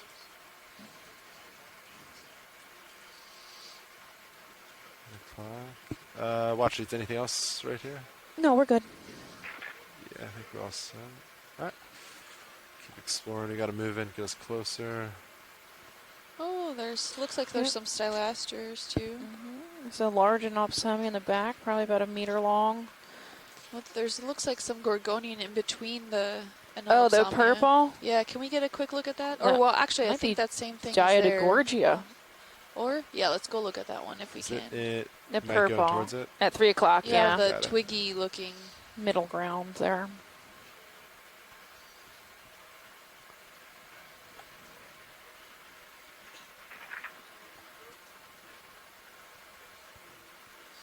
There's also this one in this give me 1 far sec, 'cause I inch closer to back it. over there. It might be Yeah. dead something. Yeah, this is purple. This also might be that royal purple one on growing on dead. something else. Yeah.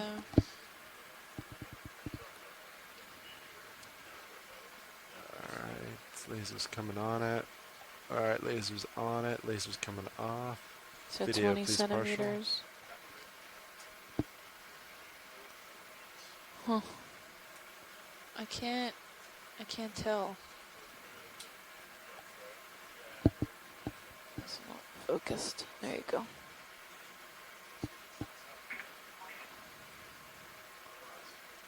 Yeah, whatever you need. Oh, okay. It looks like this is the coral. It doesn't look like it's growing on something that's dead. Right. With an ophiuroid hanging on. Mm-hmm. What is this? Even Scott says, Oops,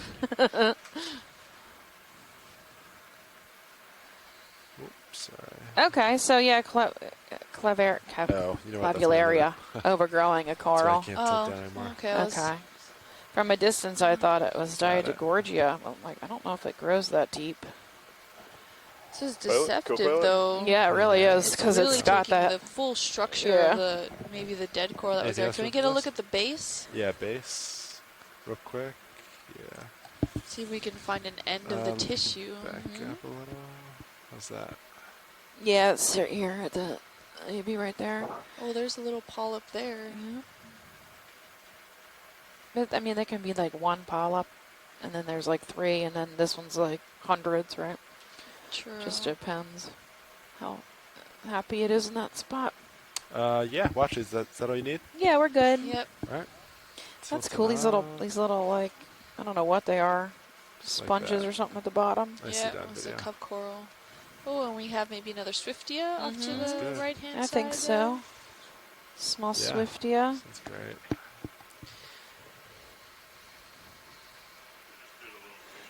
Again with this yellow analopsamia, it's really big. These colonies are quite large, healthy looking.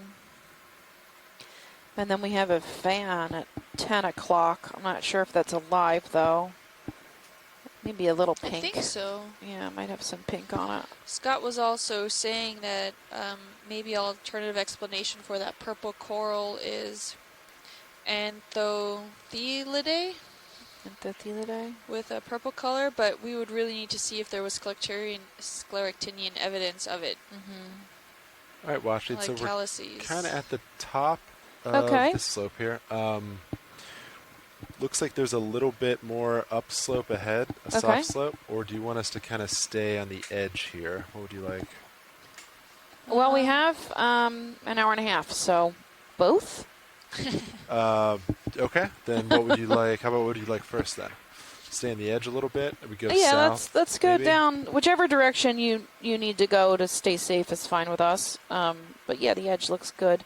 It looks like there's a little bit of a plateau more. Looks like there's a high here too towards the. Is that north? Yes, we go. There's a little bit more a soft Okay. slope to the west a little bit. Okay. Or we Yeah. could kind of go south along the edge. South. So if we went south, there's a little more of a high that way too.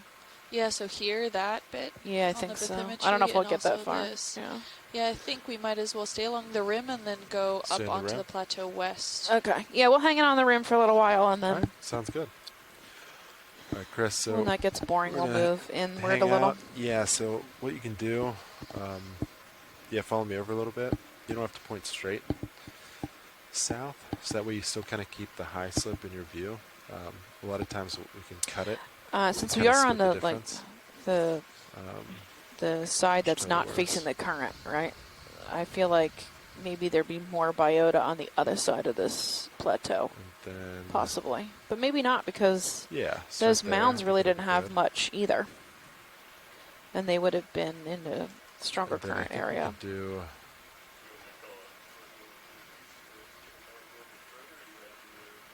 I think that's fine. It's a pretty soft slope. Do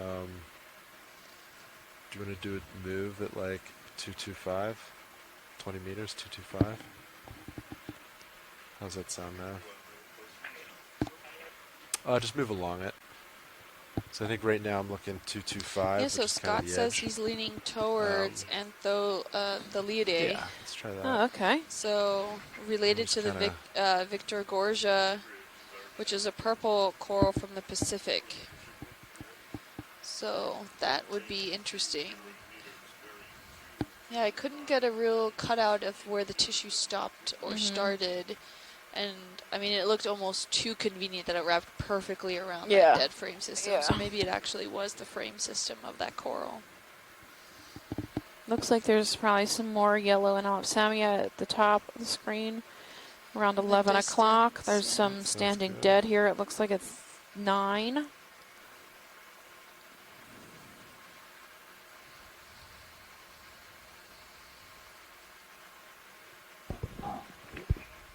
And it looks like actually also that there is some sediment on top that's been settled there. So we have a lot Video, more can of you that snap denser that coral side? rubble. Okay. Is that anything? And so it could have been the start of this baffling. Do we have a sea star also there? We do have a sea star there. So we could actually get a first look at the sea star. I think we're looking at it upside down. So we could possibly see if its stomach is hold extruded that. 6 again. o'clock. Kinda inch in. Just out of frame now. Oh, am I going for the wrong thing, Watch It? Yeah. Let's see, where were you? Right there. Okay. It just Oh, came into okay. frame. 7, yeah. Yeah, I got him now. All right, Let me video, go just look give at me a that sec. picture.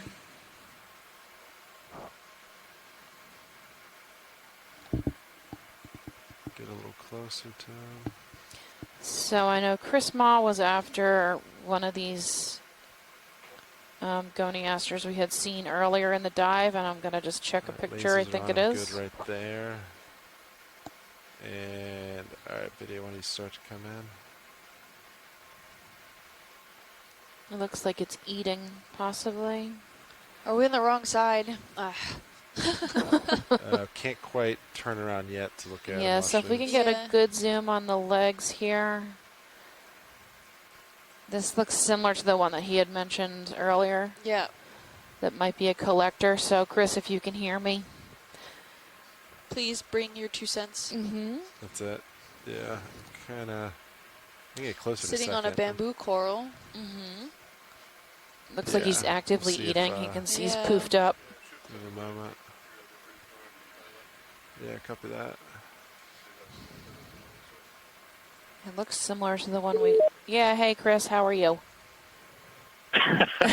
This is getting old. No, it's not. Might No, as it's well not. just stay on. Right.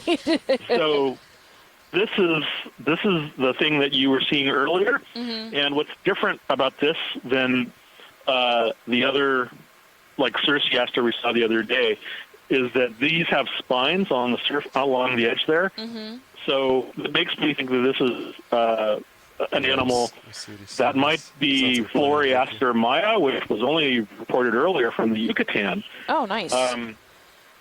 And there's literally only, as far as I know, there's literally only one specimen of it known, and that's the type here in the museum.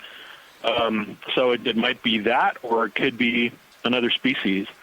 So this is a collector. If there is an opportunity to collect this, I would gladly pay you today for a hamburger on Tuesday. Although I will say that if we saw that red one again, I'd offer another hamburger. So. Okay. Oh, the red one. That's what it was. A red one I missed. Yeah. Well, the one that we briefly only got a brief snapshot of before we took off. Oh, okay. Well, the red one. Oh, yeah, that's right. Was it little? It looked pretty big to me, but I can't tell from the screen. Yeah, I get lasers yeah, on we're again. it's deceiving.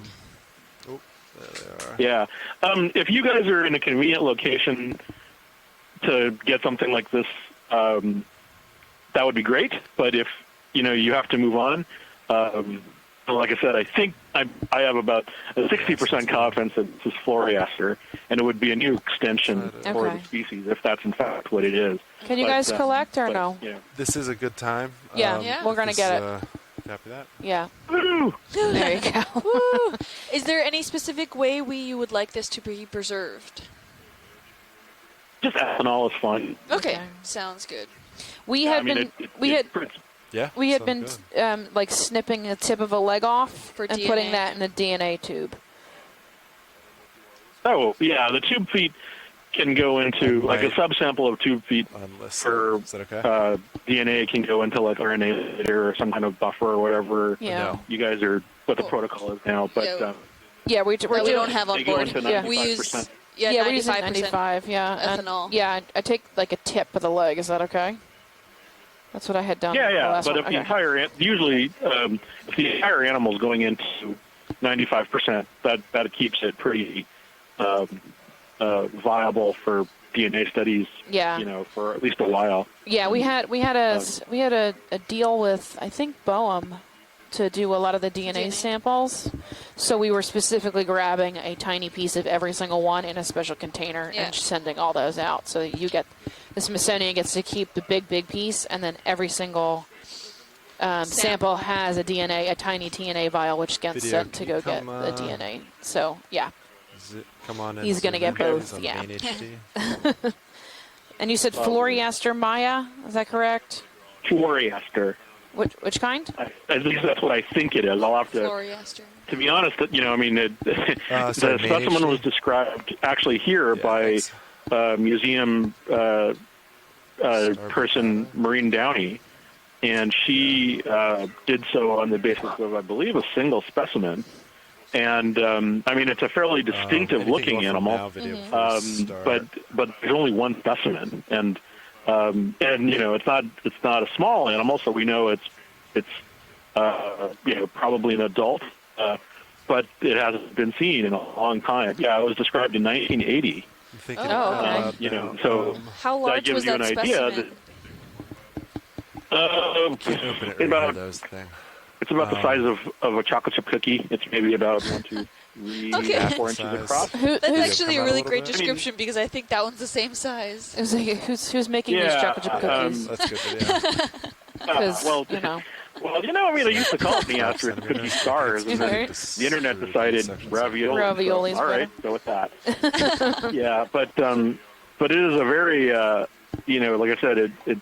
I've yet to see another one. There could be one in a collection someplace pulled up by a trawl that I have never seen before. But, in which case, but this would certainly be the first time we've ever seen this species alive. And and the fact that it's a coral predator, which is a double bonus because now we know not only that it's like I said, the type specimen was from much farther away, and this thing's feeding on it. Hey, watch. On some kind of question. I'd like to look at the coral, but it was some kind of. Is that a bamboo coral it's on? Hang on one sec, Chris. Yes, I think it is. But you pilots have a question? Yeah. So he's on a coral. Do we want to try to remove him from the coral? He's probably eating the coral. Can you snip the coral and take them both, or no? I doubt we'll be able to yank him off. We could, but the coral's pretty long, so we'd have to trim it first. Okay. And then go in for the base. Sea-star. Yeah, that's probably the best decision. Yeah, well, if you use the arm and grab them both at the base, the star is a hardy animal. So go for him? Okay, I just didn't want to rip like the tissue with his stomach out. Like, you know, does that make sense? Oh, this is talking about that. Okay. Yeah. And that we already sampled one of these bamboo corals, and it's very difficult to cut even with your scissors. Copy that. So you're probably gonna have to snip it and then twist your hand. Okay. So it twists off, and then. All right. Yeah, I just want to make sure you're okay with us, trimming it before we go for the sea star. Yeah, that's yeah, fine. I think it's okay. And I don't know if you heard Chris, but he said they're pretty hardy animals, so they can take a little bit of a rough manhandling. Rugged sea stars. Not too rough. Not too rough. All right, sounds good. Yeah, I think we're all set. Ramped up. So yeah, I think I'll trim him and then try to get right underneath him with the jaws, and hopefully he sticks on the, and then just rise real quick. Sorry, Chris, you were talking about. That. What were we talking about? I actually had a question. Oh, okay. For Chris. Arms Are you coming still on. there? 3, 2, 1. Arms live. So now that we're gonna take the sample, and I'm guessing that with its stomach hold that, please, extruded and video. it's wrapped around an organism, it's gonna hold on pretty tight to that. By the time that it comes to the surface, will it have brought all of its exterior items back in, or will it still be probably hanging on to the coral piece? It really kind of depends on the individual animal. Frankly, if we collect it all in one swoop and it's still attached to it feeding, I've seen some instances where sea stars continue to feed on their prey right up until the very end. I mean, I remember we collected. Like when we were on Capstone, I remember we collected one sea star that was on a primnoid, and we got the primnoid, and we got it all the way up to the top, and it was still attached feeding right up until the time that we took it into the lab. But I mean, I've even seen sea stars. This is how there are a few instances of sea stars observed feeding on corals in trawls, and that's how tenacious some of these stars can be. Wow. They're still feeding right up until the time that even a trawl has kind of the whole thing up. Yeah, trawl is pretty rough, so. Watch leads. Yeah. Do you want to try and suck it up? Is that what you're gonna? That or try to grab the coral underneath and see if it sticks. Yeah, we can try that. Yeah, I think maybe that would be better. Now that I see him, he's pretty small relative to the jaws. Yeah, I don't want to crush him. If he's a new species, it's better to keep him as whole as possible. Yeah, or an extension. Yeah, because he'll be. But that might come right up. Oh my gosh. We're gonna take all the whole mound. Oh my gosh. It's bigger than I thought, huh? Yeah, it might crush up easy though, because it's dead coral. So. Yeah. You might be able to get a good bit handful of it. And we can, consider that a subsample.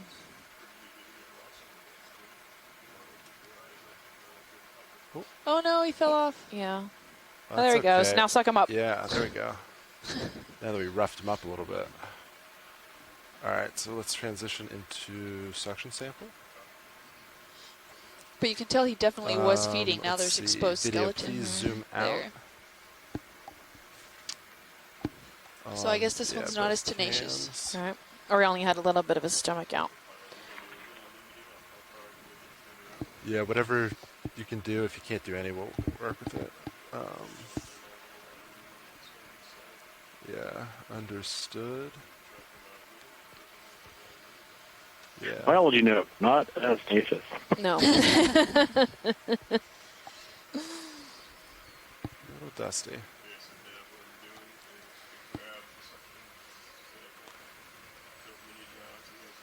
Ooh, maybe just hold there. And I'll just try to grab him. Yeah, it makes it a little awkward.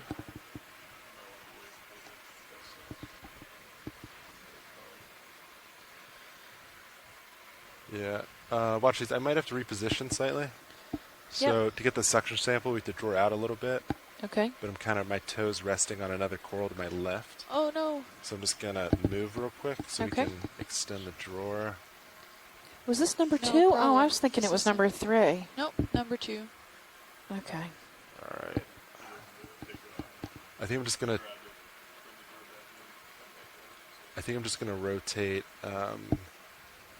port, get one toe down, and then do that. See how it works.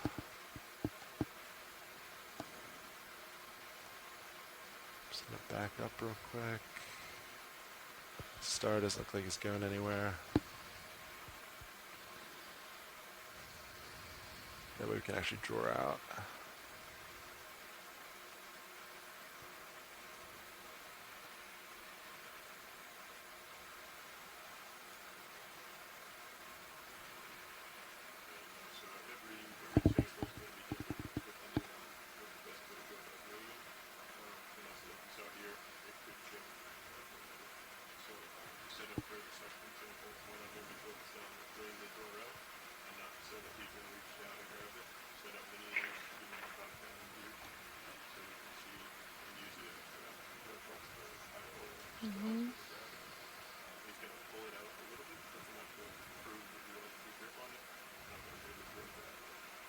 Right.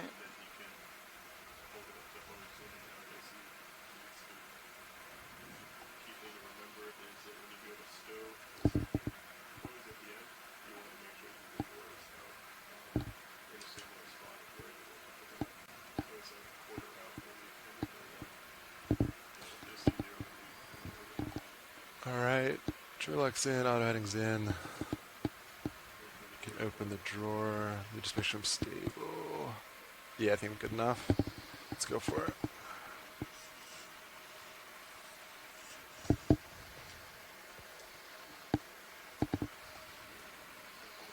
Copy that. Can you actually give me a hair more? Just to get the contrast of the sediment and the nozzle. Just like that is awesome. Thank you.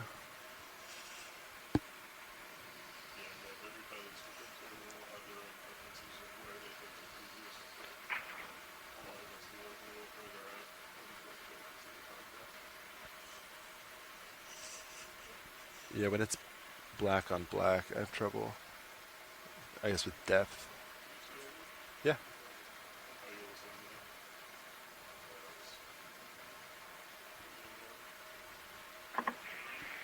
Yeah, you're good.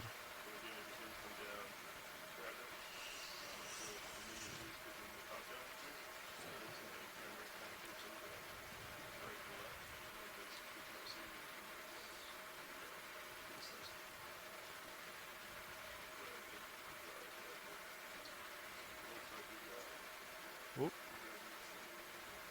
Copy that.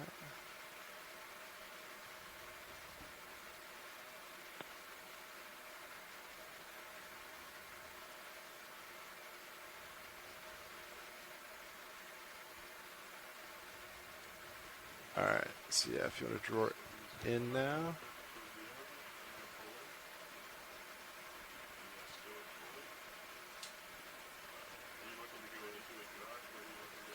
I think it's small enough we can go for a jar. Yeah.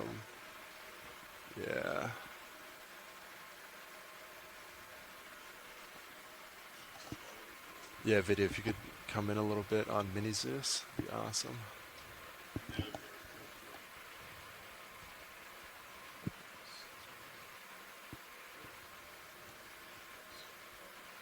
Watch it, do you find it using the suction jar? Yeah, I think so. Got it. Alright, looks pretty good there.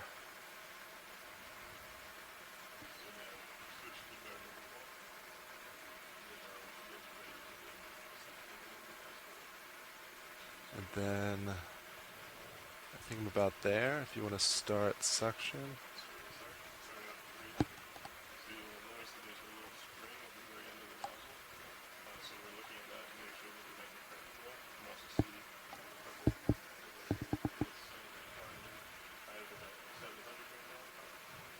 Copy that.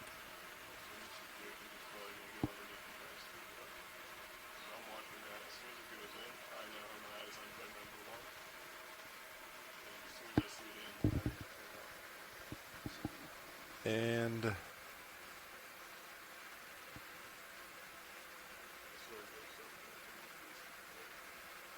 don't see him yet. Yeah, when you step up a little. He's definitely in. Somewhere in the hose.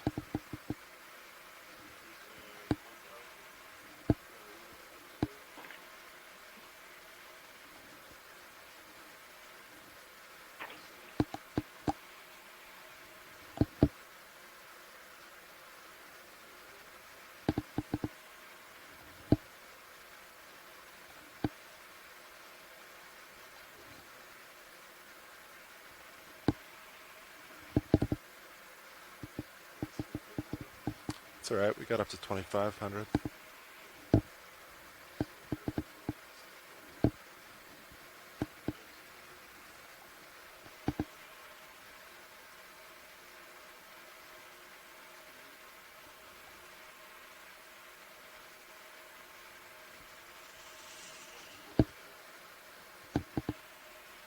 Copy that. Oh, you know what? Where he is? Okay. So we'll put him in a bio box then. How about that? Why don't you keep light suction? Yeah. Yeah, 700 should be good. Alright, watch it. So he actually didn't make it through, but we have him. So now we'll just put him in a bio box. Okay, sounds good. Was that successful?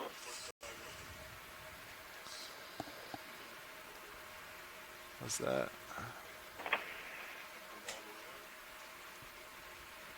Alright.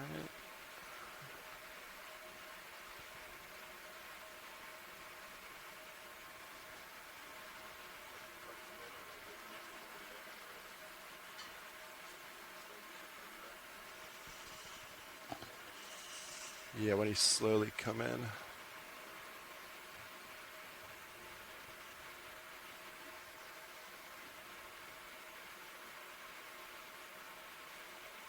Yeah, hold that.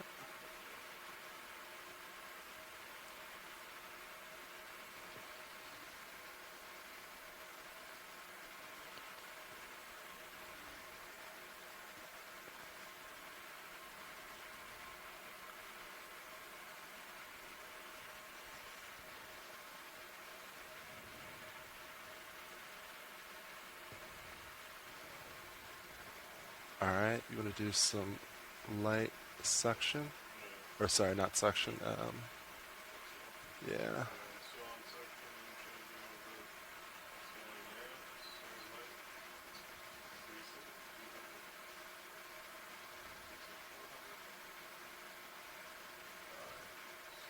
Oh. And he's in. Ah. Good job, guys.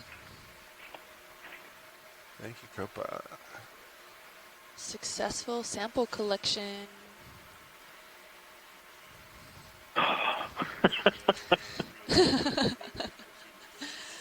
must confess that every time a sample is collected, especially if it's for me, I subconsciously hold my breath until, there we go. Yeah. We're all on the edge of our seats.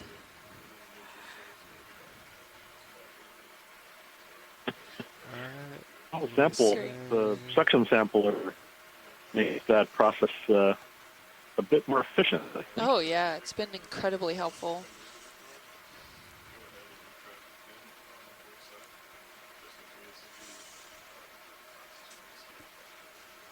I watch these. Well, I'd like to offer my thanks to the pilots, the D2 then. I appreciate all your efforts for this and for all of the things that have been obtained during the course of this expedition. Hopefully, we'll get to see something else before the end of the day. But thanks again. And hopefully, I'll get to call in one or two more times before the end of the expedition. Yeah, hopefully I'll be sure to pass on your gratitude. I'm sure, I don't know if they're listening currently. But thank you, Chris. I really appreciate all that information. Oh, the pleasure is definitely mine. Thank you.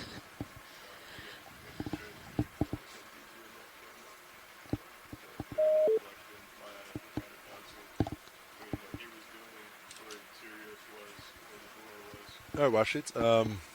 Yeah, I was a little more involved than I originally thought, but he's safely in the port inner firebox. Yes, thank you very much. Port inner. Yes. Okay, thank you.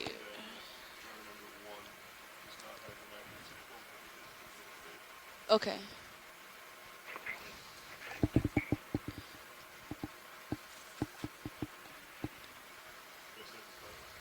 Thanks. Nice.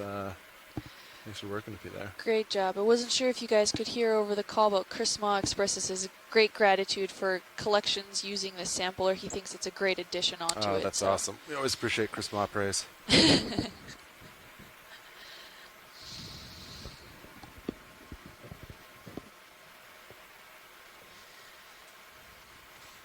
All right, so yeah, watch it. As before, we'll just start. We started to move, and we'll keep moving kind of along the edge. And let us know if at any point you want to move more inwards of the plateau. Okay, thanks.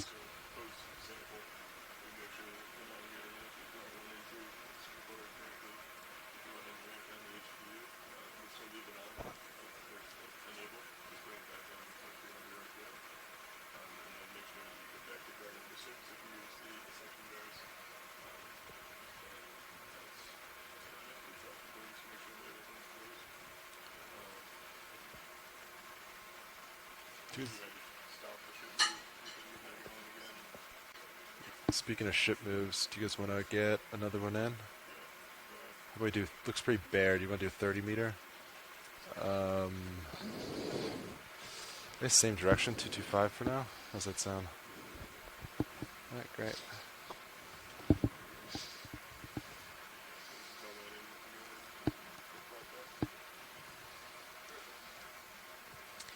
We see quite a bit of sediment here, so there's probably some underlying coral framework here that the sediment then baffled and was trapped and now is maybe developing part of the structure here. We can move partly up the escarpment a little further to that bathymetric high. Do you want to stay a little bit on the rim first, or kind of move and see what's going on there? We can go up. That's fine with me. Okay. Well, we're going to let the pilots do a quick shift change here, and then we'll get over there. Take a look move at along. Shuffling. Controls, do the hydraulics. So you got the door here. You got the sample boxes here. Hey, Washit. Did I hear you wanted to move away from the edge, or what was the final? Yeah. Yes, thought? to start to move up that really actual true high. True high. Yeah, we can do that. There's another. Can we get a quick snap zoom on that coral that's just about on the port side on the bottom there? Port side bottom. Sorry, say again. I guess easy stop and we'll reposition. Let's see. The one coming center, watch it? Yeah. Yes. Please snap zoom video. Swift jam, maybe? Oh, yeah. I think so. Nice. Very All planar. the polyps are out.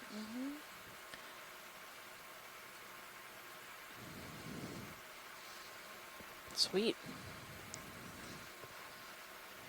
Is that all you need, or do you want good Is views that on a this? rhinoid on it on the other side? I think so. Yeah. You can see it's a good shot of all the little Video feet. in a little closer. Hanging on Might there. feel a bump. Stand by for bump. Alright. Beautiful. He's kind of entwined video, whatever you two need. branches together to hold on. That's interesting. And then, oh, is that like then a growth between the two because they're built now so close together? Maybe the tissue connected itself to the that's other weird. branch? Oh, yeah. That is weird. Interesting. Think he's been holding on there for a while, maybe? Yeah. So tilt Maybe. down. I wonder what would happen if it let go now. All right. Go Foot to the stays hold stuck fast. like that. There we go. Yeah. A good shot of also the Yeah, they said. sediments underneath. Is that a worm? After this, Yeah, we'll just looks follow like it. whatever high there is. He's moving around, Go too. there. Yeah. That clear tubular structure on the bottom is what Tilting we're out. referring to. See some great pteropod shells, as well as these little tiny sponges. It looks like there's much more to the sediment here than there is on the wall, which is like really just soft. This looks like it has more structure to it. Is that all set, Watch? Yep, we're good. We're yeah, good, thank All right. you. going. And then Chris, yeah, so I'll kind of saddle if you want to we start got another turning F for Callistes. starboard. Possibly. It's center screen right now, we'll about find out 6 what o'clock. Upslope Some more is from small here. Gorgonians. There's that purple coral again. Ooh, more further out there too. Yeah, we got some more structured something up here. Again, that purple color. It's either Clavularia or a type of Gorgonian. Can we get a snap zoom on that little conglomerate of corals there? Yeah, I can actually go to it if Or you go to snap it, that's fine. Snap it. If it's of interest, I can head that way. So Clavularia maybe. And squat lobsters, some standing dead and Alpsamia, and some yellow hexactinellid sponges. Oh, and a Chrysogorgid right in the middle. Yep. Just seemed to disappear for a second there. Yeah, we're good. All set? Yeah, I see most of it. Some Sounds hydroids. good. Another Chrysogorgid. A little tiny Chris, Anthemas. We're seeing a bit of those strands here also, and that's likely seagrass. That's the Lassia coming from the shallower ends, maybe dead or decaying and fell down through the water column. Yeah. Watch these. I don't see too much slope. Okay. I'm kind of looking west here. It's not a squat lobster. It's a gerionid. Gerionid. Red crab. JCN. Oh, thank you. I'm sorry. Pilot, what was Pilot, that? what was that? So we're looking straight west right now. Okay. I don't see too much slope, but Okay. there's a slight. Do you want us to go that way, or? Yeah. Okay, so Yeah. dead ahead's kind of what we're seeing. Okay. All right, we'll go that way then. Thank you. Yeah, this sounds good.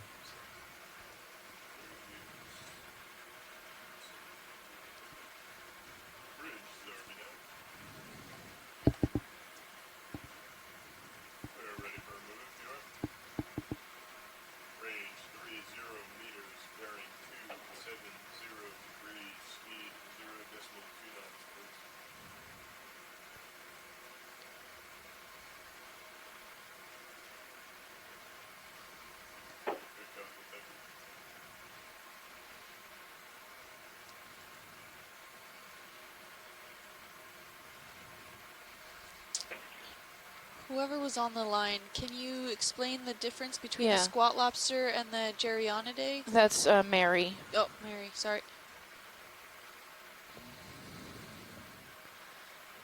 I'm not sure I caught quite the difference there.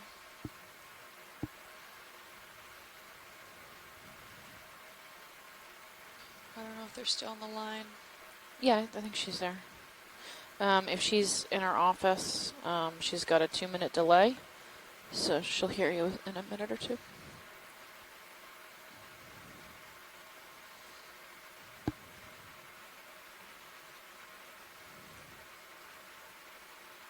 And then possibly Vizela, maybe, we just passed over. There's some really small hexactinellid sponges.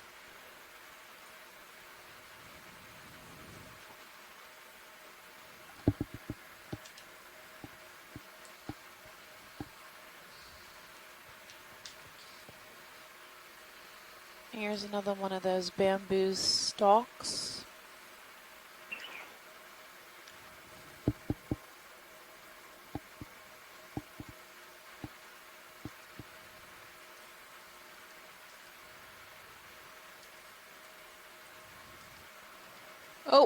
Oh my gosh, can we look up?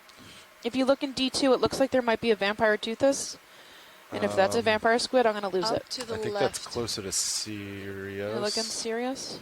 Oh, it's way up high? I think it's... They're pretty small, so I wouldn't be surprised by that. Oh, yeah. Yeah, I think that's only Sirius is going to get a shot on that. I think it's pretty high up. Yeah, it looks like it's And I think disappearing it's out now of the... slightly. It's like above the Sirius's light pool. So it's pretty high. Maybe the light from Sirius will drive it down. Yeah, I'm looking at the instant replay, and it looks like vampire toothus to me. He is very small, though. I think it drifted out towards the left side now. Not sure if he's still up far in the water column.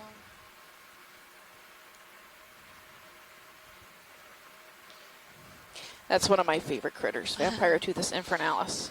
Yeah. Which means the Vampire vampire squid from hell. Yeah. Shh. I don't want to say that word online. H word.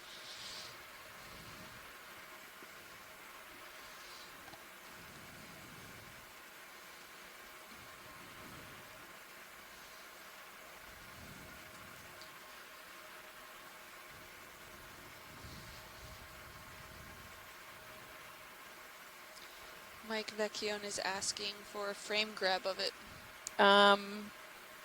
We can after the dive. I can send him one on email. It's really not a great. I mean, this is not great footage. You can just kind of see its like silhouette looming. Yeah.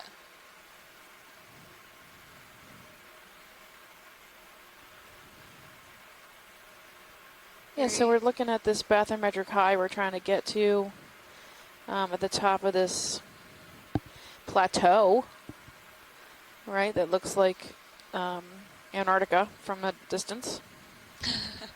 On the regional map from the bathymetry. So I'd imagine most of it looks pretty similar to this flat. Yeah, go for it. Lots of dead coral debris. Sandy mud-sized particles also trapped within the framework system. We're about 85 kilometers from shore. That's 53 miles.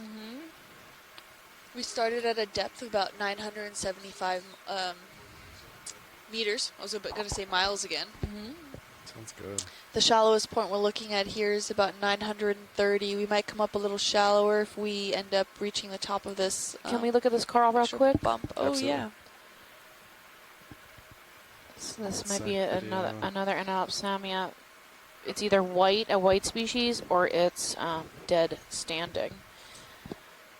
So it still has its structure. It's just the tissue's all gone. All right, video, please give me partial. Hold that, please.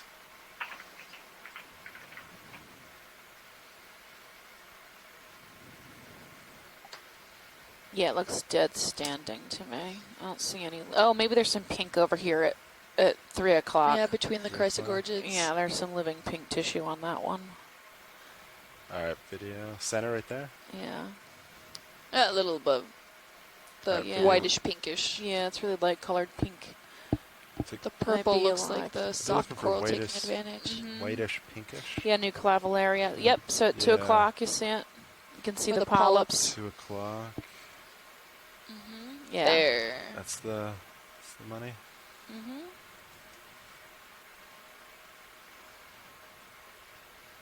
Nice squat lobster. Polyps seem to be out. I mean, this section looks pretty healthy. Might get a little bit of dust. Not sure what was going on with the rest of it. You see some polyps a little bit down the stem there, but... And a different species likely, or at least a different color morph than the one we saw before. I think it's a different species, it's a different growth form. It's not nearly as robust as the yellow one.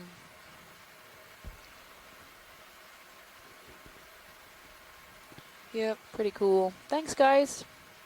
That might be a black coral in the background. All right, we'll keep moving. The mesh? Maybe.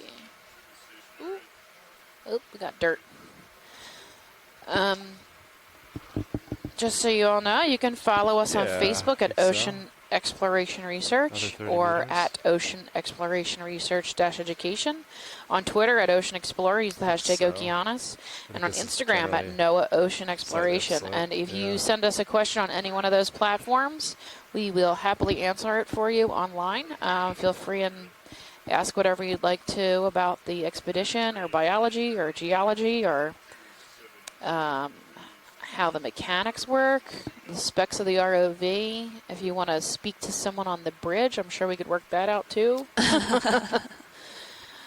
Oh, it's that little shrimp. You can also reach me directly on Twitter at Deep Sea Nerdy or Deep Sea Nerd on below. Facebook and Instagram, or you can reach out to Kim at Deep Sea Kim on Instagram. And if you use the hashtag Okeanos on Twitter, I follow that most of the day, so I'll see your tweet. So if you want to ask us a good question. Is that of interest? This looks interesting. Oh, just a quick snap zoom. The fact that it has back legs raised. Hey, Mary, we got you on the line. Do you see the squat lobster? Want to chime in and tell us what he is? Looks like he's missing a leg. Sorry, video. Yeah, give me one. Tripod second. squat lobster. Hold that there. Alright, lasers right there. Lasers are good. Lasers are coming off. Alright, video, you want to come on in?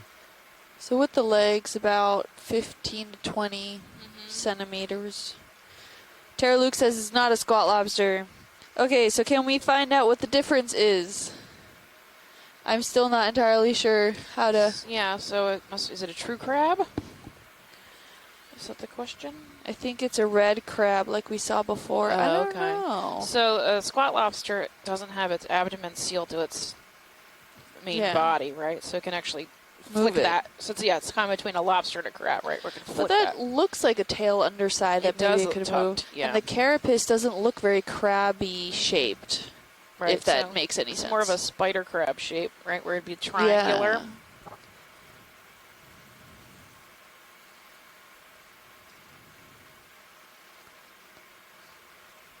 Yeah. Interesting. Well, thank you, video. We can move on. Thanks, pilot. Pan right, yeah. Watch these. We're going to do a quick zoom on the claw. That will be Oh, okay. Sounds good. He's quite spiny. He's got those teeth. Fine little spine. Oh, yeah, look at that. Looks like he's got some extra oomph in there to grab onto whatever he ends up catching. Sorry, video. Some little hairs in there. Having trouble. He's very spiny. His legs are very spiny. Alright. All set? All good. Alright. Keep moving.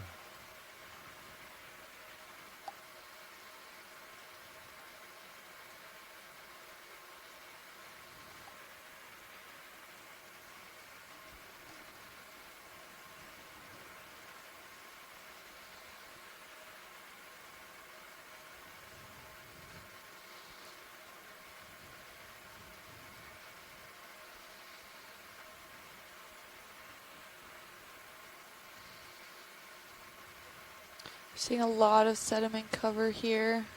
Is it Euplectella again with the Venus's flower basket was real thin and tall versus the ones we had seen before, which were kind of like a little more squatty at the bottom. Yep. A little pudgier at the bottom. Ooh, what's this at the base here? What's happening here? The little white look at thing 4 at o'clock? the...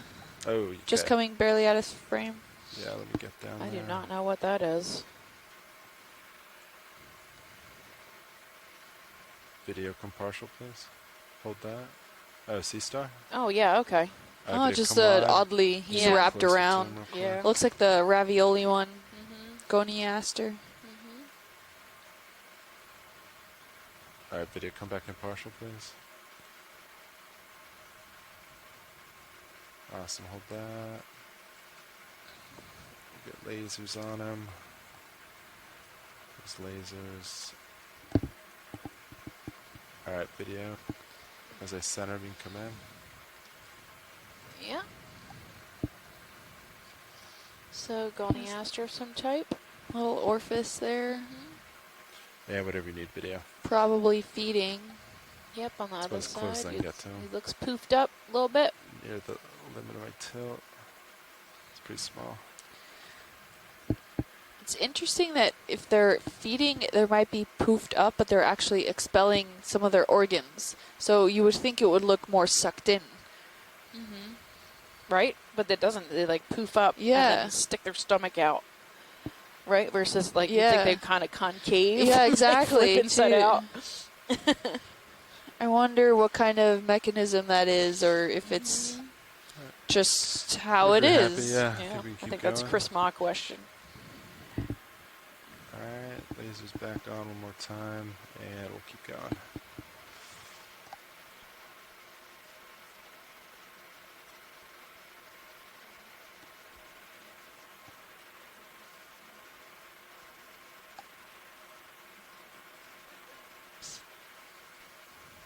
Ooh, we see some bioturbation here, so that's likely due to some crustaceans making some burrows underneath the sediment. Yeah, copy that.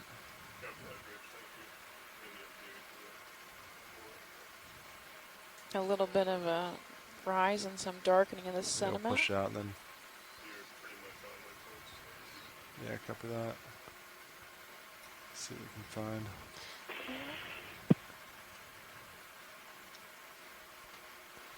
We have what looks like maybe that pipe cleaner coral again. That Pterodactyls? Tanacidopathes was the suggestion by Scott, but he wasn't quite sure. Another squid. Another squid.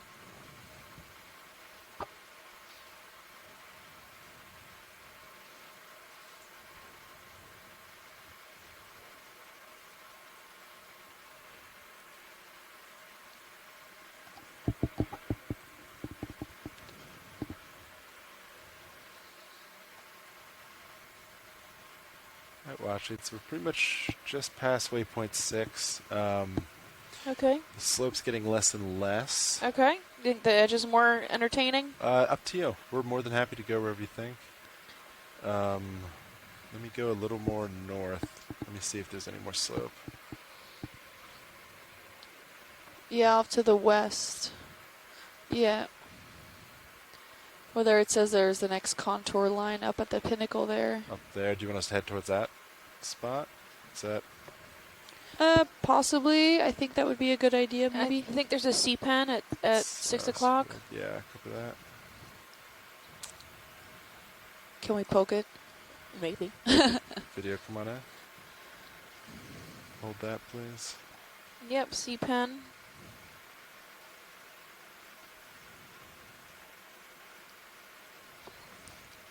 It's in the Octocoralia family. Sorry, video. It is technically a coral. Yeah. Alright, video, if you want to come on So in. coral adapted to live in soft sediment, which means this has to be thick enough for that hold fast. I don't see it retracting then into the surface if that edge is right there. We could try. Sorry, watch it. Say again. We're talking about gently poking it, see if it sucks into the ground. If you want, we're more than happy to. Up to you. I mean, would it, even though it has that surface right there? We'll see. Let's give it a little touch. A nudge. Yeah, let's let the sediment clear out so we get some good footage of it. Because that can determine what species it is. If we know the species, it can determine if it actually is a behavior that's specific to that species. We don't have that much data on these. Yeah. Perfect scientific way to say just let's poke it. Let's just poke it. Give it a reason to poke it. I'm trying not to disturb too much, but... Or maybe the polyps will simply contract. Alright, I think I'm set. Yeah, like 3/4 of the way. This is usually pretty good. Maybe a little higher. Which is a tad higher, yeah. Great. That looks awesome. Thank you.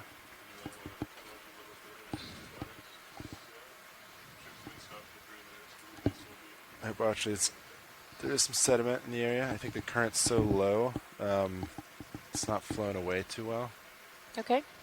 But I'm more than happy to try to poke it. But it's pretty dusty right now. Okay. Might give it another second to clear. It's a good observation of how the sediment, how the varying grain sizes are. You can see there's a whole bunch of like larger particles still in the water column, but then there's also a whole bunch of finer ones giving off that more dusty appearance.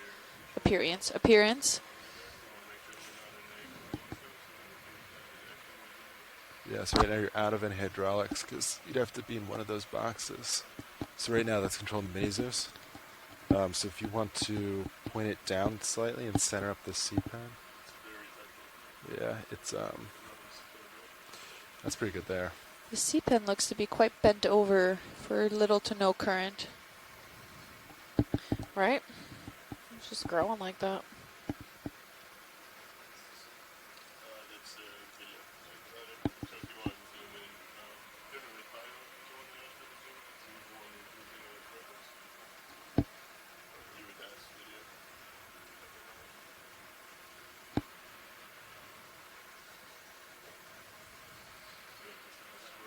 Super dusty, yeah.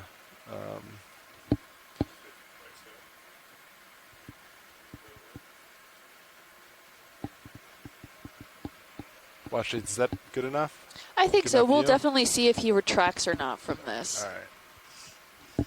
Arms coming live. 3, 2, 1. Arms on.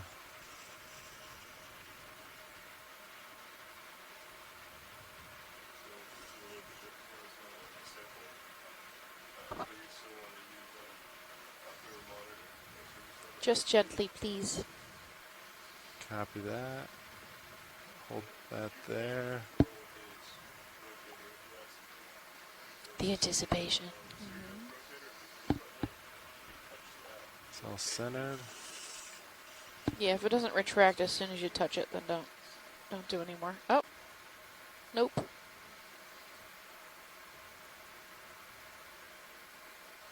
Oh, yeah, nope. Nope. Okay, that's enough. Thank you. The polyps just closed all up in a defense. But look how fast they opened up back up again. I was like, Yeah. oh, everything's okay. Whoa, this is good feeding time. Yep. So would this type not have a burrow underneath him then? I'm not sure. So we don't really know if it has a burrow. Nobody really knows how they do that. So there's a hypothesis, I wouldn't even call it a theory, that it acts more like a balloon. So the bulb underneath the sediment contracts, and it sucks the main stem down into it. All right, so arms off. So at this point you can ramp back down, just all the way down. And we're all good. Yeah, but he recovered quickly. He just opened his polyps right back up, and like nothing happened.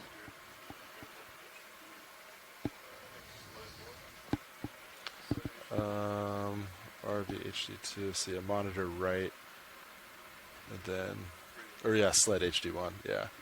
And that's.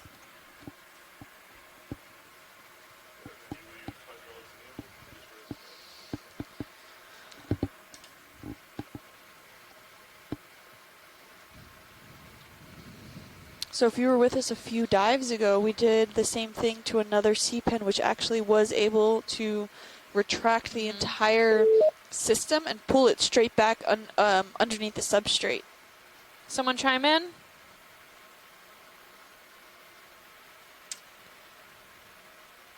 I heard someone come in on the line. Hey, is this Kim and team? Yes. Yep. Hi, how are you? Hey, this is Admiral Tim Gallaudet. I'm the Deputy Administrator, and I just wanted to call in on that last dive of this cruise to congratulate you all and send my commendations for fantastic work. Oh, thank you so much. We appreciate your continued support, and I'm glad we were able to get some footage for your summit that you attended. Exactly. That's what I wanted to share with you is we had a very successful summit at the White House, and it was really kind of extraordinary. The whole theme was your program, ocean exploration and mapping, and we had huge support, and we'll be making some major announcements over the next few weeks and months. Sounds great. But you can expect that you're in a growth market, and I couldn't be more happy for you because this program is so important, and it deserves to be recognized now at the national level. Oh my gosh, that's amazing. That's fantastic. Thank you so much. We're excited. We look forward to continuing the research. Absolutely. Oh, it's amazing. That's amazing. Well, it's been great. And then we've been delighted in following you. I have to tell you that I'm sorry, but I got to sign up. No kidding. I'm on a plane right now. Oh, my gosh. Leaving from Miami to North Carolina.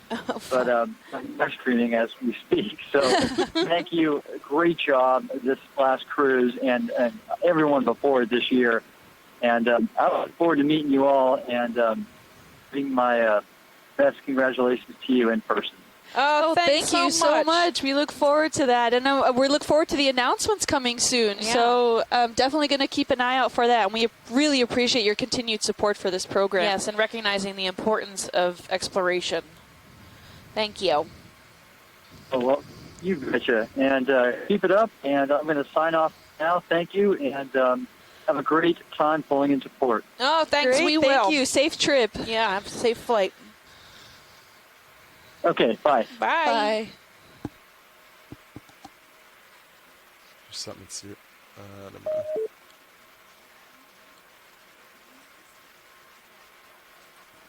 So that was Rear Admiral Gallaudet. We've been in contact with him for the past week or so.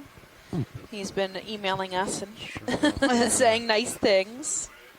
Yeah, so we really appreciate that and his continued support here for NOAA as far as the exploration program goes. And yeah. we'll definitely keep an eye out on the news. Apparently there's some good stuff going to be announced soon. Yeah. So hopefully we'll continue with the exploration and the research as well as the deep sea communities associated with Absolutely. that. And we hope to continue mapping and finding out what all is new. I mean, this just goes to show how amazing this work actually is. I mean, where we're diving today, we haven't This is newly mapped data. We haven't seen any of this. We didn't know any of this existed out here. And if you look at the dive plan that I had sent out last night, I included a figure of a regional map where this actually looks like a miniature Antarctica, the shape of Antarctica, with a whole bunch of these bergy bits around it, which we're learning can be a combination of part of the platform of the substrate that is part of that main plateau area, as well as some cold water coral mounds, maybe encompassing that area. So this is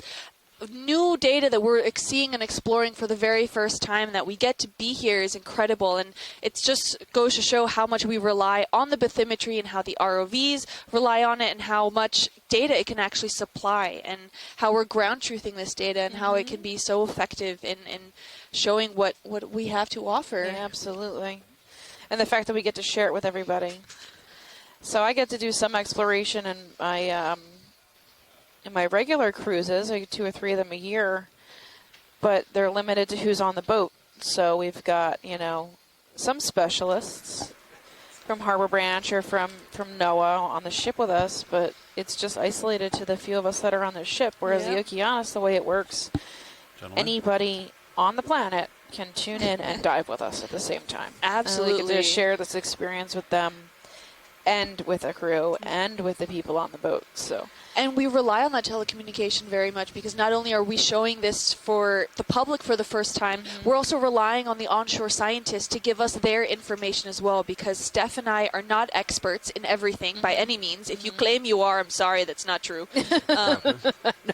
But I have focused most of my research in marine geology, specifically in carbonate systems and the development of these cold water coral mounds. And Steph is invertebrate deep sea biologist, specializing in deep sea environments.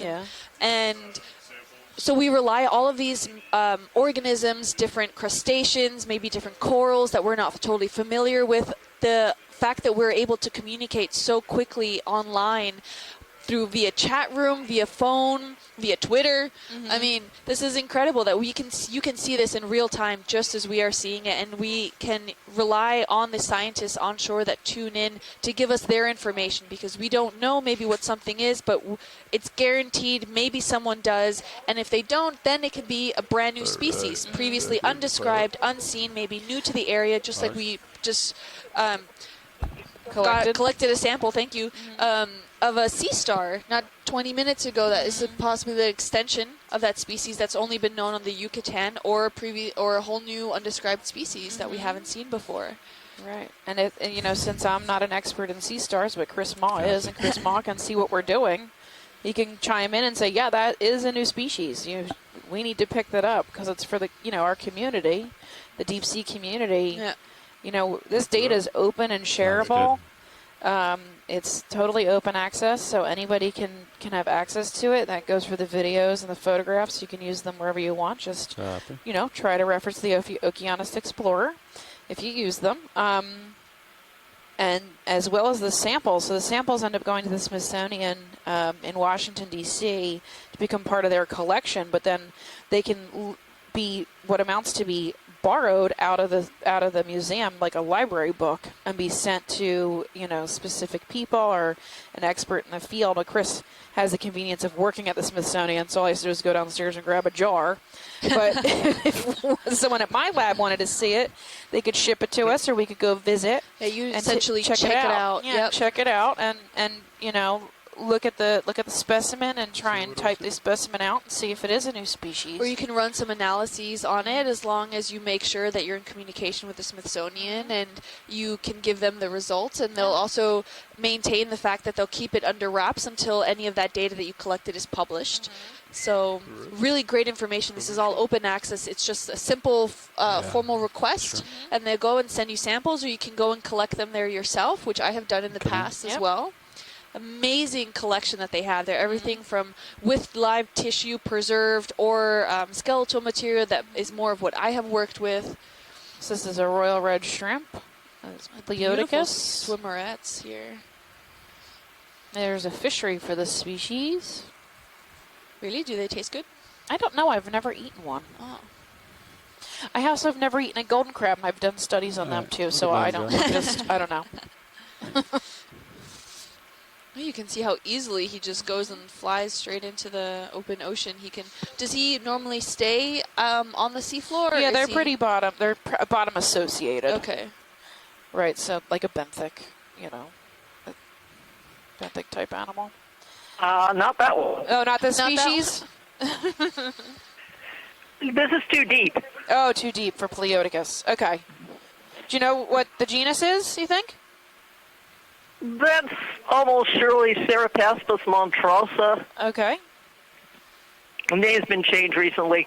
But notice the legs that you were looking at. That's quite characteristic, that they stick out laterally instead of underneath the animal. Oh, okay. Such a small thing can make it change a whole new species. And we were literally just talking about how our shoreside scientists can chime in whenever we're wrong and tell us what's right. So thank you for that, Mary. We appreciate it.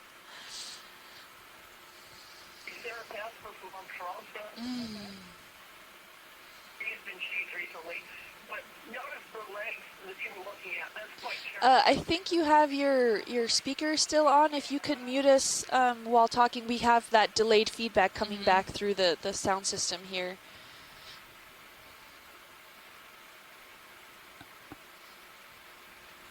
Thank you. It probably would taste good if you could catch it. Yeah. Pretty fast. Jar 1's already contaminated, so. So is that Seraptis monstrosa, named after the monster larvae? It must be, yeah. Yep, that's what Mike McCann said. It does look like monster larvae.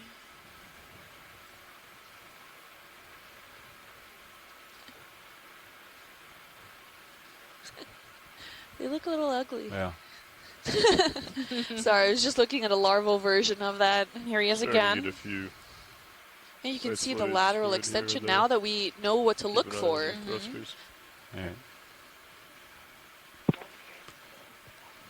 That's right. Can zoom in partial. Yeah.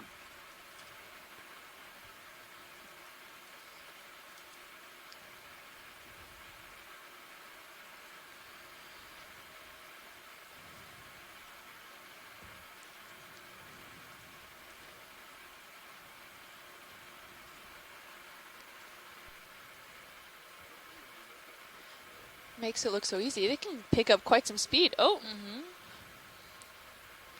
And I wonder what the long antennae then are used for. I mean, is it really to sense everything in the seawater or on the sea floor? Yeah, I think there's smelling the world around him. They are very long, though, like almost 3 times the size of his body. Oh. Oh, I think he ran into an amphipod or a plankton or something there. Did a backflip. Yeah, he's pretty much in the water column. Swims a lot. Oops. Well, don't come close. There you go, goofball. You can see there's another sponge in the background. And we can see also that there's a mixture here of a lot of coarse and soft sediments. You can see also in the water column how maybe those sediments are also a contribution of us if we've touched the seafloor, if it's really only marine snow. But that marine snow is composed of some sediment particles as well as detrital material that's been swept through the current systems, and that's food for a lot of these stationary animals that filter feed or suspension feed. The current has to come to them in order to feed. And so this is why we see them in areas where there's a high current, maybe not too high because then they can't settle with their larvae and start to colonize and grow. But it has to bring enough food for them to be able to consistently consume with all of their little polyps or the sponges that need to filter feed this material. It's really important, and a lot of this is brought down from the shallower environments into the deep ocean through the conveyor belt system of the current system and brought down here. And I mean, here it doesn't look like there's so much hard substrate available for a lot of these corals to colonize in this area, but we did see on the flank of this escarpment as well as these other two mounds that there was at least one point dense cold water coral communities living on these features, and we now have some more sparse communities. We did see some scleractinians, but not a robust amount of them. But more of the living ends of some of those dead framework systems, which tells us that maybe they haven't been dead all that long. Geologic time, not all that long. And here at the top, at some point, it may have been that hard substrate that's been exposed, but over time, who knows that there could be a whole bunch of coral rubble and coral framework systems underneath this layer of sand, but it has been since buried because of the sediments that get trapped and baffled in that suspension feeding goodness that you see in the we call it marine snow. There's no other word for it, right? Nephloid layer. We have nephloid. And with that comes the sediment particles that get trapped and baffled. And then the sediments you can see here are cascaded and over this kind of plateau region that you're looking at here, and maybe to the point where corals couldn't keep up with it and have been buried and died off then in that sorts. Or we just have then corals at some point didn't like the environment that it was growing in. Either something in the water column changed as far as temperature, dissolved oxygen, salinities. All of these are major factors that contribute towards the growth of these cold water coral communities. And if something changed, which we know it does frequently due to the glacial and interglacial cycles experienced throughout the entire system on Earth through geologic time, that they can die off. And then maybe the sediment just kind of kept coming, regardless if the current system was not exactly up to the physiochemical conditions necessary for coral growth, and deposited here. So, because I'm not seeing so much of the coral tufts that we were at some of the other places in the mounds where maybe there was still some underlying coral rubble textures. I'm seeing more just sediment. Sand, So, we can head back to the rim if you'd like. Sure. I think it's just going to get thicker sand here. I don't think we're going to really get any. Too much. Do you guys have anything in your radar or sonar? Pretty clear. Not really. Yeah, maybe then we might head back and continue on the rim. Head back to the rim, if that would be okay. Yeah, you can stop. Yeah, I think we've hit the the real top of this mound structure here. Yeah, it doesn't look like it gets any taller. No. Or there's any real slope. You were asking about those antennae on the shrimp? Yeah. There are two sets, and the long ones are mostly for touch, which will detect food or other animals in the area, but they also can use them in courtship, at least in some species. The shorter ones are the ones that pick up chemicals. Oh, okay. But they also have a lot of other tactile and chemoreceptors. These guys are all covered with very high-tech nerve endings. Awesome. Here comes another one at 9 o'clock. We're going to see is going to come into view. So the long ones are tactile, and the short ones are for smelling, ultimately. All right, chemical sensory. Pretty cool. Thanks, Mary. We have another one of those Venus flower basket sponges. I have to physically control not to say Venus flytrap. I know. It's Venus. Yes, go for it. Yeah. Yeah, whenever you guys are, ready. We're not in any kind of rush, but.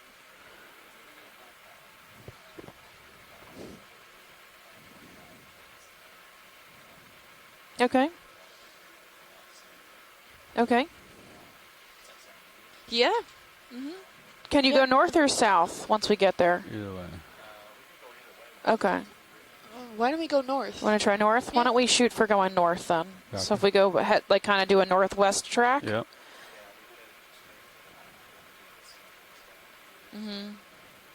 Yeah, head north on the rim. It looks like there's a little more stuff on the rim than up here is mostly sediment. Okay. All right, thanks. Great, thank you. You could drop a target, say turn around here or something. So here we are seeing a bit more sporadic coral rubble, some bioturbation. A little, I think, stylaster all the way at the bottom. Yeah, tiny guy.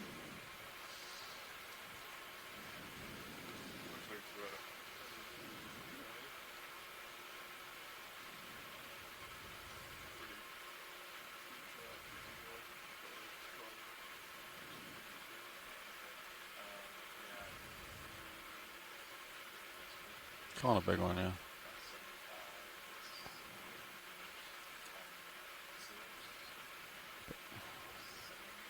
Perfect. So we're only in the water until about 3:45 today, so we have about another hour left. Yep. And then that completes this expedition. And for this the rest of the expedition year. here, the holidays are coming up. Everyone gets a break. Ish, yeah. You still have to defend your PhD, but... minor detail. Yeah. I was referring more to the ROV guys that have to go out and take the ROVs apart and maintain them. Doing a bunch of maintenance. Here's a cool white, maybe a crinoid or something. What are you looking Small, he went off screen. Oh. I saw something yellowish just on the bottom here. Yeah. Zoom in video, see if it's yellow. Gorgonian, maybe? Just toppled over Gorgonian? Got more? Yeah.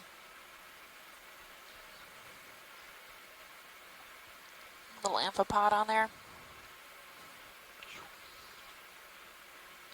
Yep. Is that a Anthomastus right there? Looks like Clavularia. Yeah. And look at the hermit. There's a hermit too. Oh, yeah. Just a light colored purple Clavularia. Really great shot now of the sediments as well. We can see there's a mixture between coarse grain and fine grain, a lot of pteropod shells. The coral rubble. This is a pulid worm also. Just goes to show what looks barren isn't always barren. We have a lot of life in this area. Thank you, pilots. Yeah. I mean, a lot's kind of a stretch there, lady.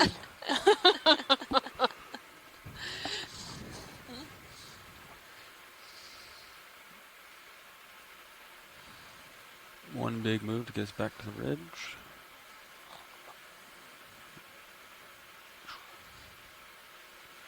Yeah, let's lift off.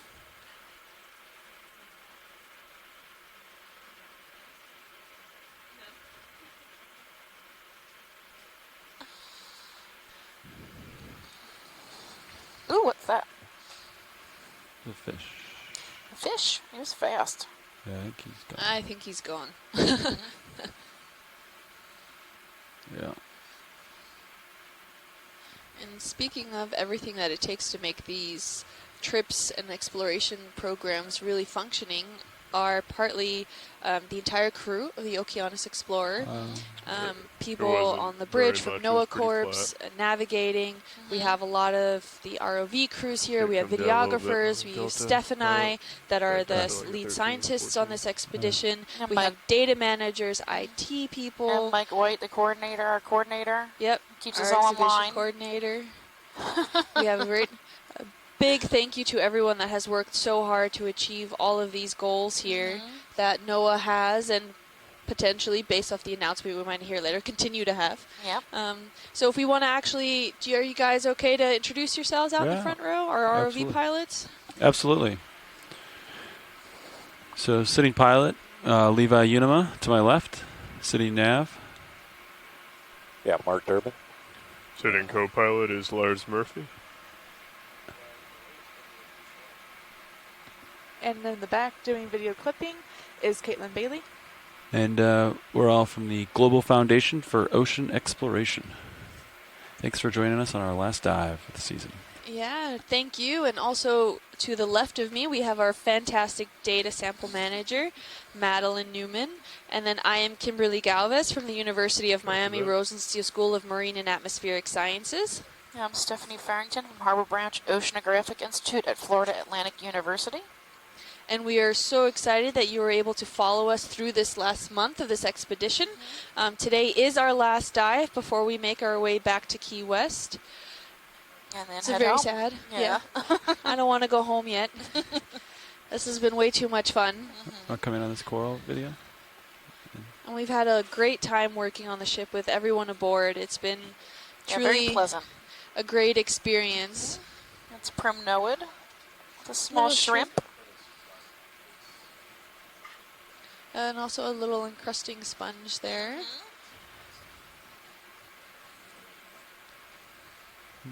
A little Anthomastus.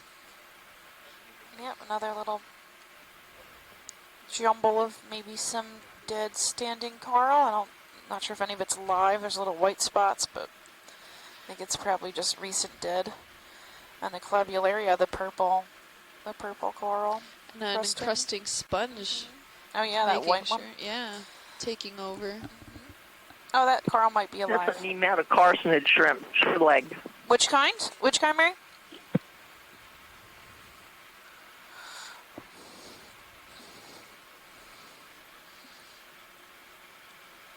Next video.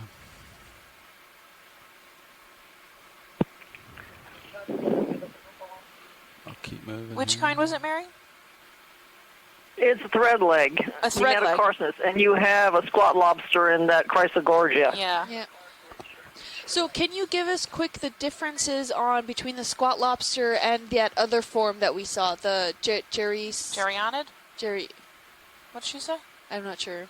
Deep sea red crab. Yeah, the red crab. Okay. Yeah, can you explain the difference? They looked extremely similar to me. Well, the shrimp was nematocarcinus. No, I'm sorry. Well, the earlier. squat lobster and the crab. Yeah, what's the difference between a squat lobster and the deep sea red crab that we saw? Because they're similar. They look similar, the long legs and the little squatty bodies. Cool. So we were just trying to understand the main difference between the two. So one's a true crab. In the future. It's crazy how there's always a It's a true crab. Okay. I know. Yeah, so the red one's a true crab versus the squat lobsters, which are not. So their abdomens aren't attached, right? So that they can actually use them to swim. So that's one of the defining characteristics. Okay. And do you see them more on sediment bottoms versus on coral rubble or actual corals themselves?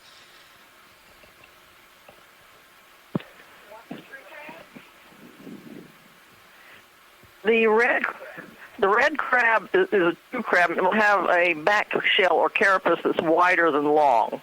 Your squat lobsters usually have more or less a cylindrical or square shape.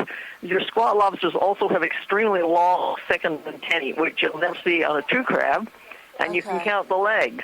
In a true crab, you have a pair of pincers, and you usually have 4 legs behind it. And the squat lobster got a pair of pincher and 3 legs, and then a cleaning brush behind it. Thank you.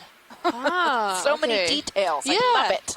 But I mean, to my eye, I didn't totally see the difference. But now I know what to look for. Thank you for that. Thank you. Let's see if we can see our little residents in here. Oh, my rotator's maxed out. Sorry. Trying to rotate Have down. that sieve Look down plate. into Maybe that the one. one right on the bottom seems like we can I get wish I the could best rotate down further. View inside.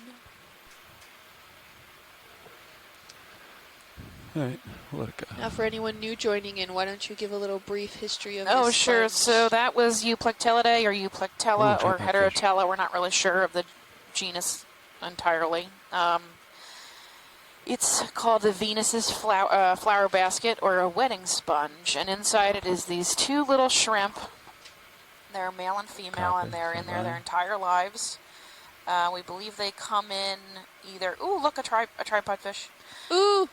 They either come in as larvae, Come as in, they're partial, as tiny approach. little, recently settled out shrimps. They're actually not really a shrimp. They're kind of between a shrimp and a lobster. I'm sure Mary can chime in and correct me if she would like. And they stay in that sponge their entire lives, and actually that dried out versions of those are given away as wedding gifts in Japan as an old traditional wedding gift. This is a tripod fish. Really cool looking. Come in. And it's a tripod because those modified pectoral fins are really long. It only stands on 3 specific little corners. That elongated, now also modified fit tail. Fit tail fin? Caudal fin. And those 2 undersized pectoral fins. And all those wide-angled... satellite dishes. Yeah.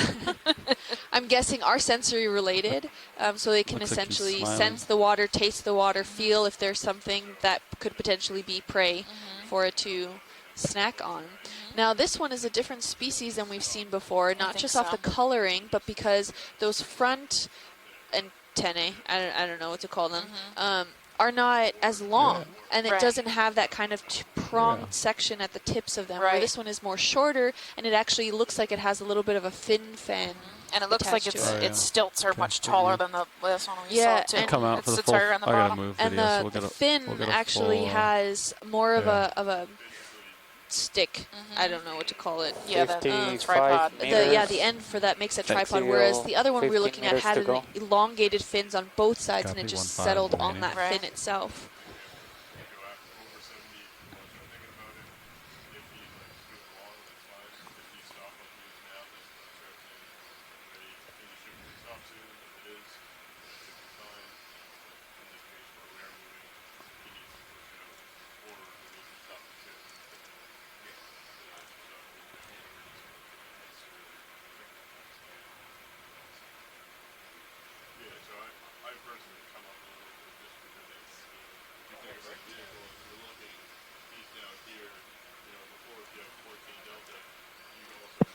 Your description of the sponge shrimp is accurate. They don't really fit into a group that you'd be familiar with. They're a group of their own. Yeah, they're like in between a lobster and a shrimp. Like I don't even know what to call them. Like they have that. They're stretched like that, like a lobster, but I don't know.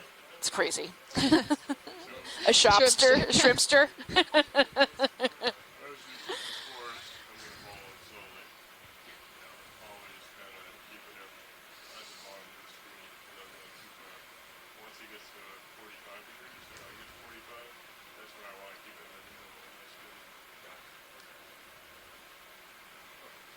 Yeah, so we're headed back to the rim of this feature, of this plateau, hoping to get maybe a little more life.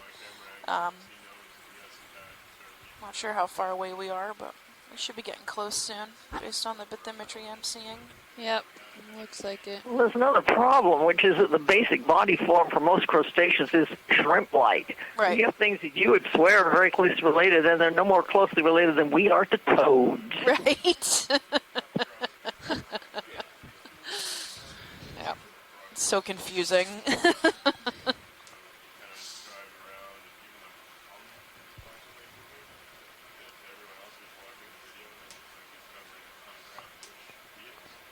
All right, the ship's gonna stop pretty soon, pilot. Copy. You see some bioturbation Copy, here bridge, again, move as complete. well as some little minor coral spots here and there. Watch lead, this is Nav. Yep, go for it, Nav. So the last navigator told me that we wanna just follow this ridge. Is there certain depth that we wanna follow, or just right here on the top? Just I don't know if you're looking at high pack. Just follow this contour at 940 meters. Yeah, we're just looking for more density of life. So wherever that just happens to be is where we'd like to follow. I think it's probably that 940 line. contour. We can start moving and northward. then I was planning on going north. Is Yes. that okay with you guys? Correct. Okay. Yes, All right. thank you. Thank you. Thank you. Got something in the water there. Little guy. Ctenophore. Oh no. No, nope. It has flaps. Ostracod? Could it really be? I don't know. Could it be a pteropod? No. They don't normally look like that. What? What'd you say? I don't know. Let's refer to our chat Zoom room. Yeah, hold that. Mike says a squid? Squid? But what? No, oh. Gymnosum pteropod. Okay. All right. We're done with the move, right? I've never seen one alive before. Right? You're used to looking at The ship stopped about a minute and a half ago. He's a little budge ball. It's all... Gymnosome refers to naked pteropod. Naked pteropod? All right, we'll let it go. Kind of flipped around a little bit here. It's so big. Well, compared to the ones that I look at all day. Wow, really cool find. I never saw one alive before.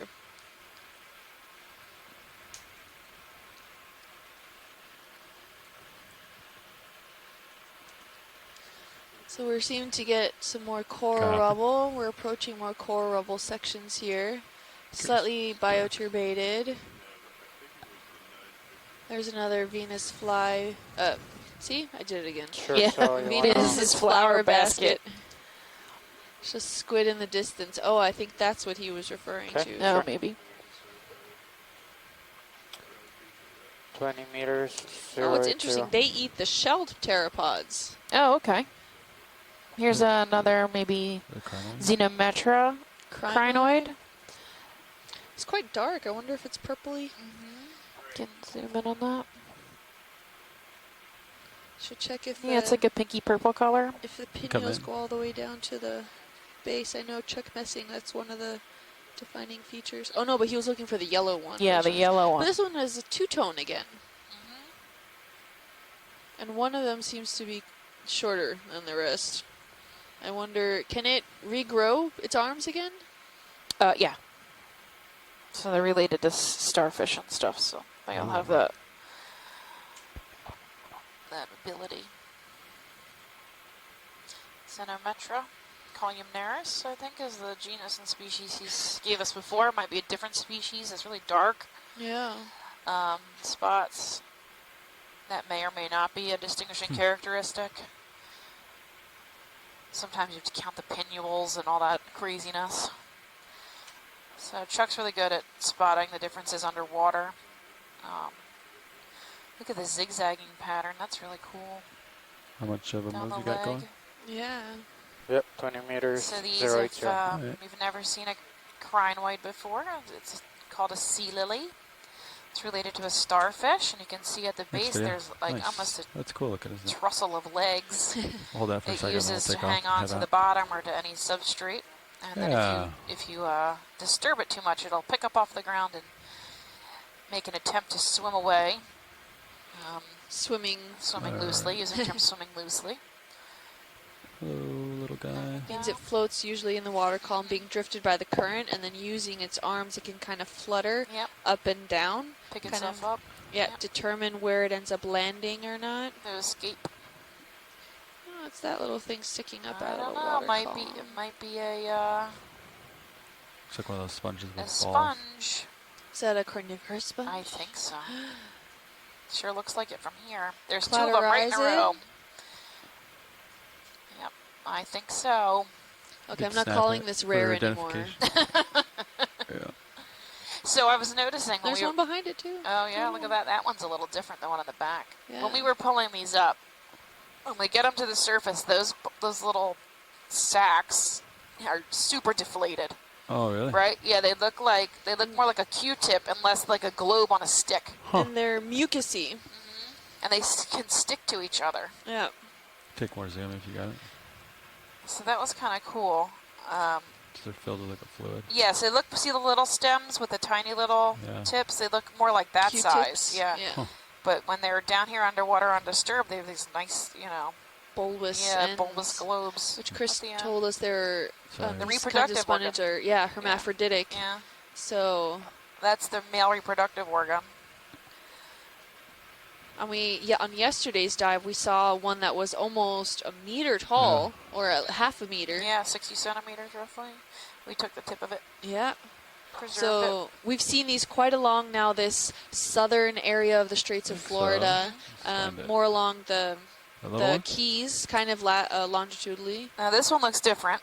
This one looks like just the unstocked ones, the little glittery poof ball ones that How much you got left? cotton balls. Yep, and we collected some of these a few dives ago. Yeah, the little poof balls. Well, which they're able to retract all of those little hairs inside. So none of them, when we brought them up from the sampling, had their hairs out. Yeah, they all retracted them. Yeah, little golf balls.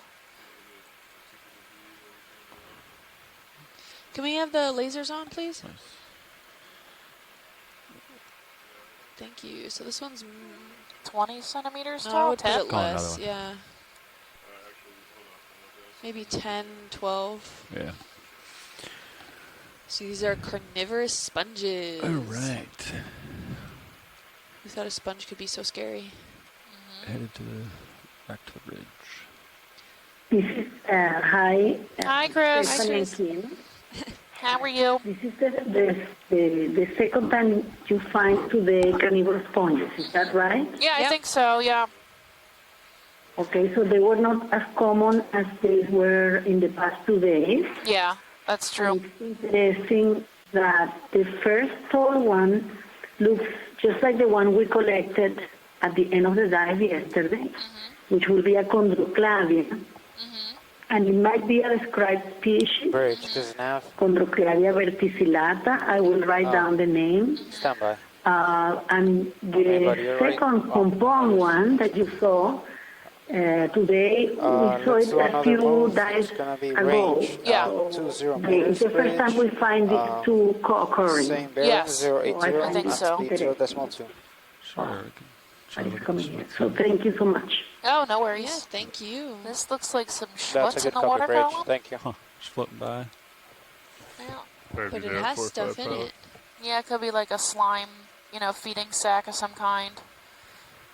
Looks like we're coming up on the ridge here. Yeah. There's a little bit of structure to it.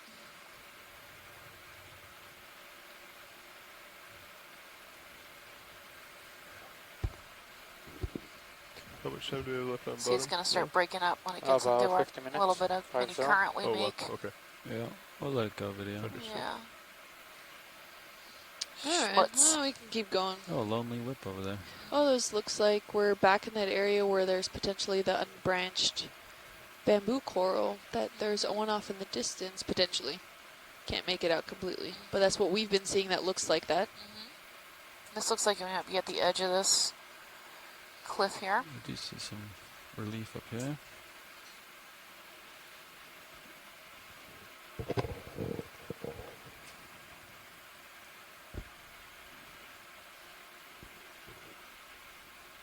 You have a little bit of room to push out.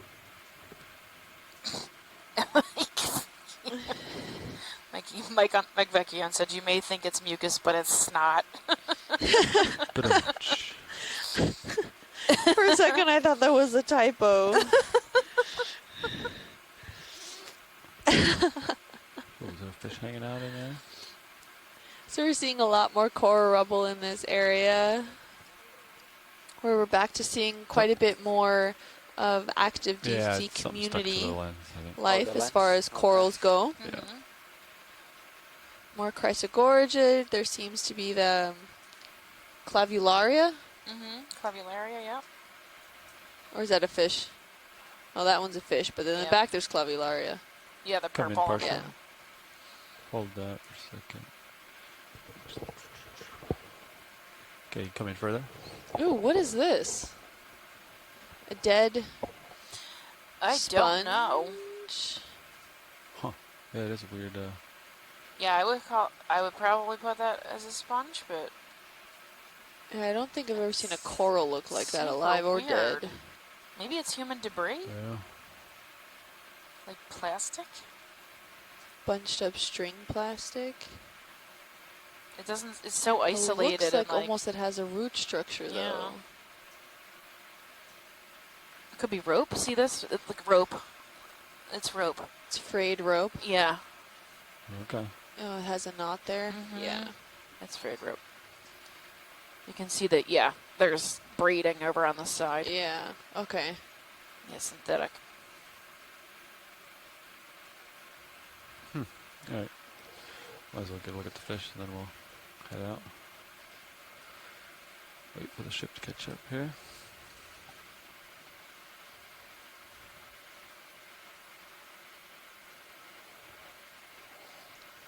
We saw one of these earlier.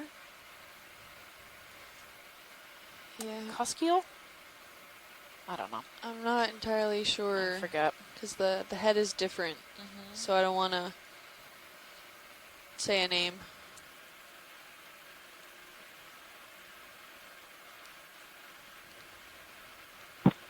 Across the gorge, yet to the left of it, has a very nice squat lobster genus called Europicus, big orange one sitting in it. Europicus. Okay, we'll check that out. Can we look at yeah, the squat lobster Yep. here at 6 o'clock? There we go. Europicus. That was a quick identification. I know. I know. I can hardly see I it. know. There's two There's of a them. little one, yeah. There's a teeny tiny one on the upper part. Come in. Oh yeah, look at him. Nice squat lobster. Little teeny tiny guy, too. Looks like there's a worm above him.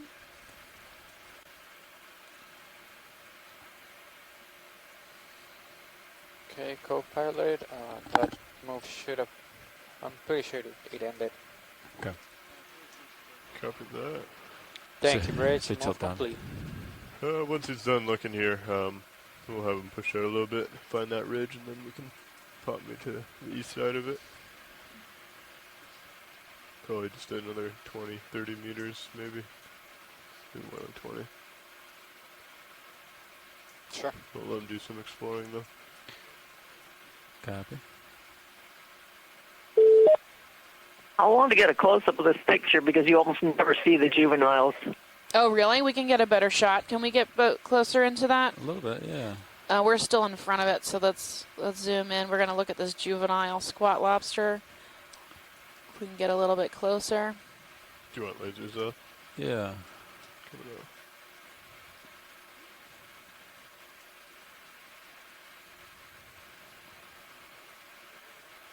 Yeah, I'm getting as close as possible here. Come in.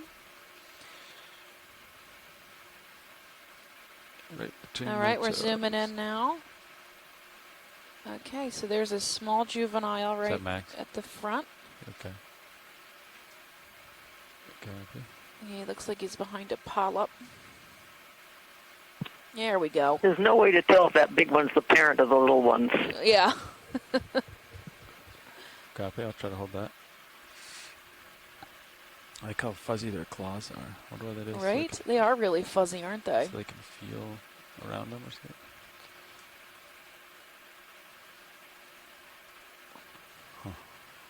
All right, so there's the juvenile.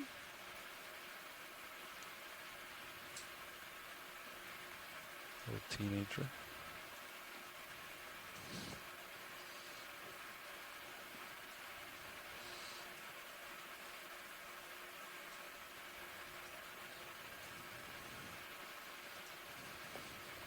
Did you want some additional footage, Watch Lead, of the juvenile, or was that sufficient? Or Yeah, that's probably okay. Okay. Mary's on a little bit of a delay, so she might chime back in and Yeah. tell you to hold. But Yeah, we got a minute, so yeah, we can stay on this. No okay. problem. Zoom in a little. No, let's zoom in back on the little baby. Yeah. And we'll hold it for a minute while Yeah, she let's looks at it. See if there's Look, it any... even has like little freckles on its cheek. So cute. Aw, it's like blushing. Yeah, blushing squat lobster. It's pretty cold down there. All right. Oh, 4.8 he almost degrees. got himself an isopod there. Amphipod. Wait, we might catch it. Nope. Look, it even has like little freckles on its cheek.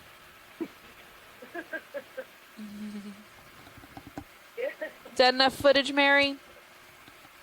Yes, it is. You're good. This is probably Eurotychus nisus, which is the biggest of the bunch, but there are about 6 other species that you could find.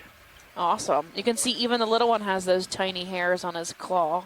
I can't believe we can see this with this camera. That's crazy. Awesome. Quite beautiful. You can come out video. All right, we're good whenever you guys are. Copy. Thanks. All right. Let's find this ridge. So Ellen of Troy on Twitter said, this has been the best expedition ever. Thank you so much. And then a bunch of little emoticons of marine life, squid and stuff. All right.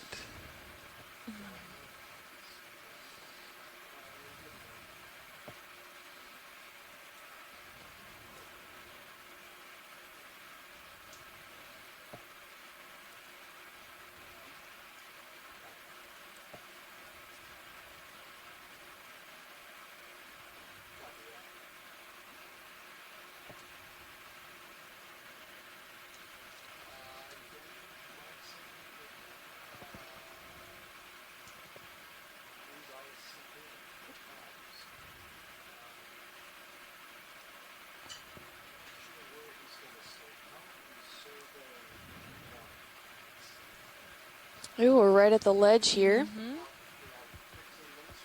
Definitely a lot more coral rubble than what we were seeing further interior. And that could be due just to the fact that the current systems are not, the sediments can't compile here without the coral rubble, so that hard substrate was probably exposed for a longer period of time, letting the coral larvae settle here and start to grow. And then as the reef formed, it created more and more of that hard substrate and then trapped the sediments afterwards.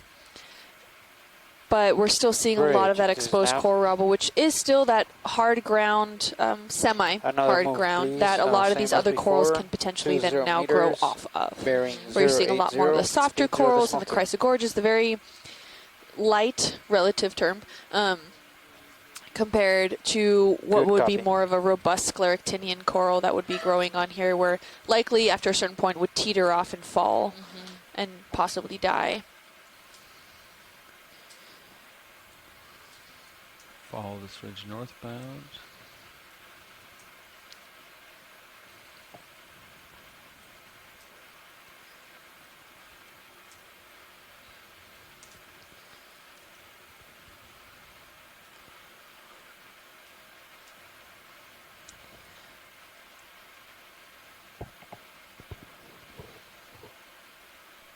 Yeah, so now this has me almost confused again. If this is the coral itself, or if this is. Can we get a zoom in on the purple one that's 6 o'clock? Yeah. Or if this is a coral taking advantage. I don't see any other standing coral that's tall. Hello. How are you? No. You can come in the purple one here? Except for the other purple one in the background. Yeah, exactly. So I think this is its own framework. I a agree. living framework. Do they need lasers on it? I'm just not sure what. Turn them on, yeah. Fog lights. Yeah. You want fog lights, Caitlin? Anthothylidae? No, I think we're okay. Okay. All right. I think it's called. Scott said Anthothylidae. Something like that. Yeah, and it's got that robust base. This is the same one. Yes, this is definitely its own coral. Look at the polyps. Oh, yeah. Oh, there's a shrimp or somebody in there. Maybe a squat lobster in there. Anthothylidae, yep. Ooh, a brittle star. Moving its leg. Every time I see the polyps go in, I just think of... And this is related to the Victor Gorgia coral. That's the only purple, well, that's one of the purple corals seen in the Pacific.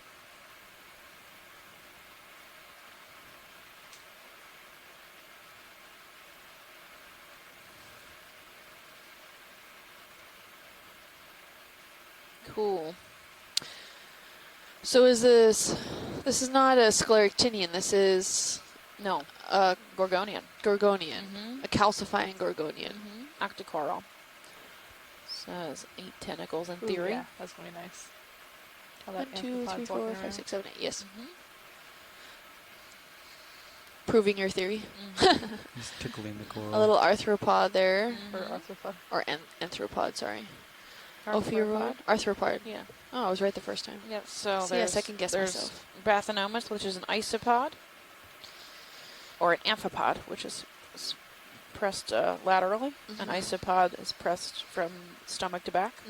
So since he's skinnier than he is flat, he's an isopod. Amphipod. Excuse me, amphipod. Just keeps messing with the coral. He's a sea cockroach. They're all sea cockroaches. Yes. They're just different shapes. Well, one are more sea bugs. One or other ones are sea cockroaches. Can we get a pan down to the base, please? Yeah.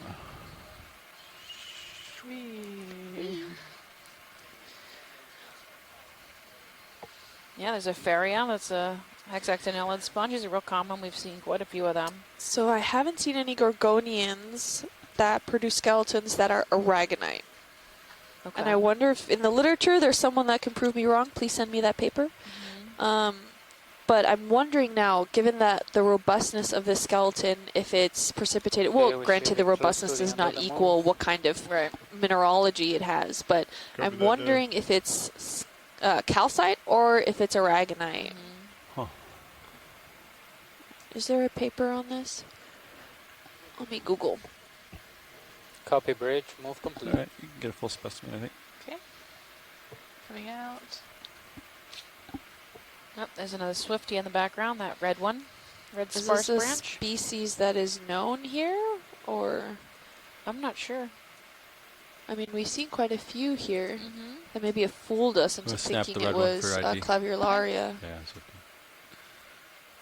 Yep, that's Swiftia. Right. Ready? We keep looking. Video's clear. All right. And video's going to switch out. Copy. Thanks, Caitlin. Okay, looking down 269. I could start swinging towards the north if you'd like. Yeah, go for it. Coming over. That move zone was complete now said, but I think I was feeling quite a bit of swing after the move stopped. All right. We'll see where I settle and maybe bump out another 10 meters.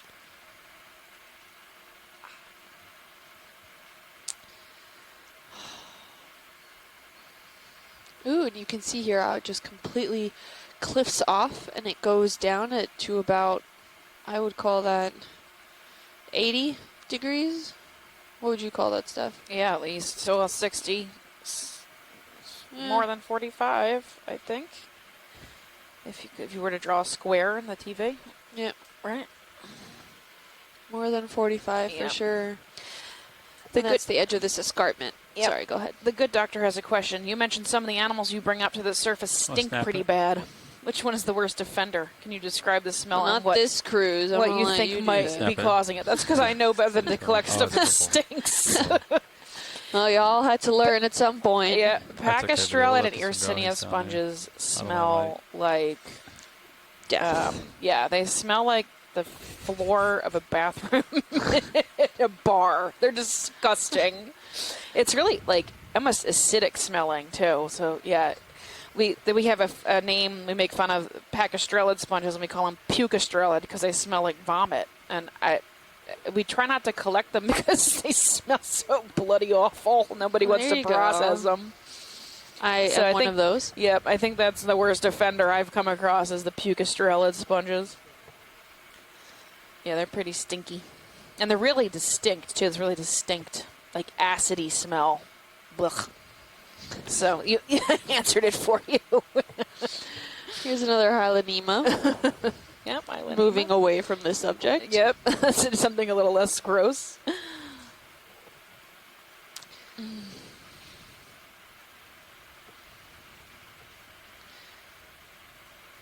I'm not seeing any papers posted about what the mineralogy structure of the skeleton is. Maybe you could do it for your postdoc. I am looking for a job. Yes. I might as well say that as we're wrapping up here. And you can find Kim on LinkedIn. It's Kimberly Galvez from University of Miami. She needs employment. Can snap the fish. She's graduating their PhD next week. In geology? What's it specifically on? Well, it's marine geology and geophysics. Okay. Is the degree, and I study specifically deep water corals and deep water carbonate systems and the cold water coral mounds associated with that and their development through time. We can start heading northbound. I want to get. So here's my official recommendation endorsement of Kimberly Galvez for any position you might have for her. She's a wonderful, wonderful roommate. 0 to 0. I appreciate that. Yes, it's fun at the sea. Some people can't handle this. I know. You know. So Kim did really well. This is your first cruise. This is her first research cruise. Yep. She did really well on her first cruise. Really next pleasant. Move's gonna be range. 20 Fun to be around. She's a team player. She's a team player. Speed 0. And you can tell she's super smart. Because she says a lot of stuff I don't understand. Good copy. It depends. Well, we're looking at a nice rat tail here. And it's different because it doesn't have that like helmet face that the other one Yeah, so this one's did. Nizumia. We see this one a lot more often. Yeah. Okay. The other one was a different species. It's probably a different genus. Okay. We have All right, Brian, you come Swiftia, Chrysogorgia, all along these more denser now accumulations of coral rubble and some standing framework systems. All right, then. I was just looking at the fish. Oh, have we seen this? Oh, we have another one of the pipe cleaner corals. Antipetherian. This is a black coral there. We're not really sure what it is. We thought maybe Tennisidopathes. Usually when I see Tennisidopathes, it's much more loosely branched. This one is very tightly branched with that, like the individual, within the individual, branches. Well, actually, this is now. Yep. Copy. Just letting you know, we have about 30 minutes left of the dive. 30? Yeah. Come in. Oh, I thought we were coming up at 3:45. No, it's going to be a little bit later. Okay. About, 3:50, about 3:50. Okay. 3:50, yeah, between 3:50 and 3:55. Okay, no problem. Thanks.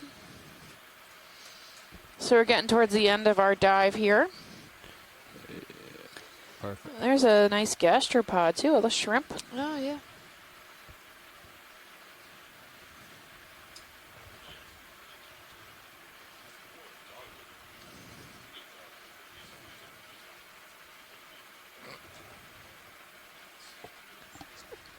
Nice. Yeah, absolutely. Let's see what we got up here.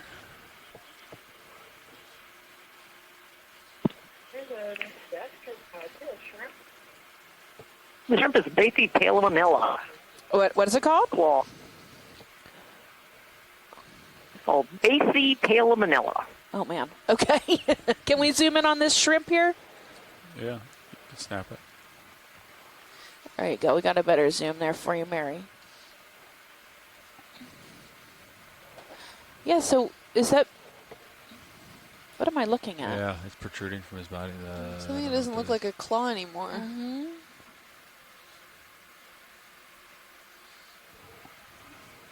What is that thing coming out from his underside? Yeah.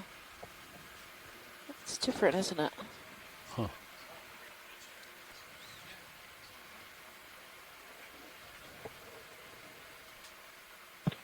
I've heard it called a long-clawed shrimp. Long-clawed shrimp. Dude, he has this, it looks really weird, this, like, protrusion. Maybe it's been snapped off. Yeah, it's odd. Yeah, maybe that's what I'm saying is a severed hand or something. A severed claw. What? You're looking at the mouth parts of the Maxillipes, and the claws on these guys are bent backward. Naturally. Yeah. Oh, he's neat.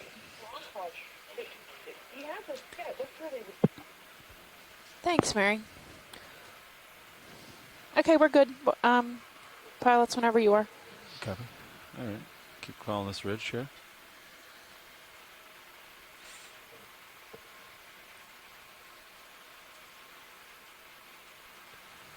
Yeah, Nav, I'm pretty comfortable with where I am now, so next moves can just follow this ridge as we go north. Copy.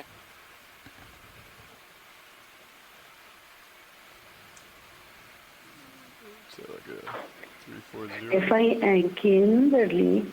Hey. We have 6 more minutes, don't we? What'd you say? What'd you say, Chris? 30 minutes. Oh yeah, that's it. 3 more minutes of diving, isn't it? I know. Sad. Well, don't rush it. Right? I know. We're just chilling up here to the top. Oh, wow. It's been a nice few weeks. I always love coming out to sea. It's like, it can be super stressful, but at the same time, super relaxing. I don't know how else to explain it. Come in. I'm not in the office, right? Snap it. I'm out at sea. There's just a different experience being out here. So this is a different fish than we saw a few minutes ago. This one looks like a cusk eel. The one before was Nizumia, which is the rat tail. This one looks different even than the one before that, with that really armored face. Yeah. You can see some pteropod shells also in the sediments there. Some gastropod shells. Oh, an ophiuroid hanging onto some coral rubble.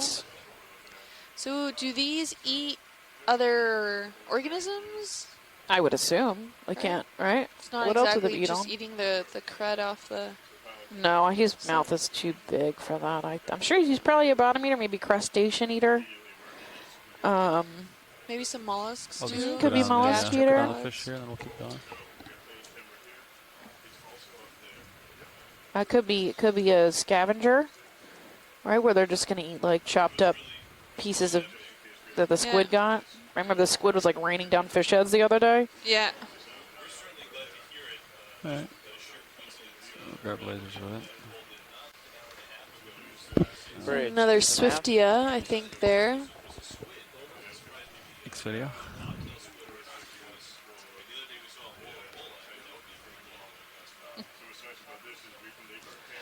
We have some corals also hanging right at the ledge here. It's like holding on to the coral rubble that was able to stay intact and not fall down further, and that's like I think optimal positioning for some really good feeding for the current system. But then you're running this risk of it kind of passing out underneath you and you falling down into the depths. Yeah. It's kind of a dangerous place to be. Yeah. Living on the edge. Have another crinoid there also. Is it a metra? And then maybe a bamboo coral at 9. That looks a little different. The live robust one at the left, right to the left a little bit. Yeah, almost dead center. Yeah. We'll get up close and personal video with this one. Okay, come in.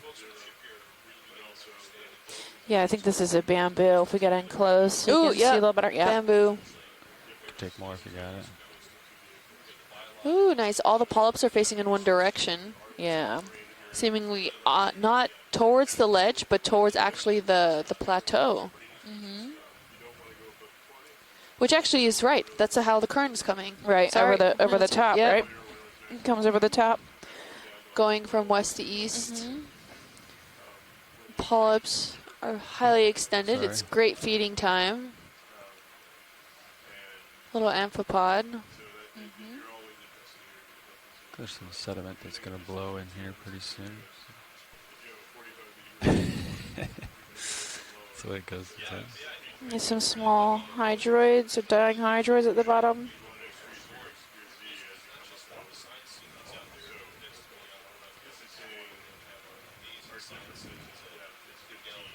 There it goes. That was a here's really the nice crinoid. Xenometra. Yeah. Yeah, that one is that more robust purple that I was talking about before, and this one has the wispies at the end. Yeah, they're really pinnules that just don't have any. Yeah, like the bald stalks, right? Yeah, yeah. they're pinnules at the ends of those. Here's a chrysogorgid. Yep. With a crustacean. There's squat lobster in there. Another heterotella. Nope, Hylanema. The zoanthus on the stalk. You know it's bad when the geologist corrects you on the sponge there. Covered in zoanthids. Zoanthids just love it. They're like, I think there's some hydroids around, bryozoans. Yeah, down there at the bottom, they could be bryozoans or hydroids.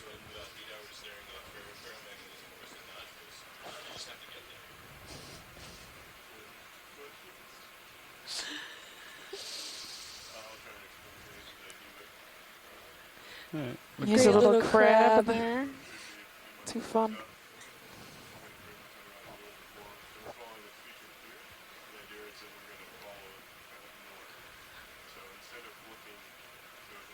Really interesting to see. So it's really relying solely on the core framework, making sure that it stays there. If that framework gives way to the underlying sediment, all those corals will soon, well, to put it lightly, fall to their death. Right. So. Okay. Just gonna take a peek down here. You can see how steep this is. Just going straight down. This is the same escarpment side that we scaled up. Not exactly the same location. We're slightly more north to that. But we scaled up this at about midway through the dive. We had the first 2 mounds that we saw had some cold water coral communities on them. We had a lot of rubble on them as well as some sediments. So the development of a mound, we're not sure how long. That all relies on that kind of dating relies on what kind of dates we're looking at the sediments as well as the underlying substrate that's there and how long these corals actually grew for and then when they died. So it didn't seem like it had extreme active growth still on them, but I think we could still call them at least the beginnings of a cold water coral mound here. Look at this. Like, it looks like bioturbation, but it's solidified in the, right? It's like the holes have broken up. Looking at tunnels possibly. Bioturbated tunnels. Yeah. That could have greatly contributed to the fact that it was diagenetically altered. We have another one of those unstocked or unbranched bamboo corals potentially. Can we get a quick snap zoom? Get a little closer here for us. So Maggie McG84 on Twitter said, at Deep Sea Nerdy and at Ocean Explorer, thank you to the scientists and ROV pilots and everyone on the Okeanos for sharing the past few weeks. It's been an amazing experience to watch, listen, learn, and discover the things you've seen, a beautiful world we live in, and an experience to remember. So thank you. That's so nice. Thank you. Take more if you got We really appreciate being able to make this happen. Oh, yep, that is a bamboo coral. So some of these nodules don't look evenly spaced, which is really interesting.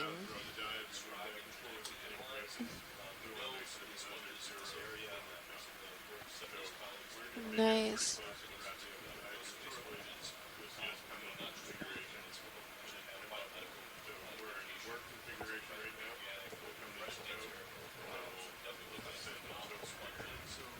Nice, thank you, pilots. Oh, look at the end, it's kind of cleaned off. All right, I'm clear. Yeah. All right, co-pilot, are you ready for another move? Yes, I am. Next video, I'll keep going. What are we thinking about the direction of the move? You're northbound, probably. Oh, you're cutting it? Yeah, I'm cutting it at like a 45. Okay. So I think it was like a 330. You can see there's not too much actual sediment deposited in this area because we're now on the slope. We went over that ledge and we're on the slope again at the top of this escarpment. And it's really only coral rubble that has kind of been staggered slightly cascading down and gotten stuck here and there at certain crevices within the limestone itself. Right. And then every now and then you have a little coral popping up on it. Yeah, looking down this slope. All these white sections could be from bioturbation. This is the underlying sediment that's been stirred up.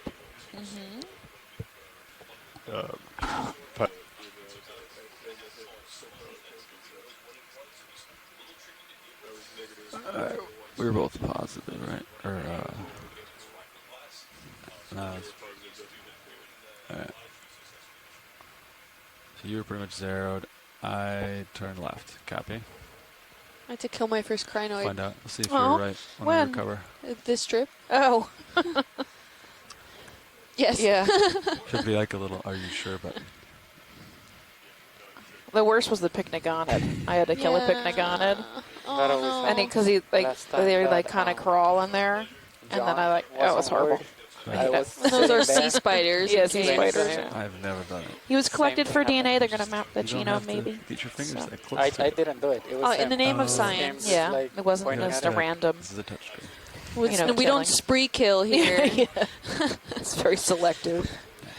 This is We'll not. take What is anything that? we What don't is know that already. movie where one day there's no law? Oh, The Purge. They're the Purge. The Purge? What are we talking about Purge? Okay, we only have about 20 minutes left, or 10 minutes left, 15 minutes. I don't know. Pick a number. There's some number in there. We only have a little bit of time left on the bottom. So.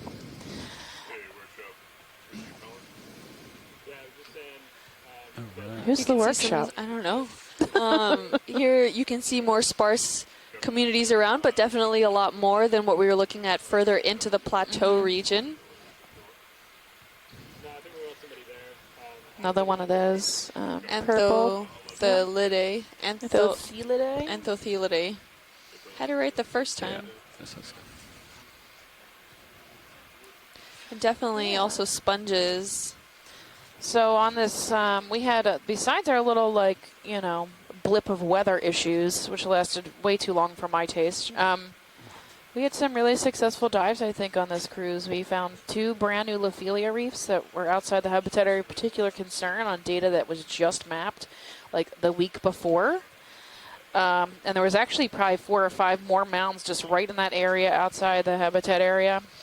A particular concern, the unprotected area, and then even more mounds a little to the south east of that area. So there's the potential to have quite a few more of those really productive Lophelia mounds in that spot. We've collected I don't even know how many specimens at this point, but at least maybe Yeah, move underway. 10 or now. so of them might be new yes, we're species, still- maybe more than yeah. that. Potentially. It looks like we have Inelopsamia up here, this yellow We have about 4 meters left. on the We're edge. headed that way. That's a scleractinian coral, true coral. We saw mola mola.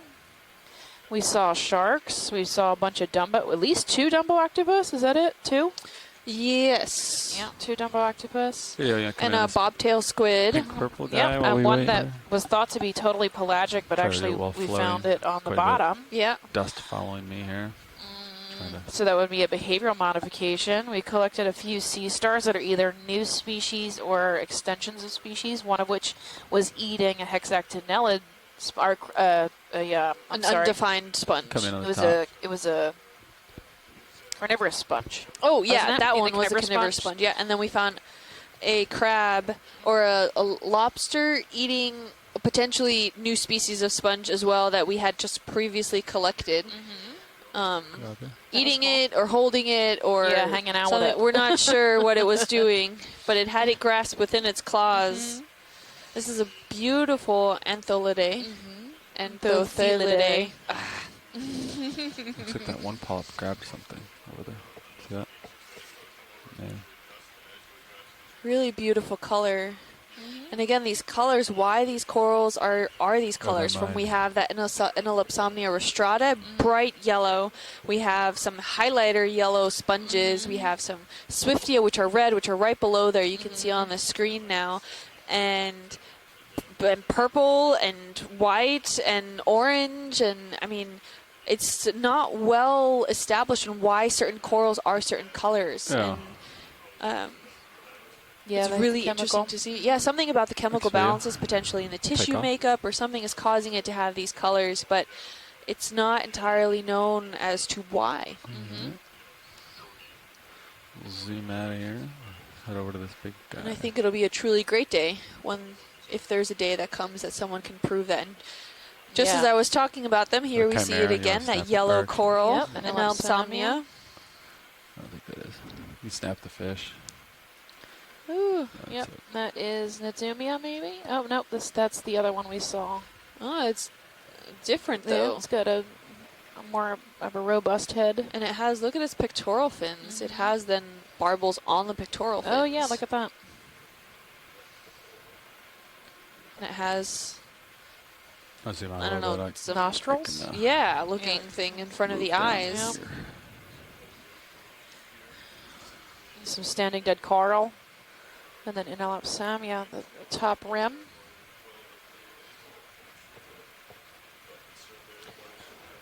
Okay, about 10 minutes left. 10 minutes, copy. You can snap in on the fish as I get closer to him.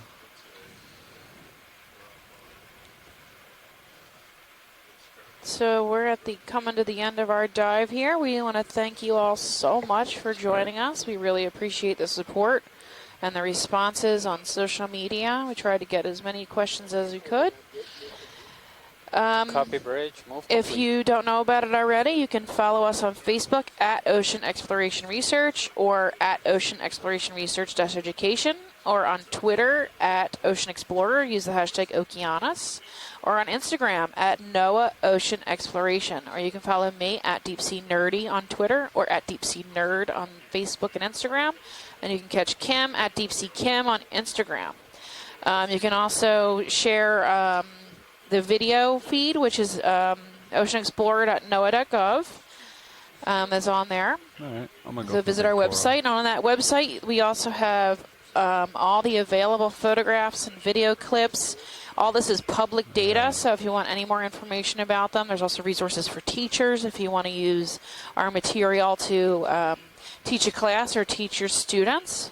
That's all available. You can also learn more about us and us individually and all the ROV pilots.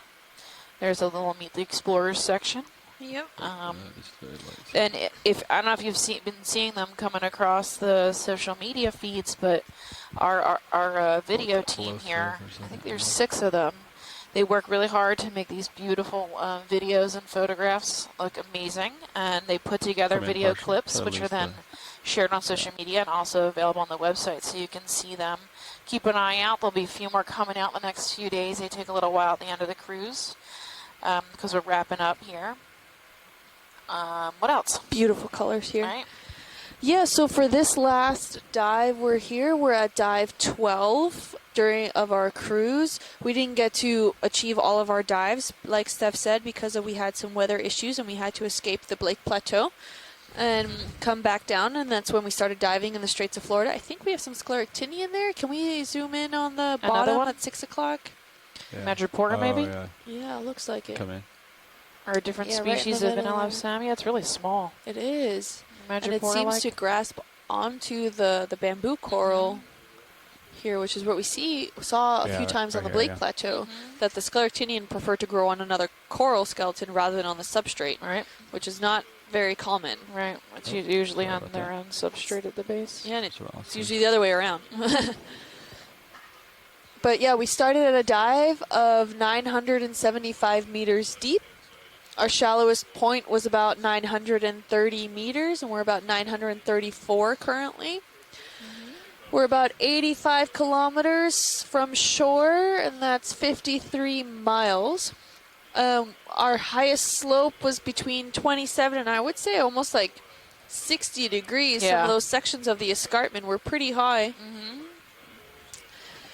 And our dive track was about 1,000 meters long, so we scaled from one mount and then hop-scooted to another one, and then hop-scooted again to the base of this escarpment because we really wanted to see the overall development of the escarpment, of the geology, and as well look at the different biology that sits on top of each one of them. Potentially, we have discovered a new area of cold water coral mounds. This dive is referred to as Bergy bits because all of those little tiny bathymetric highs that you see all around this plateau area that has the shape of Antarctica. We're looking at, just by looking at 2 of them, it looks like to see either the beginnings of developments of cold water coral mounds or already established mounds. There's a lot more work to be done just in this area alone, but we will continue to explore in the future. Hopefully you enjoyed our time with us here today and throughout this cruise. We're sad to be wrapping up this last dive here, but we're happy to have been part of it, and hopefully we get invited back. Yeah, for sure. Becoming Invisible on Twitter says, big thanks for letting people look over your shoulder and listen to you and offshore scientists as you explore. So incredible. Also to the ship's crew and ROV crew who make it possible. So much behind the scenes work. Hope to hear you all again next season. And Urban Space X-Man says, thank you, Ocean Explorer and at Deep Sea Nerdy and the crew for some great dives. Can't wait for next time. All the best. And a special thanks to the ROV crew who have shared the sometimes not so direct route to their jobs. Such an inspiration to young people.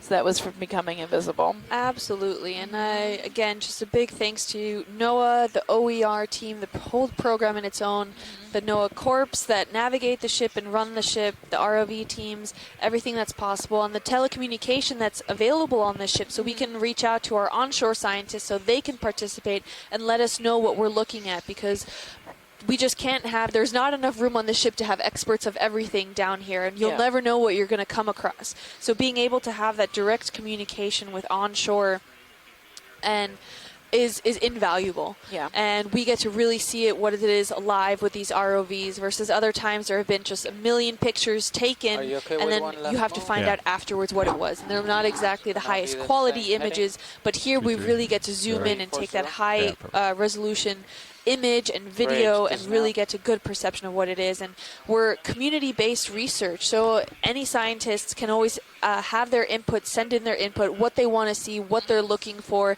If it's a community-driven project, we can collect samples, we can take measurements. There's so much to offer for these programs and expeditions, and any scientist on shore can really recommend where we go and what we see. Yeah, and if you are an onshore scientist who study deep sea or anything in the ocean and you want to be involved, you can actually reach out to Ocean Explorer NOAA, oceanexplorer.noaa.gov, and you can sign up to be part of our science team. You can either suggest sites we go to, or you can actually just chime in and help us identify stuff online, or even call in like Chris Maw and Chris Diaz and Mary do, one big one, and Scott and everybody who's been helping us. We really appreciate the input and the corrections, because we can't get everything right. So thank you so much for helping. We really, really appreciate it. We are community driven again, so come be part of the community. We're happy to share it with everybody.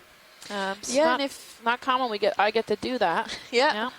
And if you're in undergrad or grad school or anything, there are great programs associated with deep sea research and NOAA in general that you can always apply for and potentially be on one of these ships as an intern scientist or a scientist yourself. I am just finishing up my graduate program, so here I am getting to lead one of the science expeditions here along with Stephanie as a geologic science lead. And it's an amazing experience. I wouldn't trade it for anything. So my first time on this ship was an intern as on the mapping team.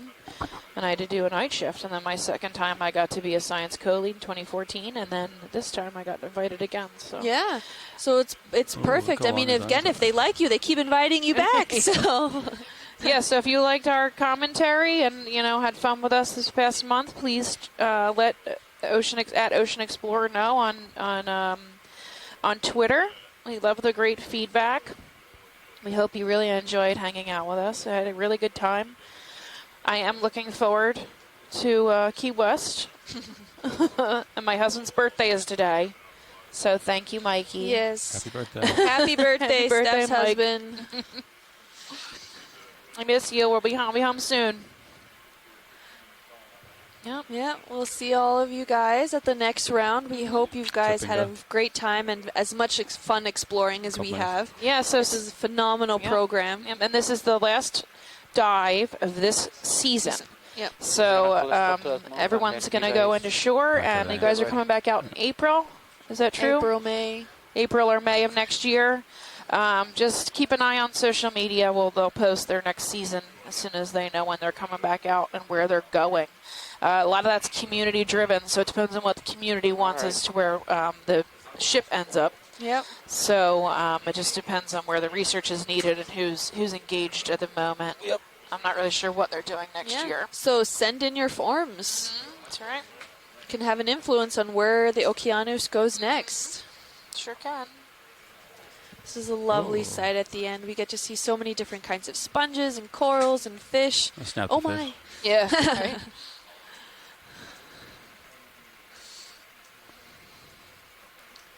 Right. beautiful areas that, I mean, we didn't know existed. I still can't believe it, that so much of the world is left unmapped and that undiscovered. I mean, we know more about Mars than we do about our deep oceans, and it's truly a fantastic experience to be working here and be part of this exploration process. It totally is. I still can't believe I get paid to do this stuff. It just shocks me.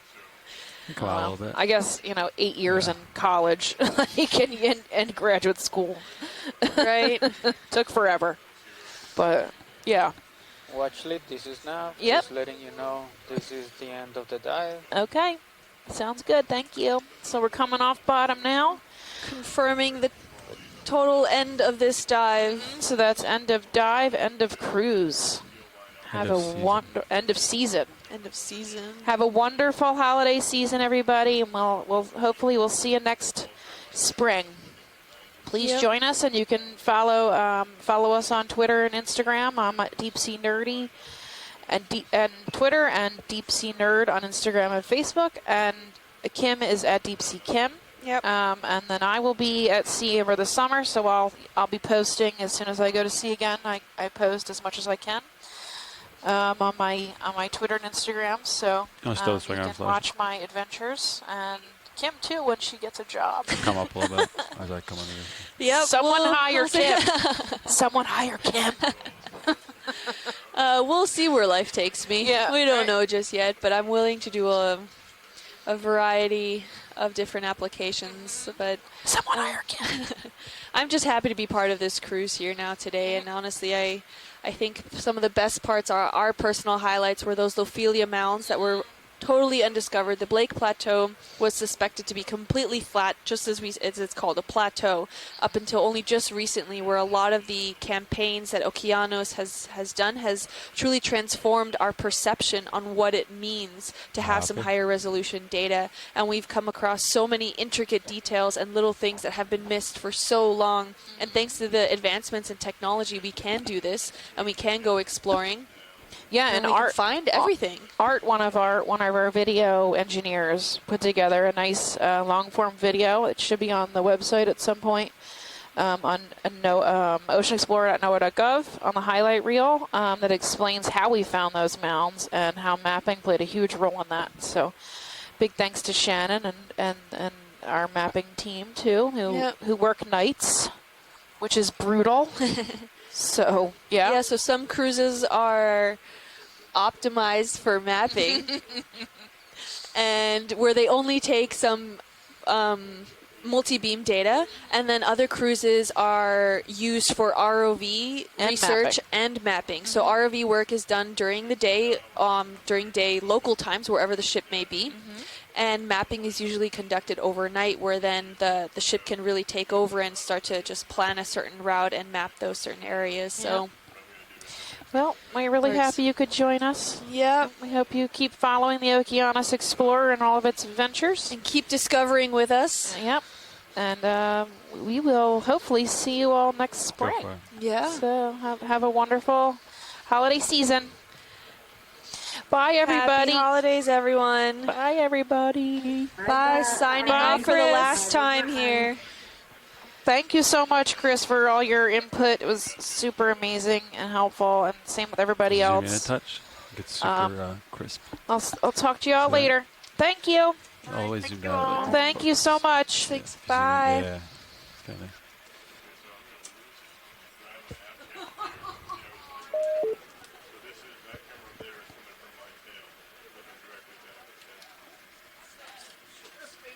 You can punch out your auto heading. I think it's pretty tight.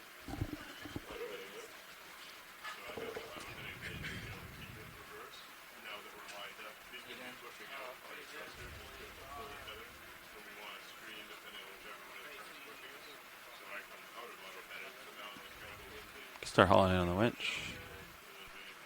Easy. And get it, and you can get on it. Good. 30. Yeah.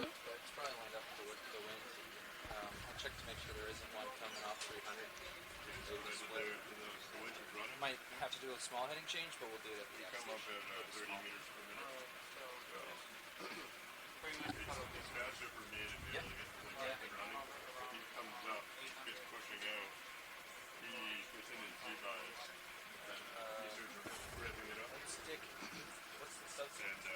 he gets going, he's going to get to start.